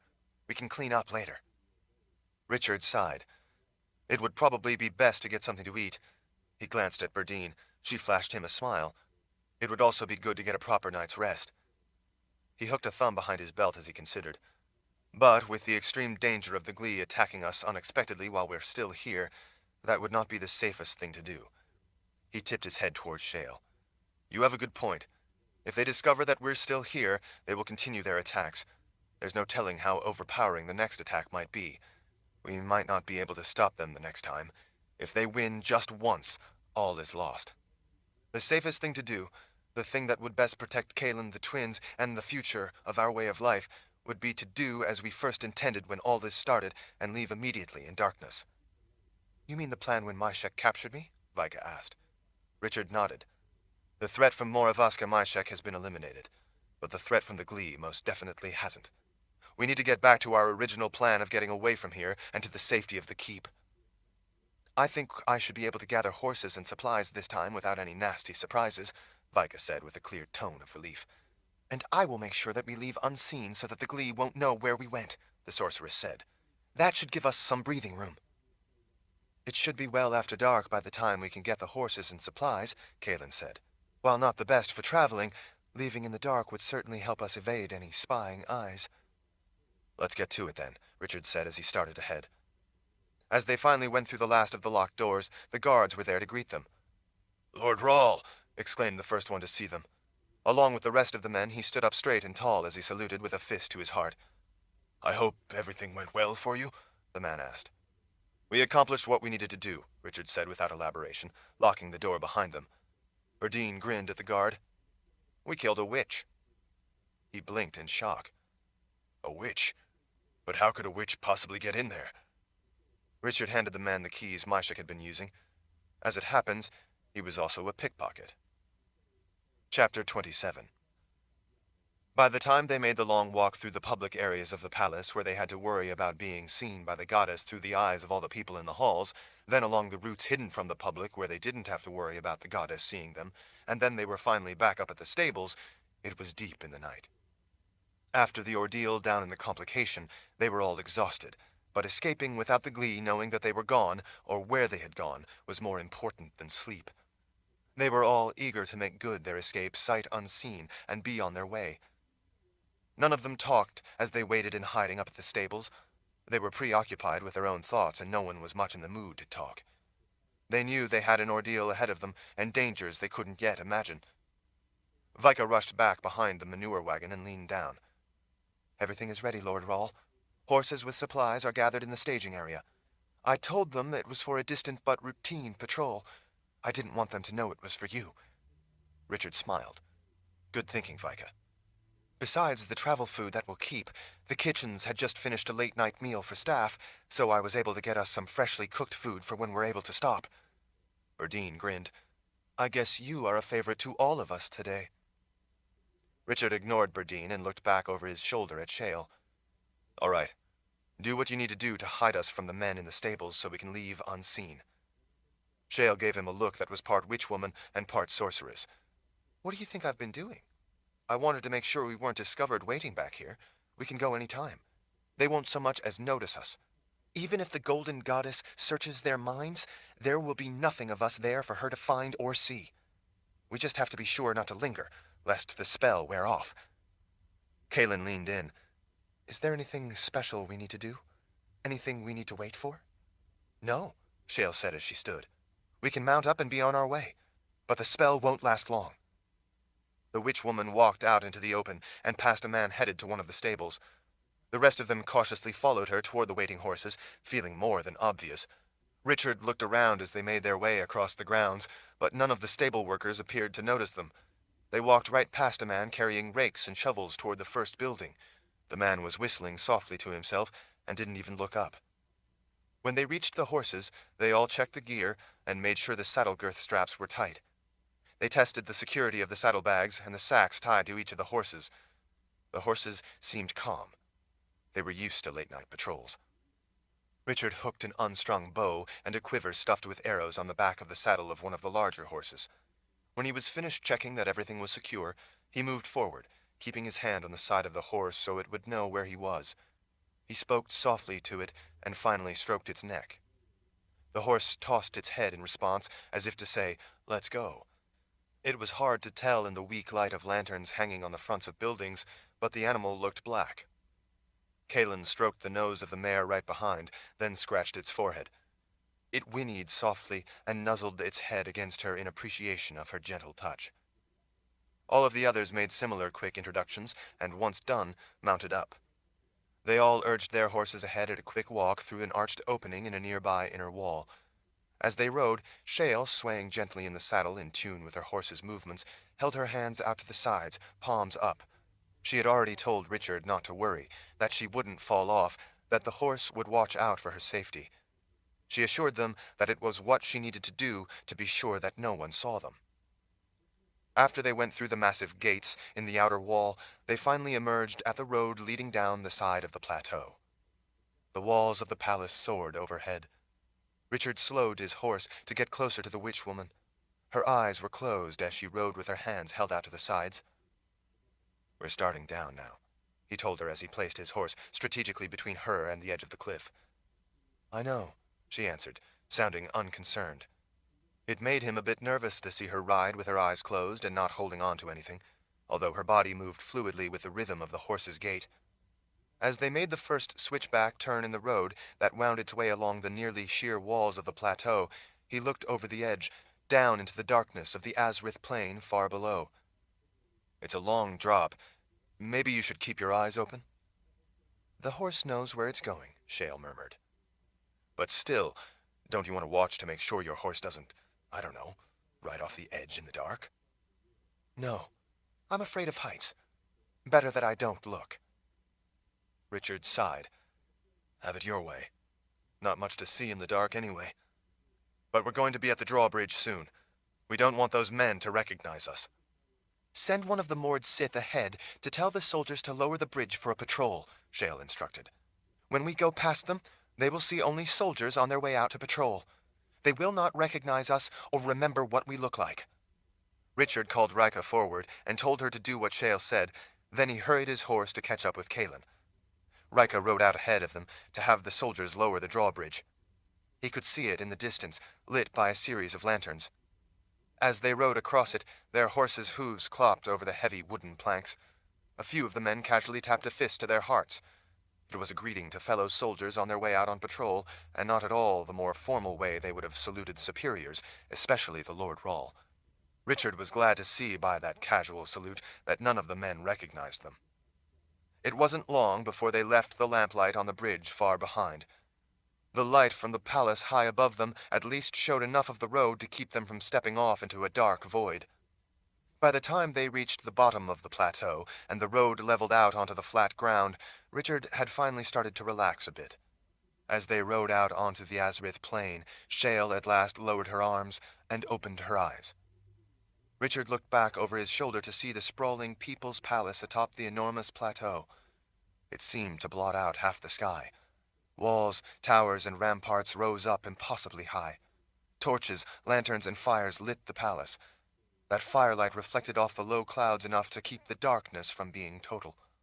While there wasn't light enough to make out much of the features of the flat terrain and sparse vegetation, there was enough for him to see the shadowed shapes of everyone with him atop their horses.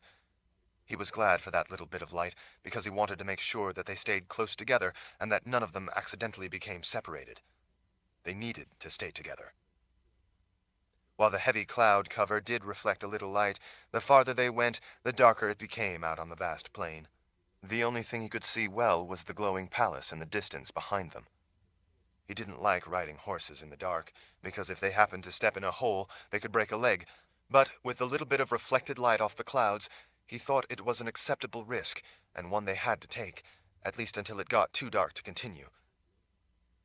They kept on riding in silence for a time after the palace was no longer visible behind them.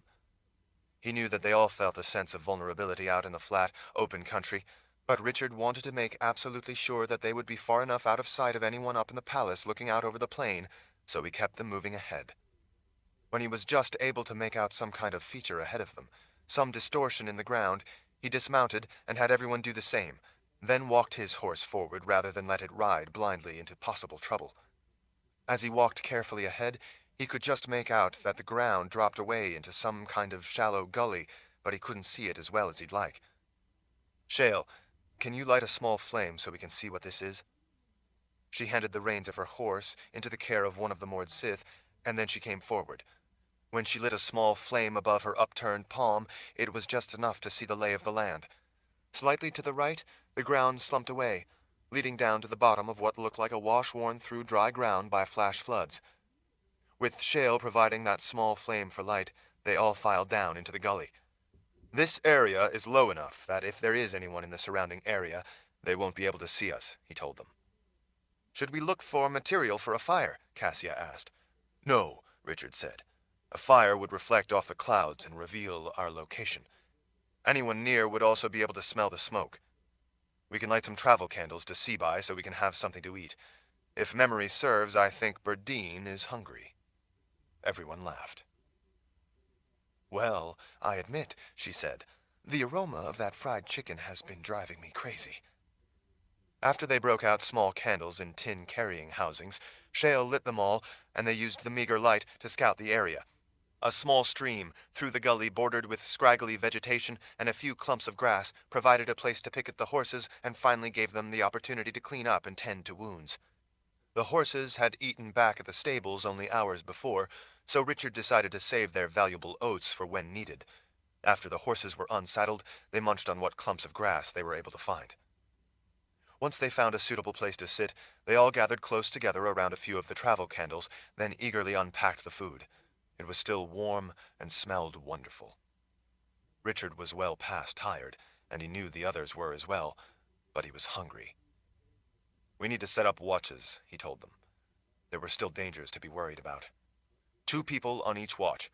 That should let us all get a halfway decent sleep. "There are 9 of us," Kaelin said. "How do you want to manage that uneven division?" "You're pregnant. You don't need to stand watch. You need the sleep for the twins." Kaelin opened her mouth about to protest, but her better judgment apparently got the better of her. She pushed her long hair back over her shoulder. "All right.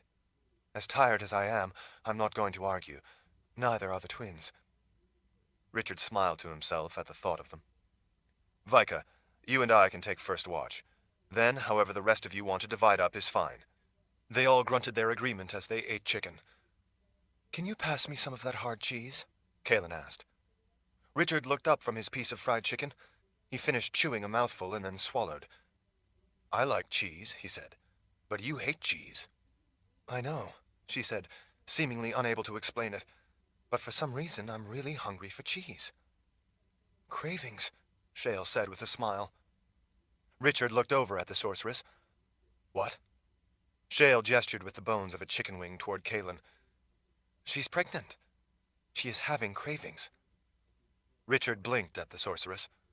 "But she hates cheese." Shale's smile widened. "Well, apparently at least one of her babies likes it." Chapter 28. As dawn broke in the east, They all ate a quick breakfast to finish off the chicken. The low clouds let rays of light through a band of sky at the horizon. The bottoms of the clouds turned pink at first, then gradually a deep purple. Kaylin was eager to have another piece of cheese. She knew she hated cheese, but for some reason it tasted wonderful. She couldn't explain it. She supposed that Shale was right, that at least one of her babies had a taste for it. As she ate it, she rubbed her belly. "This is for you," she told them.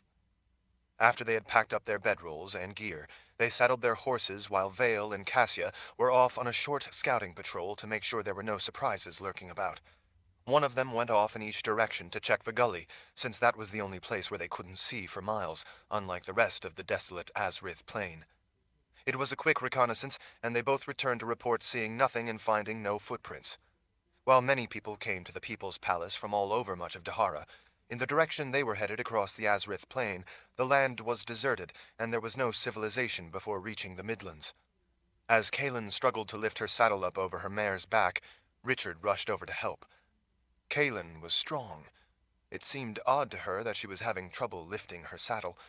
She decided that with all they had been through down in the complication, the encounter with Myshek, and having only a short sleep, she was simply tired. Richard stepped in beside her, taking the saddle out of her hands. "Here, let me help lift that." He hoisted the saddle up onto her mare, and she got to put a hand on his back as he pulled the strap underneath and tightened it. She was glad for the chance to touch him, to feel a connection to him. After all they had nearly lost, it was reassuring to touch him and see him smile. Though it was going to be a long journey, it would be a joyous one to not only be away from the constant threat of attack, but to be with Richard. She grinned as she looked up into his gray eyes. "We're going to have babies." He bent and kissed her. "I will always protect them, and you. We'll teach them to be good people. I promised you a golden age, and I still intend to keep that promise." Darkness unexpectedly crept into her thoughts. What about the Golden Goddess? Maybe you are mistaken, and that is the Golden Age that is coming. She is in another world. How can we possibly defeat her? How can we stop her from coming for our children? Richard sighed, his smile fading with the change of subject. He didn't have an answer, so he didn't try to lie to her. "I promised you I will protect them, and I will." "I know. You will think of something," she said, forcing cheerfulness into her voice, trying to sound optimistic and bring back his smile. "I know you will." His smile made a brief reappearance. She gazed out toward the still, dark horizon to the west after she saw that the others looked like they were about ready to leave. "Which direction?" Richard took a quick look off into the distance to the dark horizon. Aidendrill is northwest from here as the crow flies. That would be the obvious choice, but with the formidable mountain range lying across the straightest route from here to Aidendrill, mountains where the boundary once stood when we were growing up, that's a problem. The boundary may be gone, but these mountains still present a formidable barrier. Kaylin shuddered at the mention of the boundary. When it had come down, it had unleashed Darken Rahl and the might of Dahara on the Midlands. It had been the end of a long peace, the end of all the other confessors, and the beginning of a horrific war. But the boundary coming down had also brought her to be with Richard. The world was so different now, but these mountains reminded her of the way things used to be. "It's possible we could find a way across those mountains," Richard said. "But if we found a pass, it would be a dangerous crossing. Any high pass across that range would likely mean we would need to abandon the horses at some point. And that's if we can find such a pass. It's also possible we could wander around in those mountains and never find a way across. Much of that range rises thousands of feet in nearly sheer rock walls. While it would theoretically be the shortest distance to Aidendrill, I think trying to go that way would mean we would have to go on foot, spend a lot of time only to come to impassable cliffs, and even if we eventually found a way over, it would end up taking longer. Not only that, but like I said, if we can find a pass up in those mountains, it's likely to be dangerous." Kaylin stared off to the west. She knew those mountains, and she knew he was right. "It's the heat of summer down here, but high up in those mountains weather could be a big problem." He nodded as he checked a saddle strap under the stirrups, and then tipped his head more toward the left. "Southwest will get us to the Kern River. There will be a road along the river, It would provide an easier way over into the Midlands. It's longer, but easier traveling and a lot less of a risk. Kaelin sighed as she looked toward the northwest, toward her home, toward the Confessor's Palace, where she had been born, and where the Wizard's Keep waited. She hadn't realized how much she missed home. Now that they were going to Aidendrill, she felt a sense of excitement to get there. The idea of having her children born where she had been born sounded wonderful to her. If we go too far south to cross the Cairn, we will end up in the wilds. She lifted an eyebrow at him. You know what that's like. Richard grimaced as he nodded. Well, maybe if we spot any possible gaps in the mountain range, we can find a way across long before we have to go that far south. Kaelin nodded. And if we can find a way across the mountains before we have to go too far south, we will end up in populated parts of the Midlands where we can get any supplies we need. That will make our travel easier. Even if we do have to abandon the horses to get across, we can get horses in those lands. There is that, he said. But don't forget, we need to stay out of sight of people as much as possible. You're right, Kaelin sighed. It sounds like for now we need to head southwest through the desolate parts of Dahara to get beyond at least the largest of the mountains. To the south they aren't as formidable as they are up here to the north. We will stay as close to the mountains as practical, but still in areas that allow us to make good time. That way I may be able to find a way over the mountains and into the Midlands sooner rather than later. Once we cross over, we can head north to Aidendrill. He smiled at her. If there is a pass, I'll find it. I am a woods guide, after all. Kaelin returned the smile. I guess we have a plan, for now. As eager as she was to get to the keep, she knew they had to be smart about it. There was a lot of wild and dangerous country between them and where they needed to go. Everyone ready? Richard called out. Shale climbed up in her saddle after confirming that she was ready. The Mord Sith mounted up, also letting him know that they were ready. When Kaelin saw Nida yawn, it made her yawn too. In short order, they were on their way. They rode up out of the gully and then headed southwest across the featureless plain for the rest of the day. As the sun started to sink off to their right, Kaelin was just able to make out a ragged, pale blue line of mountains in the distance, outlined by the sun as it sank behind them. She guessed those mountains would still be a number of days' ride if they went directly northwest toward Aidendrill, but with the way they were heading to the southwest to skirt the highest of those mountains, it would likely be many days before they were close to the long spine of the mountain range where Richard could start looking for a way over it. The sooner he could find a way, the shorter their journey would be, and the sooner they would reach the safety of the keep. The frustrating thing was that they were going farther away from Aidendrill all the time, because the imposing mountain range prevented a more direct route. She told herself it couldn't be helped.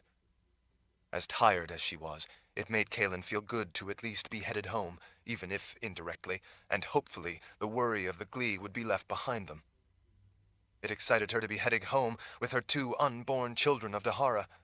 She hoped to raise them for a good part of their childhood where she'd grown up, where she had first discovered the excitement of the natural world around her.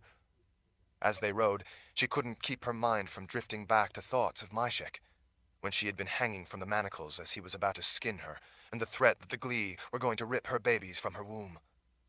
Unexpectedly, the memories of the glint she had seen in the dead witch man's eyes just before Richard burned him to ash began to haunt her as she rode.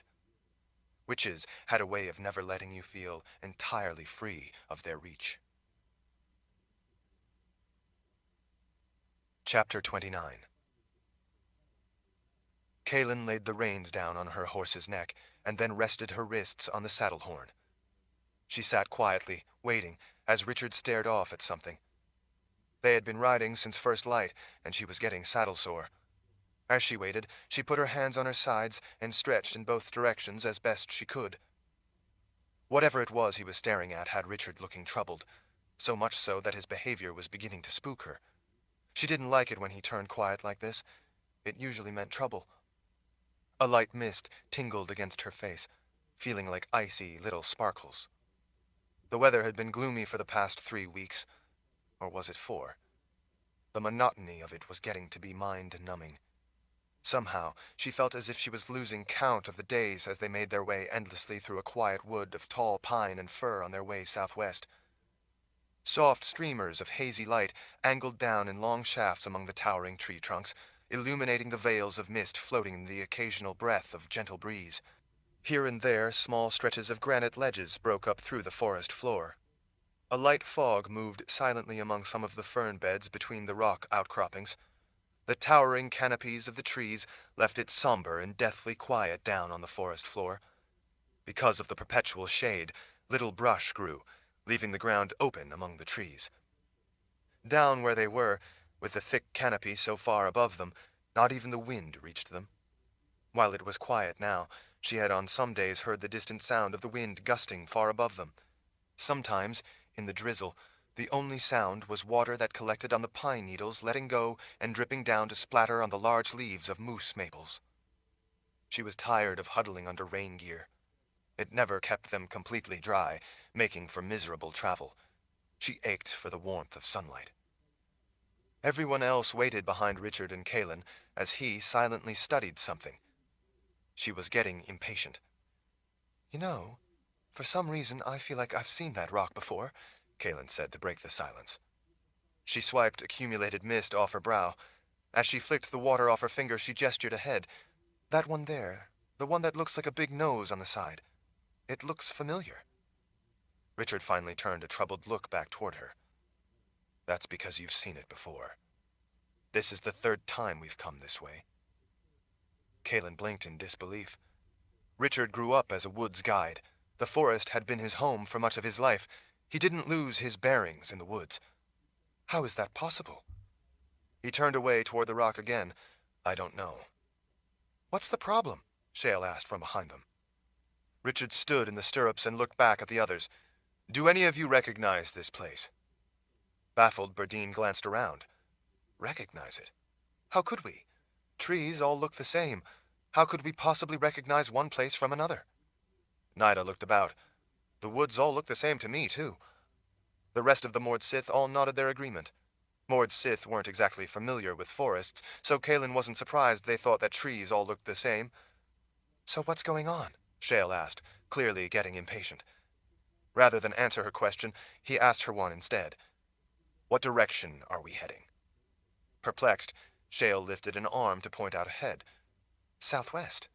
We've been heading southwest for weeks." "I don't know a whole lot about the woods," Cassius said, "but I'm pretty good with direction. Shale is right. We've been heading southwest the whole time, straight as an arrow," she added. Shale regarded him with a curious look, sensing that something was amiss. "Do you for some reason think differently?" "No," Richard said. "I agree. We've been heading southwest for a long time." "So what's the problem?" the sorceress asked. "The problem is, despite going in the same direction the whole time, straight as an arrow, as Cassia puts it, this is at least the third time we've been in this exact same spot. Without a road or path, we are moving randomly among the trees, so even traveling in a big circle we wouldn't necessarily come across the same ground. Yet this time we did. In fact, this is the third time we have been in this same place in the woods." The Mord Sith, now alert, all looked around. Shale rode her horse forward, closer to Richard and Kaelin. "What are you talking about? That's impossible." Richard gestured ahead. "Do you recognize that rock?" Shale wet her lips as she hesitated. "As a matter of fact, I might. I seem to remember it because it looks like a nose growing out of the left side." "You mean we've been traveling around in a big circle?" Vika asked as she rode her horse up on the other side of Richard. He nodded. "I believe so." "We can't afford to waste time riding around in circles." Shale was beginning to sound more than a little aggravated, as if she thought he was doing it deliberately. "I thought you were a woodsman or something." "Or something." Richard sighed as he laid both wrists over the horn of his saddle. "All I can tell you is that as far as I know, we have been riding southwest for weeks, but this is at least the third time we've come across this rock. That can only mean that we are traveling in circles." Shale glanced around suspiciously. "Well, have you seen hoofprints from all our horses to confirm your suspicion? If we've been here before, there should be some signs to confirm it." Richard shook his head unhappily. "No, I haven't. But I know we've been in this spot before. I can't explain it, but I'm telling you, we are somehow going in circles." "Maybe it just looks like another rock we saw before," Berdine suggested. "The rocks all have different shapes, but a lot of them are kind of similar looking, like the trees. Maybe this one only looks similar to ones that you've seen before." He gestured around at the woods. "Look at the type of forest we're in. It never changes." Berdine wrinkled up her expression at what he could be talking about. Of course not. Woods are woods. They all look the same. No, they don't, Richard said with quiet disagreement. At least they shouldn't. As you travel, you move into different areas. Vegetation changes. Trees grow different sizes with different soil conditions. Rocks in the terrain change from time to time. Sometimes windfalls will create openings for a meadow or a tree nursery to spring to life. But the woods we've been in have not changed since about the time we entered them. Now that you mention it, Kalen said, the woods have been looking pretty much just like this for weeks now. That is odd. We should be getting somewhere, but it doesn't seem like we are. Richard nodded. That's because we are somehow riding in a big circle. Well, except for the first day, it has been cloudy and drizzly for the entire time, Vika said. It has been too overcast to see for sure where the sun is in the sky, and down here, under the cover of trees, it is even harder to tell. You're right. But the sun isn't the only way to tell direction. More than that, though. Something feels wrong. Shale squinted at him. Like what? What are you suggesting? Richard sighed as he shook his head. Maybe it's been too long since I've been in the woods. Maybe my skills have gotten rusty and something is confusing my sense of direction. Kalen thought that highly improbable, but she didn't want to say it out loud. Chapter 30. After another week of long days of traveling, or maybe it was longer, Kalen couldn't remember for sure, they again arrived at the same rock that looked like it had a nose on the side of it. This time, though, they were positive it was the same rock, because the last time they had been there, Richard had scraped a big X on the side of the nose. When they saw that X again, everyone's heart sank. No one doubted any longer that they were indeed traveling in a big circle, and no one had an explanation, least of all Richard. The only good thing was that they had seen no other people, although that might have been a welcome relief, and importantly, they had seen no sign of the Glee. All right, Richard said. I don't know how this can be possible. It makes no sense, but it makes less sense to keep doing what clearly isn't working. We have to do something different. Kalen could see how frustrated he was. Like what? There are a number of ways to make sure you are maintaining your direction of travel. The best way is to use landmarks to keep you on course. A prominent ridge or mountain are a good way to keep your bearings. Even high ground can give you sight of some landmark to use, even a distinctive tree. But in these woods, we can't see anything like that. We're going to have to do something else. Berdine made a face. What else is there to do, then? With the clouds, we can't be sure of the direction of the sun. We can't see any kind of landmark except these trees, and they all look the same. Richard didn't argue the last point. We are going to have to use plot lines to make sure we are going in a straight line. These woods are fairly open, the ground is relatively flat, and without much vegetation down low, we can see for quite a long distance. How does that help us? Vika asked. There are 9 of us. That is an advantage we can use. We can spread out in a straight line. When the last person in line can see at least the next 2 are lined up in a perfectly straight line ahead, then the next person goes out ahead. Guided by hand signals, they will go left or right so that the ones behind can ensure that they are positioned in a straight line and that the people in front of them are always in a direct line of sight. Everyone has to be lined up with at least 3 people visible ahead to make sure our line is straight. Once all of us are strung out in what we know to be a straight line, then the last person in line can go forward and take the lead, with the first few of us in line making sure they are positioned properly on that straight plot line. In that way, we keep leapfrogging a line that we know to be straight, and we can keep it straight going forward. I don't know what the problem is, but for some reason these woods are confusing us, confusing me, and we aren't traveling in a straight direction. I don't know the cause, but this should solve the problem. It will be slower traveling, at least for a while, but once we get beyond the problem area, we should be able to spot landmarks. When we do, then things will return to normal. Shale gazed around at the woods, as if scrutinizing them for the source of trouble. Do you think it could be magic of some sort causing this strange aberration? I don't know what the problem is, Richard said, but by doing this, we should be able to get beyond this troublesome area to where we need to be traveling, no matter the cause. That's the solution. Once they had a plan, they wasted no time in implementing it. Richard was right. It did slow down their progress, but going around in circles was not really progress. Kalen was glad that everyone seemed pleased by this new tactic. It also relieved the monotony of the long days of travel, only to keep discovering that they weren't getting anywhere. After they kept leapfrogging along their line for a number of days, Kalen noticed that the terrain began to change. There were more rock outcroppings, and they were larger, indicating that they were making it out of the strange woods. They eventually came to a small lake they had never seen before. After being in under the gloomy canopy for so long, they were all relieved to look out over the water and up at the open sky. They dismounted by the shore to have a quick meal and a brief rest. Kalen sat close to Richard. They were all relieved to simply be able to look out at a new landscape as they ate some travel biscuits and dried meat. Farther on, they came to some deadfall that again opened up the forest to the sky. The heavy clouds persisted, but at least the rain and mist had stopped. The next morning, Richard took a deer with a clean shot with his bow. It took some time to skin and clean the deer, but they were all eager to give up a morning of travel in order to have some needed fresh meat. Travel biscuits and dried meat were getting old. After riding for the rest of the afternoon, and as darkness began to gather, they finally stopped to make camp for the night. Kalen was more than relieved to finally be able to get down out of the saddle. She walked around a bit to get the circulation moving better in her legs. Her pregnancy was beginning to make riding a horse uncomfortable.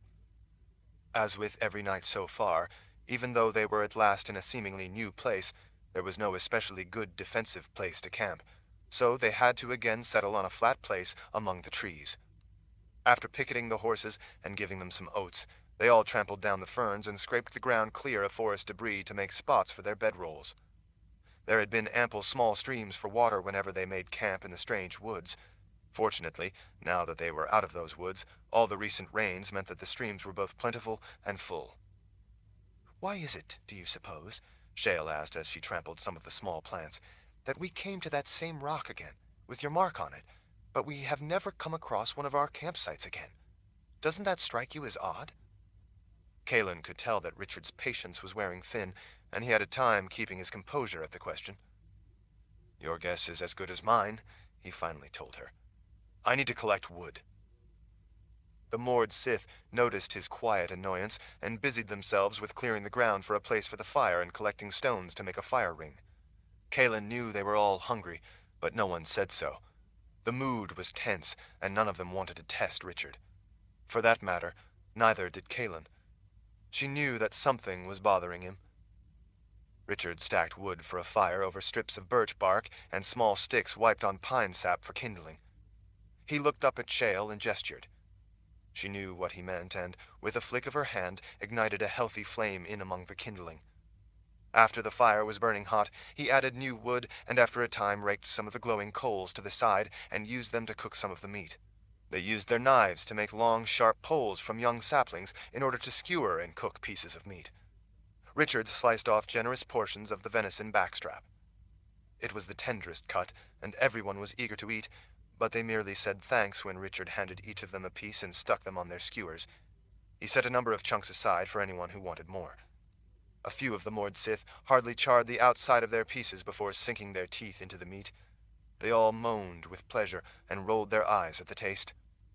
The meal did as much for everyone's spirits as it did for their stomachs. Chapter 31.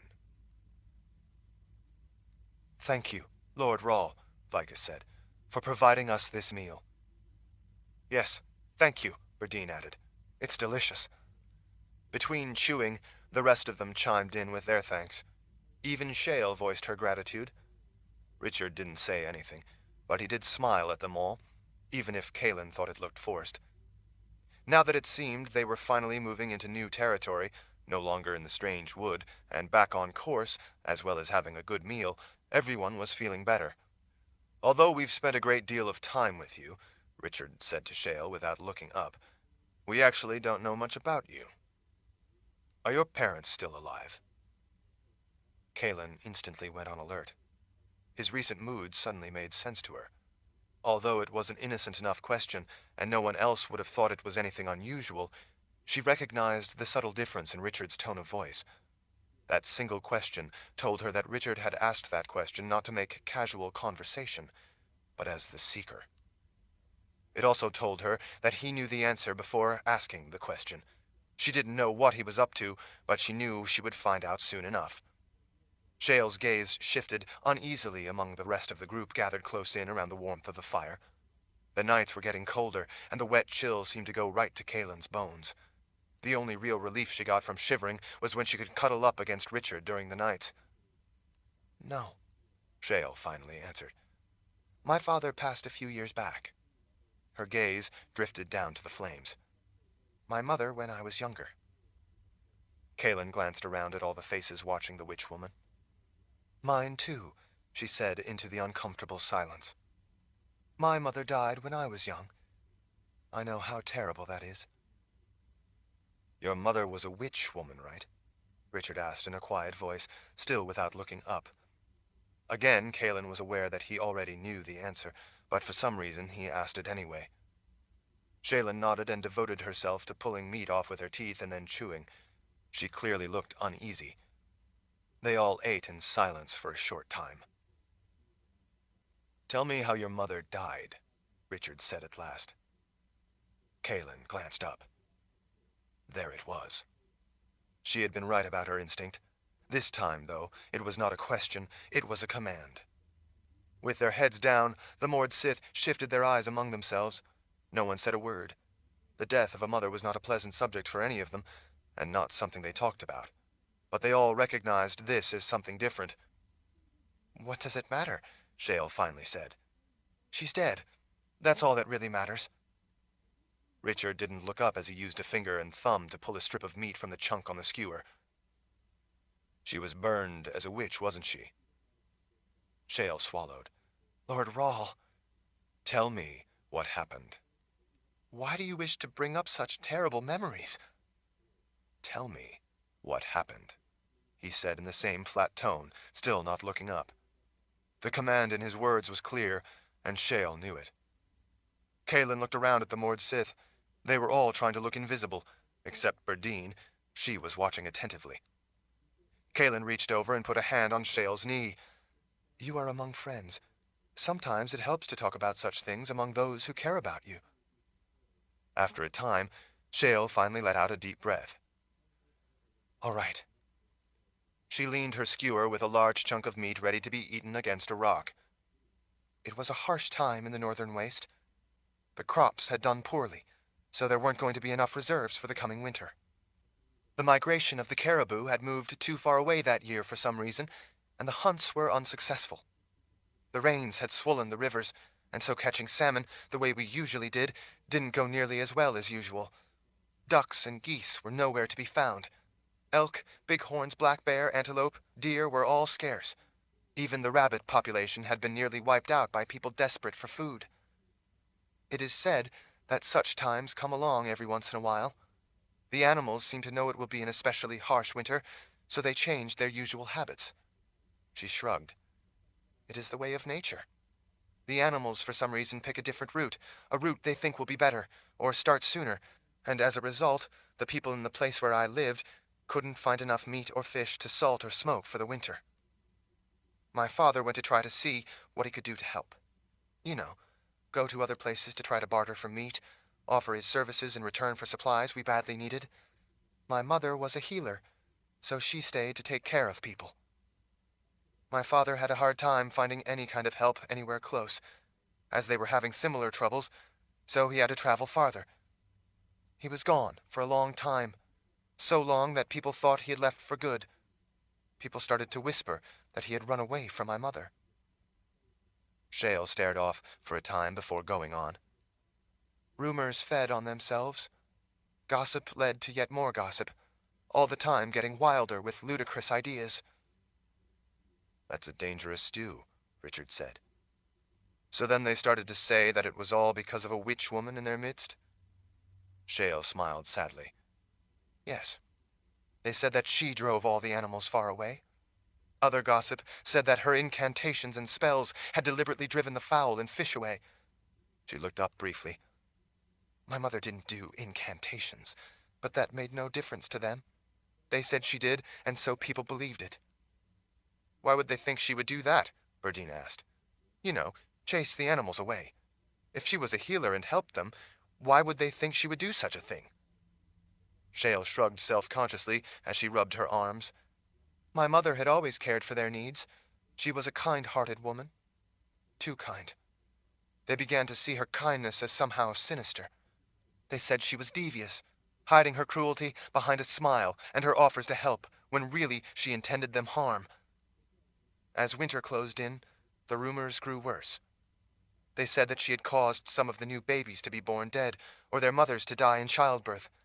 They said that those things could only have been my mother's fault. Kaylin slowly shook her head as she held the skewer over the fire, roasting another piece of meat. Those aren't rare occurrences. Birth is a difficult process. Newborn babies don't always live, and mothers sometimes die in childbirth. True enough, but people refuse to see it that way. Once they got it in their heads that it was a witch causing their troubles, there was no changing their minds. It was easy to blame her when there was no way to know the real cause. Soon, everything bad that happened had to be the witch's fault. There could be no other explanation, and none were sought or tolerated. My mother only had kindness in her heart, and was horrified by the things they accused her of. She wept in despair. Her whole life, she had worked to show people that as a witch woman, she could be of help to them, that she could be a good part of their lives, that witch women needn't be feared. She always taught me that as witch women, it was our duty to serve the needs of others, that we must devote ourselves to their betterment. She didn't believe it was necessary or much use to argue with people. Quarreling wasn't in her nature, and besides, she was aware that it would do no good. She had done good and expected her actions to be enough proof of her true nature. When she didn't wish to argue with people to deny the accusations, they somehow saw that as proof that she was guilty. When she finally did deny some of the more horrific accusations, they somehow saw that as proof of wackiness. Nothing my mother said would dissuade them of their beliefs. She fell silent and stared into the flames, into the memories.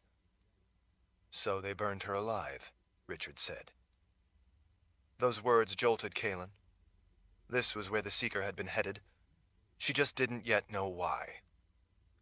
Shale nodded as she continued to stare into the flames. After a moment, she cleared her throat. There came an unexpected warm spell that lasted weeks. During that unusual weather, people started coming down with a sickness they had never seen before. Some of the weaker people, old people and infants, died in delirium from the fevers. They wouldn't allow my mother to attend to the sick, saying that she was actually the cause of it. With every death, anger grew. In the middle of a dark night, they showed up and dragged my mother and me out of our home. Shale glanced up. I was a witch woman too, after all. I was being trained in the evil ways of a witch by my mother, they said. Everyone was yelling and screaming to kill the witches. I was terrified. My mother pleaded with them, calling most by name, as she had healed many of them at one time or another, saved many of their lives before, birthed their children, that she would admit to anything they wanted if they would simply leave me be. They were having none of it. They said both of us were witches and we both needed to burn. They threw me in a wood box where firewood was stored and nailed it shut to make sure I didn't get away until after they were finished with my mother and could come back for me. The sides had open slats for air circulation so I could see out. Inside that dark box, crammed in atop the firewood, I watched what they did. I can still remember the smell of that firewood box. The men tied my mother to a long wooden rail and made her wait there on the cold, wet ground, helpless as they built a huge, roaring fire in the center of town. The whole time she called them out by name, begging them to spare her daughter. That was all she cared about. While the men built the fire, women surrounded her, calling her names as they spit on her. And then 3 or 4 men lifted each end of the wooden rail and walked it over to the roaring fire. As everyone cheered, they heaved that rail with my mother tied helpless to it, atop the blaze. In my dreams, I still hear her screams. Shale stopped then, working to maintain her composure. Then, after my mother's screams finally stopped, they came for me. Shale stopped there, and it seemed she might not go on as she stared into the flames, seeing dark memories. Her face was stone. Then, she finally said, I taught them why they should fear witches. How many of them did you kill? Richard asked. Shale shrugged. I didn't keep account. Once I broke out of that box with my mother dead, I knew my life had changed forever. Her lessons of kindness had earned the hatred of people and gotten her murdered. I first took down the ones who had been guarding me to make sure I didn't escape. Once I started in on the rest, some managed to run and get away, but I knew who they all were. After I finished with those I caught near the fire, I hunted down every last person who had taken part in murdering my mother. I saw to it that not one of them had an easy death. Richard tossed another stick of wood in the fire. And so that is why you can't burn a witch, not even one as evil as Myshek. Shale nodded slowly as she stared into memories. That is why. What happened when your father finally returned? Kaelin asked. Shale huffed. What do you think happened? He was devastated. He didn't approve of what I had done, but he understood it. He was a hollow man after that. The life had gone out of him. His wife was dead, and his daughter, the witch, had killed half the people in our town. What about everyone else after that? Richard asked. Not everyone took part in your mother's murder, and there were other people in the Northern Waste, other settled places. I presume you had to move, but you continued to live in the Waste. Shale looked up at him, fire in her dark eyes. After that, in the new places we moved to, I continued to help those in need. I healed people as my mother had taught me. I birthed babies. I attended the sick and did what I could when something could be done, and comforted those for whom nothing could be done. I proved to people that I had a good side, a kind side. But from that day on, everyone in the Northern Waste knew the name Shale. What they hadn't realized when they burned my mother was that I was more than merely a witch woman, like my mother. I am also a sorceress, and that made me oh so much more dangerous. Needless to say, there were no more witch burnings. Those living in the Waste fear to even have that thought. Those in the Waste know that I am a witch in every sense and more. They know that I don't live by their grace. They live by mine. Bitterness soured Shale's expression. You just don't understand what it is like to see your mother burned to death. The witch woman stood then and walked off into the darkness. Chapter 32. Kaelin found Shale a short distance away, standing alone among a stand of birch trees, staring off into the darkness. She put a comforting hand on the witch woman's shoulder and gave it a gentle jostle.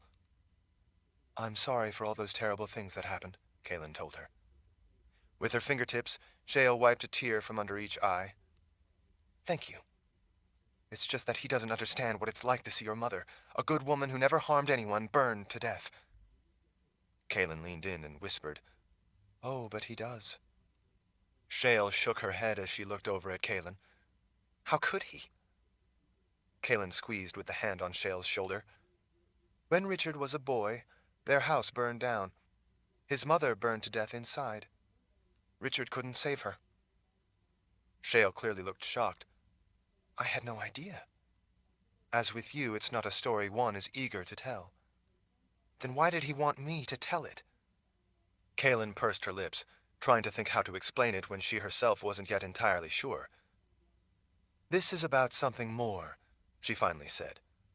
When I first met Richard, Dark and Rahl had invaded the Midlands. I came looking for the help of a seeker. Richard's grandfather was a wizard, but Richard never knew it. His grandfather also happened to be the great wizard who had long been the caretaker of the Sword of Truth, an ancient weapon of great power. I urged Richard's grandfather to name a new seeker. Because of the great need, he finally agreed. To my shock, he gave the sword to Richard and named him Seeker. Not because it was his choice, but, as he told me, because by Richard's actions and his life, he had revealed himself in 100 little ways to be the one who had been born the true Seeker of Truth. That is how he came to have that ancient weapon and the title Seeker. The Sword of Truth is more than merely a weapon. It carries with it not only great power, but great responsibility that transcends the man alone. Only a true seeker could understand that, and not use it merely to seek power for himself. That is how he came to be bonded to that singular blade. Richard always seeks to understand things, to seek answers. It's his nature, the way he was born, not something created in him by that weapon. The questions he asked you were not to hurt you, but because he needs answers to pieces of a larger puzzle. I don't know what that puzzle is. I often don't at first when he gets like this, but I do know we are all in grave danger, and he sees something in the large picture about that danger that the rest of us don't see. He is seeking answers. He is not seeking to hurt you. You are part of that larger picture, and as such, part of the solution. He needs to know every facet of how you fit into it all. Richard knows very well that there are forces beyond life and death. Despite Myshek being dead, Richard has concerns about the very real possibility of a threat of some kind, somehow surviving Myshek's death. That is why he asked you to burn the witchman's body. He considered it essential. When you refused, that threw him off. It made no sense to him why you wouldn't do something that, in his mind, was so obviously necessary to ensure our safety. He is fighting, we are all fighting, against evil, and in that fight there can be no quarter given, no mercy granted. He had to know why you refused so he can reassure himself that your reasons were sound. You just did that. And in doing so, you showed us that you also fight evil, don't give quarter, and don't grant mercy to those who are undeserving. It surprised Kaelin when Shale turned and gave her a hug. Thank you, Mother Confessor, for explaining it to me in a way that I could understand, not the way he would have done it. Kaelin smiled as they parted. All of us, all 9 of us, have lost our mothers when we were yet too young. The Mord Sith all live with the horror of what was done to their mothers. Richard lives with the horror of his mother burning to death. My mother was lost to the horror of a terrible disease, but the loss hurts no less. We all lost our mothers, and we all understand your pain. Never doubt that. Shale nodded. You are the Mother Confessor to us all now. Kaelin smiled. Come on back, and finish eating. You need your strength. We have a long and dangerous journey ahead of us, and knowing Richard, he has more questions. Richard always has more questions. Sometimes it can be exasperating, but it's never done out of malice. As they walked together back through the birch stand and into the flickering firelight, everyone watched the 2 of them return, but were apparently reluctant to ask what had happened. Shale rubbed her hands together, hesitating before saying anything. I didn't finish my story, she finally told Richard in a much calmer tone as she offered him a smile. Would you like me to tell you the rest? He returned the smile. I'd like that. Shale took a deep breath as she sat again and folded her legs. Well, not everyone where we lived had been a part of that mob. Many hid in their houses, afraid to speak up against those filled with bloodlust, afraid to be accused along with my mother, afraid to be treated the same by people possessed by such fanaticism. Richard shifted his legs to get more comfortable. Human beings have an infinite capacity for ignorance and intolerance. As a result, they can be profoundly dangerous. Others rightly fear them. Indeed, that's what happened, Shale said as she held her hands out before the fire to get them warm. I treated the people of the Waste with help and kindness, just as my mother taught me, but only when they merited it. I didn't hold against the innocent the sins of the guilty. I treat each person for who they are. I treat evil people for what they are. It's as simple as that, and why I'm feared in the Northern Waste. Those who simply don't wish the help of a witch woman, I leave to themselves. Richard smiled. I, too, have met good people who didn't want anything to do with magic. That doesn't make them bad. Shale couldn't help nodding at their shared experience with those who rejected or feared magic. News reached even the Northern Waste of the terrible things that had happened to the south of us. Fortunately for the people there, we were far from the horrors of the war. From what I heard, though, I learned that you were one of those who fought against mindless brutality and hate. That as the Lord Rahl, you fought that everyone might be able to live their own lives free of mindless persecution. While that was part of why I wanted to come here, there just seemed to be something more driving me to come. More? He asked, looking up. More like what? Shale shrugged. I don't know. Just an internal uneasiness, a nagging sense that I needed to come south. I'd like to think it's because after all that I learned about you and the Mother Confessor, I wanted to be a part of what you had created, to feel that my life and my abilities were worth something valuable to you, whereas they weren't by many others. Also, I felt I had to warn you and the Mother Confessor of the strange killings that, as we all learned later, turned out to be the Glee. We are glad you came, And we are in your debt for that and for so much more, Richard said in a soft, kind voice that somehow melted away the hard feelings of the questions. I know now, after the Mother Confessor spoke with me, that you are the Seeker. I didn't really know much about that before, or what it meant. I understand now that as the Seeker, you are asking all these questions for a reason, not out of malice, even if I don't yet understand the reason. So please go on and ask what you need to ask. I know now that you must have some deeper purpose. Richard smiled as he handed her another piece of meat. Berdine ate the piece you left. I thought she was done, Berdine protested. I didn't want it to go to waste, what with it already being cooked and all. Shale let out a bit of a laugh as she took the meat and skewered it. That's all right, Berdine. Easy enough to cook another. So, what do you want to know about Lord Rawl? I want to know about the things Myshek said just before he died. As she held the chunk of meat on her skewer over the crackling flames, uncertainty colored her features. He said something? I'm sorry, but I didn't hear him say anything. I was concentrating with all my strength, trying to hold back those vines he had around his wrists. He intended to also try to strangle you with them. Only by me holding them back was I able to stop him from conjuring more in order to do just that. Oh, well, it's understandable that you were preoccupied. So, what did he say? He said he was only following orders. The Queen's orders. Shale frowned darkly at him from across the fire. What Queen? Richard shrugged. I don't know. So then you have no idea either? She pushed her dark hair back over her shoulder. Not a clue. He also said, if you think this witch's oath begins and ends with me, you are a fool. Ah, I can see why that would be bothering you, and why you wanted to know more about me. Creases tightened between her eyebrows. But I thought it was his witch's oath that he was going to kill us. Apparently not. He said it didn't begin with him, and it wouldn't end with him. I think he was telling the truth. That is disturbing. She considered a moment. What do you think it could mean? I don't know. Richard looked up with that raptor gaze of his. He said to ask you. Shale looked startled. Me? How should I know? Richard shrugged as he pulled off a strip of meat. That's what he said. What do you know about witches' oaths? Shale rested her elbows on her knees as she thought it over. I didn't know any witch women other than my mother. She never spoke of a witch's oath as such. What do you think he meant? Richard shrugged. From the way he put it, as if it was something quite solemn and serious, it sounded to me like he was saying that once a witch gives an oath, it is somehow the duty of every witch to see to it that such an oath is carried out. Again, Shale looked surprised. I can see why you were disturbed by the things he said, but I'm afraid I just don't know anything about such oaths. Her eyes narrowed with a memory. Now that you mention it, though, my mother sometimes said that she had given an oath to help people, and that as a witch woman, it was my duty to follow that oath. Out of respect for her, I often felt compelled to help people.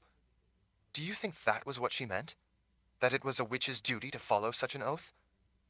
I'm afraid I don't know a whole lot about witch women, he said. I was hoping you could fill in some of the blanks. Sorry. It's as puzzling to me as it is to you. Did you see the glint in his eye after he was dead? She paused her chewing. Glint? No, I saw no such thing. I did, Kaelin said, suddenly feeling alarmed. Richard looked over at her. You saw it too. When she nodded, his brow drew down. Then it wasn't my imagination. Maybe I was just too far away to see it, Shale suggested. Richard fed another stick of wood into the fire. Whatever it was, he is nothing but ashes now. Kaelin couldn't help wondering if such a witch's oath somehow lived on. Chapter 33. Don't you think it's too early for me to be showing? Kaelin asked the sorceress. Shale glanced over from atop her horse. There's no rule about such things. Different women start showing at different stages of a pregnancy. Some show much earlier than others. There was that strange wood, Cassia said from behind, so it may actually not be as early as you think. Kaelin cast a worried look back over her shoulder. What do you mean? Cassia arched an eyebrow as she leaned forward in her saddle.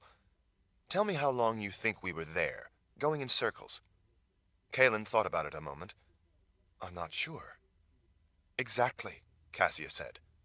Last night when we made camp, I took stock of all of our supplies. I thought we should have plenty still left, but we've used up almost all of them while we were still in that strange, misty wood. Kaelin stared back over her shoulder. That seems unlikely. Check them yourself if you don't believe me. With as much as we took, they should have lasted us all the way to Aidendrill, even going the long way. But they're almost all gone, and we haven't yet even crossed the mountains. When Kaelin thought about it, she realized that Richard had been having to find them a lot of food to supplement the travel supplies. She had thought that maybe it was because she had been eating as much as any three of them put together, but with the unborn babies, she seemed to need to eat a lot. The deer meat was long gone. They had fortunately been able to catch a lot of fish, as well as rabbit, pheasant, a few turkeys, and even a big snake. Kaelin hadn't eaten any of that, though. Because of the food they had managed to catch along the way, they hadn't needed to rely solely on their traveling supplies, so Kaelin hadn't paid much attention to them. Not only had they been catching a lot of the food they needed, but they had needed to spend considerable time to get that food. Fishing took time. Tracking animals took time. Hunting and cleaning their catches took time. Richard had taught all the Mord Sith how to make snares for them to set at night, and while often successful, that took time as well. It can only mean that we were going in circles in those woods a lot longer than we thought, Cassia said. Kaelin looked over at Shale. What do you think? Shale sighed unhappily. To tell you the truth, I've been wondering the same thing Cassia is wondering. Kaelin didn't know what had gotten into the two of them. You mean because of how big I am? Yes, but it's more than that. Shale gave her a sidelong look. I don't know how to put my finger on it, but there was something strange about those woods. Well, of course there was, Kaelin said. We kept going around in circles. There's more to it than that alone. Before she went on, Shale leaned forward a little and patted her horse's neck when it began dancing around impatiently. Now that we're out of there, and at last into different country, hilly country with views of the mountains to the west and such, I realized that it wasn't just foggy in that forest. Thinking back on it, I realize now that my mind felt foggy as well. I don't know how to explain it, but my connection with my gift felt different somehow. I didn't even realize it until much later. I recognize now that I wasn't feeling myself back there or thinking clearly. I don't know exactly how to explain what I was feeling, but I guess I would say I felt disconnected from my gift. That may be why I didn't realize that there was a problem with those strange woods. Something was shrouding that sense. Vale caught a red maple leaf as it drifted down and held it as she gestured around at the nearly bare tree branches and the decaying leaves on the ground. And doesn't it seem too early to all of you for the leaves to have fallen? Kaelin realized that the leaf Vale had caught was one of the last few colorful leaves that had hung on to the bitter end of the season. Most had long since fallen. The bare branches and the chilly bite to the air made her keenly aware of what had been making her vaguely uneasy. Somehow they had jumped right over autumn into early winter. The change to autumn came a little early up in the mountains, but they weren't yet up in the high country, and it wasn't changing to early autumn, it was already early winter. We had to have lost more time back in those woods than we thought, Shale said. Somehow autumn vanished behind us and winter is already bearing down. It was a strange place, Rika confirmed from behind. I feel like I didn't really wake up until Lord Rahl got us out of there. Speaking of Lord Rahl, Nida said, using the opportunity to walk her horse up closer. What do you think could be taking him so long? Kaelin couldn't imagine. She'd been trying not to worry about that very thing. He and Vika have been gone way too long, Berdine said. I think we should go after him. Kaelin hooked some of her long hair behind an ear as she looked back. He told us to wait here while he scouted ahead. Berdine leaned forward in her saddle to gesture. That's the other thing. Why would he do that? It doesn't make any sense. He is always saying that the 9 of us have to stay together because of his magic law thing. The law of 9s, Kaelin murmured. But now that I think about it, it did seem like maybe he was looking a bit restless and distracted, like something was wrong. She turned back in her saddle to look at all the Mord Sith in their red leather. Did any of you pick up on that? After sharing blank looks, they all shook their heads. We don't know his small mannerisms nearly as well as you do, Nida said. You would be the first to recognize it if he was acting differently. Kaylin idly rubbed her palm on the saddle's horn as she started to remember the odd little signals that told her something was bothering him. She hadn't put them together at the time. She should have. Now that I think about it, why wouldn't he tell us all we could go ahead and dismount if he was planning to be gone this long? That was one more thing that confirmed to her that she had good reason to worry. "Do you want to go look for him?" the sorceress asked. Kaylin thought it over briefly, finally forcing out an unhappy breath. "No. The woods in this area are pretty dense. There are low spots with bogs making it a maze to get through. We don't know the route Richard took. He knows where we are and how to find us as long as we stay here. We shouldn't take the chance on going a different way and getting separated." Too troubled to sit still any longer, she swung her leg over the back of her horse to get down. "But I'm tired of sitting in the saddle." The rest of them agreed with her sentiment and were happy to dismount. After staring off into the distant woods for a while longer, Kaylin tied the reins of her horse to a branch so she could pace. A few of the others sat on a nearby outcropping of granite ledge covered with colorful splotches of lichen, and a couple of the others on a log. Kaylin saw a squirrel, up on a branch, chirping down at them to get out of its territory. As she paced, she had a sudden thought. "When we were in that wood, do any of you remember seeing any animals?" Shale thought it over briefly. "No. As a matter of fact, I can't say that I do. But now, when I try to remember that strange wood, for some reason, the memory of the place seems dim and distant, like a dream you forget later on." Cassia snapped her fingers. "That's it, exactly. That's how I feel thinking back on it. Like it was a dream. Now that I think about it, I can't even say that we were really there." The others agreed about that part of it. None of them, though, could remember ever seeing any wildlife. Kaylin looked up at the bare bark of the maple trees. To the right, a breeze rattled the exposed branches of the birches. As she stared around at the thinning trees, she ran her hand over the swell of her belly. She unexpectedly began to worry about how long they had actually been there in those woods, traveling around in big circles. It made her apprehensive to realize that she could be a lot farther along in her pregnancy than she thought. If that was true, how was she to judge when the babies would be due? "There were no birds," she said at last, picturing the place in her mind. "I remember thinking at the time that it was strange that I didn't see any birds." She looked over at the others. "Anyone remember seeing birds there?" No one did. They sat around or paced for what had to be several more hours, growing more edgy the whole time. Picking at the reindeer moss on the rough trunk of an oak tree, Kaylin glanced up and saw the sun sinking low in the sky. Like time itself, the day was slipping away on them. She worried that Richard wasn't back.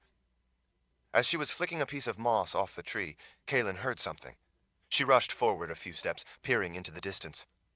Everyone looked expectantly toward the noise off in the shadows. They were all relieved when they saw Richard and Vika on their horses riding back into view among young pines. As soon as they reached Kaylin and the small group, rather than apologizing for how long it had taken them, Richard and Vika hurriedly jumped down off their horses. "We have a problem," Richard said without any greeting. Kaylin looked from Richard's face to Vika. Both of them were sweaty and looked pale. "What is it?" Kaylin stepped closer and gripped his forearm. "What happened?" As they all came closer to gather around Kaylin, Richard ran his fingers back through his hair as he tried to think of a way to explain it. "We ran into the boundary." Kaylin squinted as she leaned in toward him. "The boundary? What boundary?"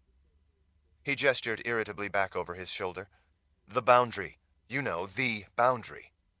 Then he gestured off at the mountains to the west. "Remember the boundary that used to run down those mountains between Dahara and the Midlands? Like the boundary that was between the Midlands and Westland. The one you came through with Shar. That boundary." "Who is Shar?" the sorceress asked. Kaylin flicked her hand and shushed the woman. She was having difficulty in her own mind, making sense of what he was saying. He was pretty upset. She thought he had to mean something else, and she just wasn't understanding him. "What did it look like?" Richard threw up his hand. "You know what the boundary looks like, Kaylin. As you get close, it becomes a big green wall. The closer you get, you start melting into it. The green grows stronger and then turns dark. The voices on the other side start to call to you. You start seeing their faces, faces of people you know, people calling you by name."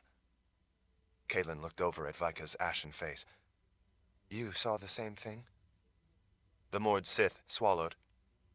When we got close enough, the surroundings disappeared as everything turned dark. My mother called to me from the other side of that dark wall. I saw her. Her eyes welled with tears. She reached out for me. Vika swallowed back the tears again. I tried to go to her. Lord Rahl pulled me back just in time, or I would have been lost. Shale looked exasperated. What in the world are you people talking about? What in the name of creation is a boundary? It's nothing from creation. Richard took a breath, trying to regain his patience so he could explain it. Think of it as a kind of fracture in the world of life. It lies like a curtain across the land. That curtain is death itself in this world. If you were to walk far enough into it, it's like walking off the edge of a cliff and falling into the underworld. The sorceress stammered as if such a thing were unreasonable. But what if someone comes along and walks into it without knowing what it is? Richard leaned toward her. Then they die, right then and there.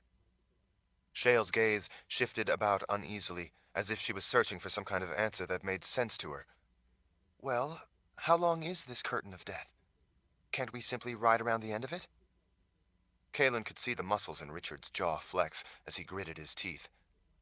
That's why it took Vika and me so long to get back, he finally said. We rode a long way in each direction, trying to see if it ends somewhere. It doesn't. If you go to the right, it goes straight west. To the left, it starts hooking back up this way as it goes to the northeast. Could we all go farther than you were able to go and find an end, do you think? Kalen asked. Richard gave her a look she understood all too well. Could we have done that with the boundaries before? The ones between our lands? Could we have gotten around it that way? Their nature is to be a boundary, to restrict passage. So while I can't say for sure, but knowing what the boundary from before was like, it isn't likely that it has an end we could simply travel around. It completely blocks us from our plan of going south to get around the worst of the mountains. Kalen searched around for a solution. Can't you find us a way through like you did before? Richard had obviously already considered that and had an answer ready. That boundary was failing. This one isn't. It's much more powerful than the last one I saw. We aren't going to be able to get through it. Then what are we going to do?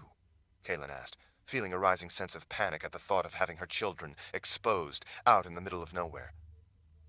The Glee were likely to be somewhere behind, looking for them. They needed to get to the safety of the keep before they found her and the twins. Every moment they were out in the open increased the danger. Richard averted his eyes and reluctantly gestured to the west. We have no choice but to go west, directly over that imposing mountain range.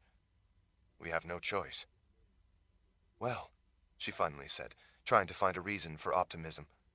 If we can find a way over the mountains, that would be a shorter route to get to Aidendril.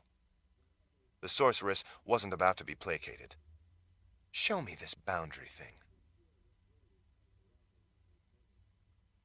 Chapter 34. Richard reined in his horse and pulled it sideways to block the others. It's too dangerous to ride our horses any farther, he told them. We need to get off here and go the rest of the way in on foot. Once they had handed the reins of their horses to the Mord Sith, he told them that he wanted them all to wait where they were and take care of the horses. They weren't happy about leaving Richard and Kalen without their protection, but because it involved dangerous magic, they were happy to keep their distance. Only Vika insisted on coming with them. Richard agreed with a nod. Richard led Shale, Kalen, and Vika on foot forward through an eerie stand of dead spruce. The silver-gray skeleton stood in dried, cracked, black ground that had once been thick mud. The grove of spruce were devoid of all but a few stubby, bare branches draped with long trailers of dull green moss that hung motionless in the dead, still air. The place smelled as dead as it looked. Kalen walked behind with Vika, gazing warily around at the dead trees. The ground descended gradually into a wet area growing thick with bogweed that now had died off until next spring. The long reeds around the open water had previously been blown over by heavy gusts of wind and were likewise brown and dead. It was difficult to slog their way through the tangled mat. Small, unseen things darted away in the murky water. Bugs buzzed around their heads. Kalen had to use her fingernails to pull out biting flies crawling on her neck under her hair. From time to time, Richard and Vika tried to swish the clouds of insects away. It did little good. They all swatted at the flies that bit them.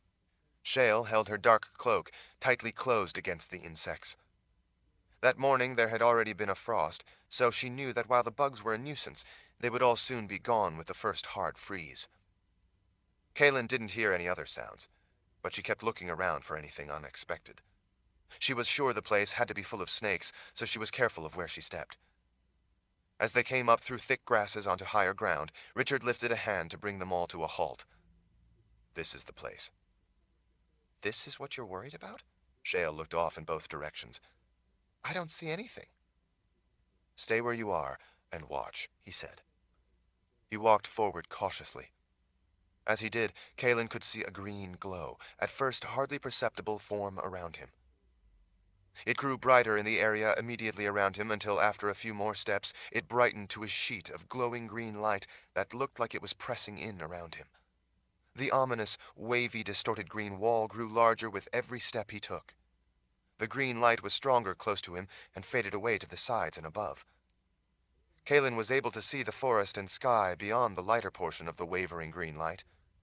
As Richard finally turned and walked back to them, the green glow faded until he was far enough away where it vanished completely. Kaelin folded her arms, feeling a little sick at seeing such a thing again. She never thought she would. She did her best to force the terrible memories it brought back from her mind. What does it feel like when you get close like that?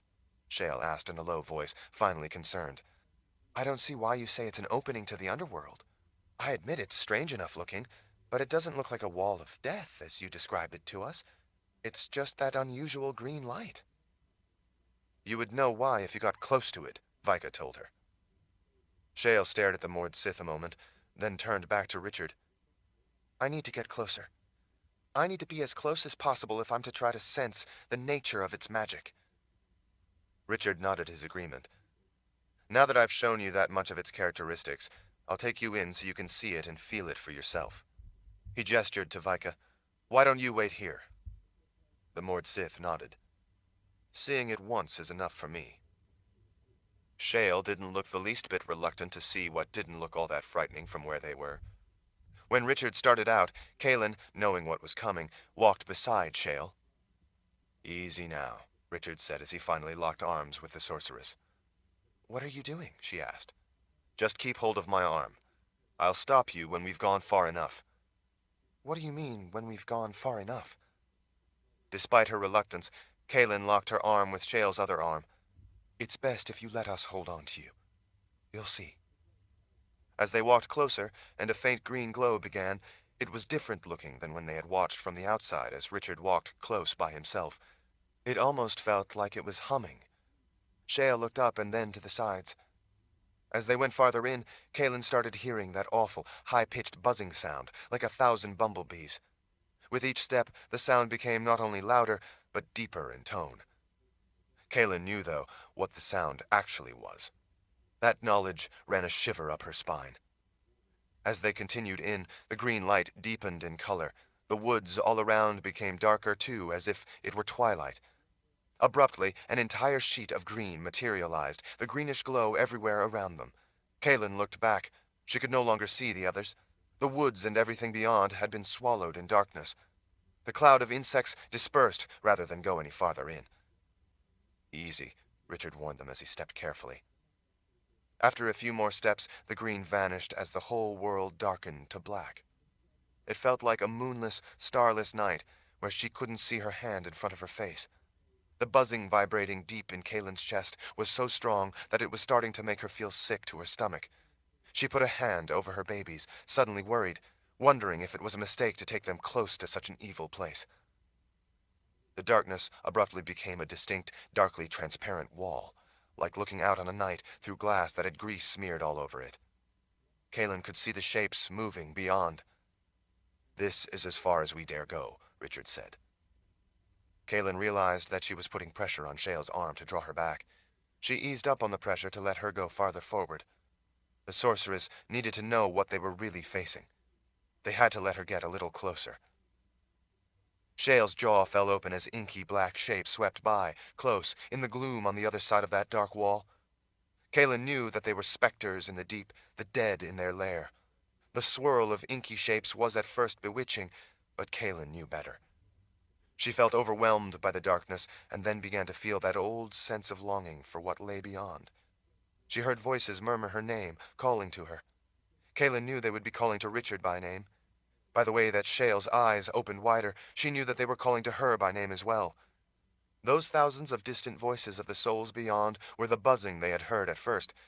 Now, each of those sounds resolved into uncountable individual voices, the appeals of the dead. When Shale cried out and tried to lift her arms toward the dark wall, Richard and Kaelin had to forcefully pull her arms back. She let out a long, mournful wail. As they pulled the sorceress back, she struggled to reach out toward the dead, to get to them, trying to tear herself out of Richard's and Kaelin's arms. As they dragged her back, she dug in her heels, not wanting to be pulled away from what she saw. When they were far enough back, Shale sagged in their arms, weeping. Knowing the agony of what she had seen, Kaelin felt a pang of sadness for her. She wished they hadn't had to show it to her, but she needed to see it to truly understand. Richard and Kaelin had to continue struggling, pulling the sorceress back away from the wall of death. When they were far enough back to where Vika waited, Shale finally grasped the magnitude of what she had seen and reacted in horror to what she had tried to do. As she fell to tears, Kaelin took the sorceress in her arms. "Think of something else," Kaelin told her. "Shale, listen to me. You have to think of something else. Try to remember every town you passed through on your way to come to the People's Palace. Think. Try to remember them in order." After a few moments, Shale pushed back and swallowed. "I'm all right." Hooking her arm through Shale's to be safe, Kaelin ushered her back away until they reached the others. She finally stood on her own, wiping tears from her cheeks. "I've never in my life felt magic that powerful." "It's not something pleasant, that's for sure," Richard said. "I have absolutely no idea why it's here. All I can tell you is that it shouldn't be. As far as I know, there is no one powerful enough to call up that boundary. I'm sorry for what you saw in there, but I felt that you needed to see it, feel it, for yourself." Shale stared in wonder at him. She looked too stunned to speak. Kaelin knew, though, that it wasn't the world of the dead that had her looking so shocked. It was something else. The sorceress abruptly reached out and put fingers to Richard's temples. "Hold still." Richard turned a worried glance toward Kaelin, as if to ask what to do. "Do as she asks," Kaelin said. "Hold still." From not far away, the Mord Sith, looking in ill humor, all watched. They didn't particularly like anyone but Kaelin touching Lord Rawl. It aroused their protective instincts. Kaelin held a hand out low in their direction, letting them know it was all right and to stand down. All at once, Shale drew both hands back with a gasp, as if the touch had burned her fingers. She took a step back away from Richard, clearly in fear. Kaelin was alarmed by her reaction. "What is it?" Shale's terrified eyes looked from Kaelin back to Richard. "Shale," Kaelin asked again, "what is it that you sense?" Shale blinked at her. "It's him." Both Richard and Kaelin shared a bewildered look. "What are you talking about?" Kaelin asked. "What's him?" Shale gathered her long dark hair together and held it in both fists. She drew her lower lip through her teeth. Her face had gone ashen. "It's his." Growing impatient, Kaelin made a face. "His what?" She hesitated. "The boundary. It's Lord Rawl's magic." Richard closed the distance to the sorceress and grabbed her by the arm. "What are you talking about?" "You created this. She waggled a hand toward where they had just been. "This boundary. This fracture in the world of life. This opening into the world of death. It's your magic that created it. I can feel it. I can feel your gift in its composition. You did this." Chapter 35. Richard gritted his teeth as he tightened his grip on her arm. "What are you talking about? What do you mean I'm doing it?" Shale swallowed at the fire in his eyes. "As a sorceress, I can sense a person's individual gift, much the way you can recognize a person by their voice or their eyes. Your gift, like everyone's gift, has a unique feel to it, except yours is more recognizable and distinctive to me than most." The gift that empowers that wall of death, that boundary, as you call it, is your gift. Richard stared at her for the longest time. That's impossible. I don't have any idea how to create such a thing, he finally said. Shale pulled her arm back. I didn't say you did, but the feel of your gift is unmistakable to me. It is your gift that brought up that boundary wall. Richard growled in frustration. It can't be. I would have no idea how to do such a thing. It's in your blood, Kaelin told him. They all turned to her. Your grandfather created the original boundaries, she explained. He's the only one who could have. The awareness of the organic process involved with using his gift to create the boundaries must have somehow, in some way, been passed on to you, along with his gift. You are a powerful and gifted war wizard, in many ways one of the most talented ever to live. Although you have never created a boundary before, the ability to do so is surely inborn in you.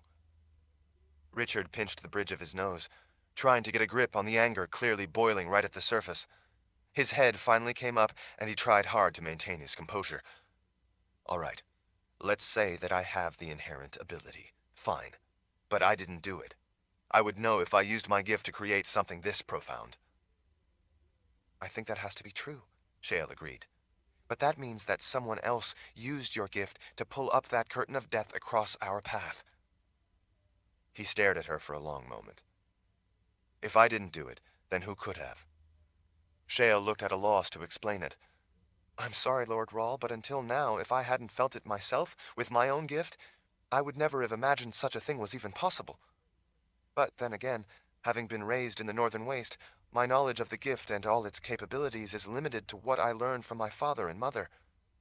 All I can say is that it has to be that someone powerful is usurping your gift.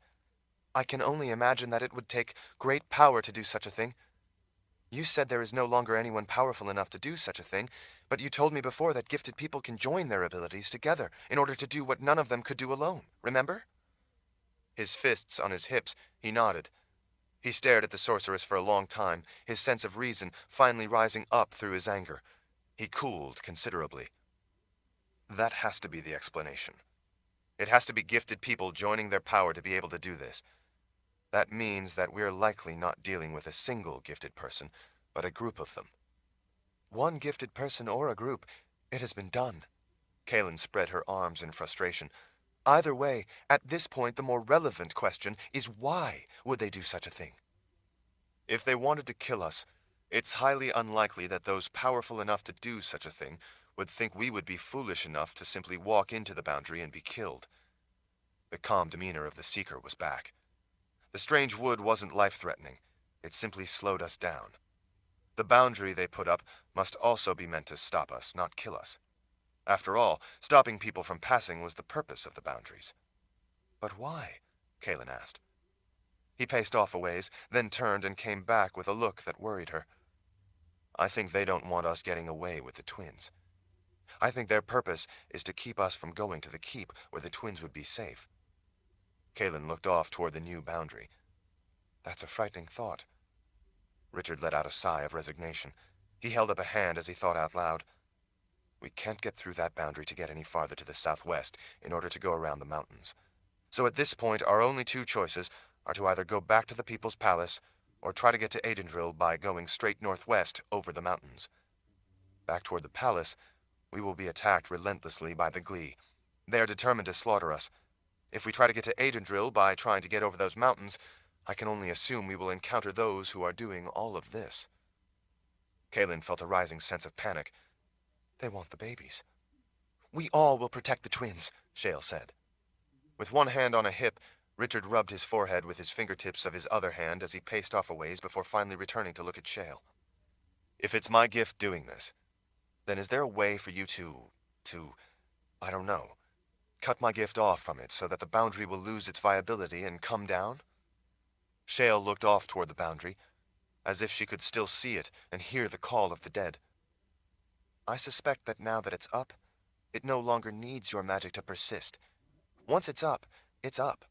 After all, once your grandfather used his gift to create the ones before, they were there and they didn't then need his gift to continue to exist, did they? No, he admitted. He let out a sigh. What matters is that someone doesn't want us to go south to take the twins out of reach. He gestured toward the mountains. We have nowhere else to go except that way. Then it's surely a trap, Vika said as she stepped forward, unable to remain silent any longer. We shouldn't indulge them and walk into their trap, especially since they have already proven that they have enough power that they can use your gift. Richard gave her a curious look. Since when have the Mord Sith not wanted to run headlong into trouble? If it was me, and the others, we would do so in a heartbeat and without a second's thought. Vika gestured at Kalen. But the Mother Confessor carries the children of Dahara and our hope for the future. It is for her that I am reluctant to take the risk. Well, he said, wiping a weary hand over his face, seeming a little surprised at how much sense she was making. Whoever used my gift has to be off that way. We don't know what other unexpected things they might do if we don't find them and stop them. Better on our terms than theirs. Kalen felt trapped by the unknown. But they obviously want us to try just that, so they can get our children. Richard looked sympathetic but determined. All the more reason we must find them and put a stop to it. The only way to protect the twins is to stop whoever is doing this. Or, just like the Glee, they will come after us in another way when we least expect it. Despite the terror of the implications, Kalen knew he was right. She tried to sound positive. I guess if we can stop this threat and, in the process, find a way over the mountains, we will end up much closer to Aidendril, and we will reach the keep all that much sooner. Richard smiled. That's what I'm hoping. He gestured to the mountains. The threat is that way. There are 9 of us, so we have the law of 9s on our side. The sooner we find and eliminate the threat, the better. With winter closing in, those mountains will become even more treacherous. We need to get over them before the worst of it sets in. We can still make some distance before we need to make camp for the night, so I think we should press on. He looked around at all the faces watching them. Just be aware that going through those mountains will be difficult and dangerous even if we can beat the weather, and even without the threat that's out there. Everyone gave him a grim nod. With the decision made, everyone mounted up. As soon as they started out, Kalen rode up close to Richard so the others wouldn't hear her. I can tell by that seeker look in your eyes that you might know who could be waiting for us in that trap up there in those forbidding mountains. He rode in silence for a time before he gave her an unreadable look. I have a nasty suspicion, but I'm not ready to say it out loud yet. Richard Cypher, she admonished in the name she knew him by when she first came to know him and fall in love with him, a name that touched on deep history and meaning for them both. Don't give me that. Tell me what you're thinking. He gave her a look for using that name, and then rode on for a time before answering. I think we're making it too complex. I think it all boils down to one simple question. Kalen stared over at him as she swayed in her saddle. What question? When he was dying, Myshek said that the witch's oath didn't begin and end with him. So who then? Kalen felt an icy jolt of realization wash through her veins. Shota. Chapter 36. As they followed the natural lay of the land to begin the ascent up into the mountains to try to find a pass, the forest thinned as it struggled to grow among the granite ledges and masses of rock that rose up all around. The exposed rock was covered in colorful medallions of lichen. Fluffy moss and small plants with deep green heart-shaped leaves grew in low clefts in the ledges. In the more rocky places, scraggly trees struggled to hold on to the rock with roots like claws. The roots grew in fat, twisting clusters over and around walls of stone and down over granite that looked like disorderly stacks of giant blocks. Ferns found a home in the crooks of those roots, and in the ferns, dirt collected to allow spotted mushrooms and other small plants to grow. Thin trailers of vines hung down from small ledges in the stone. Where water seeped down sheets of sloped granite, green slime grew, and in the laps of rock that collected the water, small, colorful frogs waited for bugs. Squirrels in the upper branches followed the progress of the invaders, chattering warnings as they leaped from branch to branch. Mockingbirds flitted about, or called out as they flicked their long tails. Richard saw ravens perched on branches high up in the larger spruce trees, watching them pass below. When they took to wing, the massive trees left plenty of space for them under the canopy to swoop through the forest. They sent out loud calls as they soared among the trees. Richard heard a strange moan from Kalen. He slowed and turned in his saddle. "What's wrong?" Kalen doubled over. "I think I'm going to be sick." He leaped off his horse when he saw her start to slump to the side and begin to slide off her saddle. He rushed in under her just in time to catch her fall enough to ease her limp form to the ground. The others all jumped off their horses when they saw her go down. Kalen crossed her arms over her middle as she let out a groan of agony. As Richard brushed her hair back from her face so he could see her eyes, he saw that she was covered in sweat. Her pupils were dilated. She looked up at him with panic in those green eyes. "What's wrong?" She clutched his sleeve, pulling herself up toward him, and opened her mouth, but she couldn't bring forth words before the pain overwhelmed her and her arm went slack. Her eyes rolled up in her head as she sagged back to the ground. He put a hand to the side of her face and called her name again. He didn't think she'd even heard him that time. Shale rushed in and urgently dropped to the ground on the other side of Kalen. The sorceress took one look at Kalen's ashen face and immediately started unbuttoning her shirt stretched tight over her round belly. "Loosen her trousers," she told Richard. After a quick look, she said, "Get them off. She's bleeding." Richard felt numb. He did as the sorceress asked and then sat back on his heels. He didn't know what to do. He had never felt so afraid and helpless. Shale placed the flats of her hands on the sides of Kalen's belly, then on the top and near the bottom. She lifted Kalen's eyelids, looking into her eyes. She put an ear to Kalen's chest and listened to her heart and her breathing. She looked up at last, her expression grim. "She's miscarrying." Richard blinked, the words seeming to come at him from some faraway place. "What?" "She's losing the babies." "She can't," he said.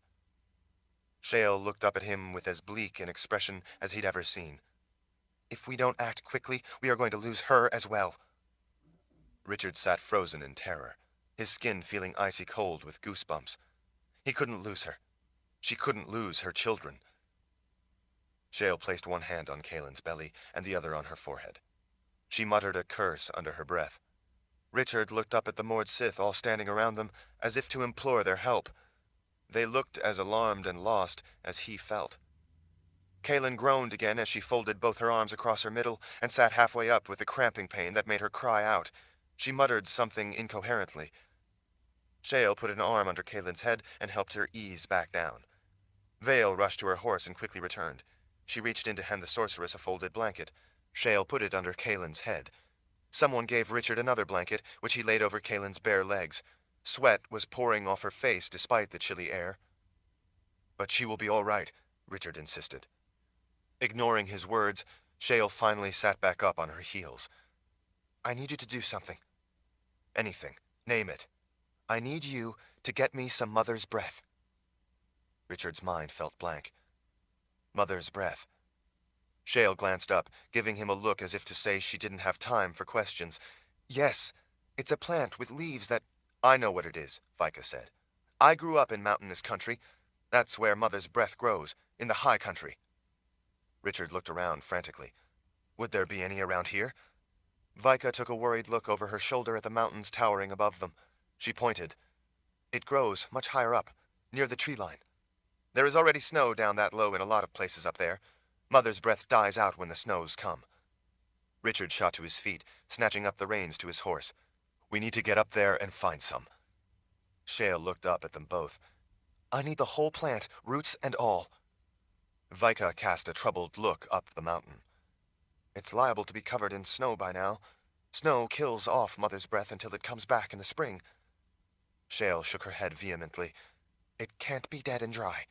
If it's not still living and supple, it turns to a poison that would kill her." "It's an extremely rare plant," Vika hesitated.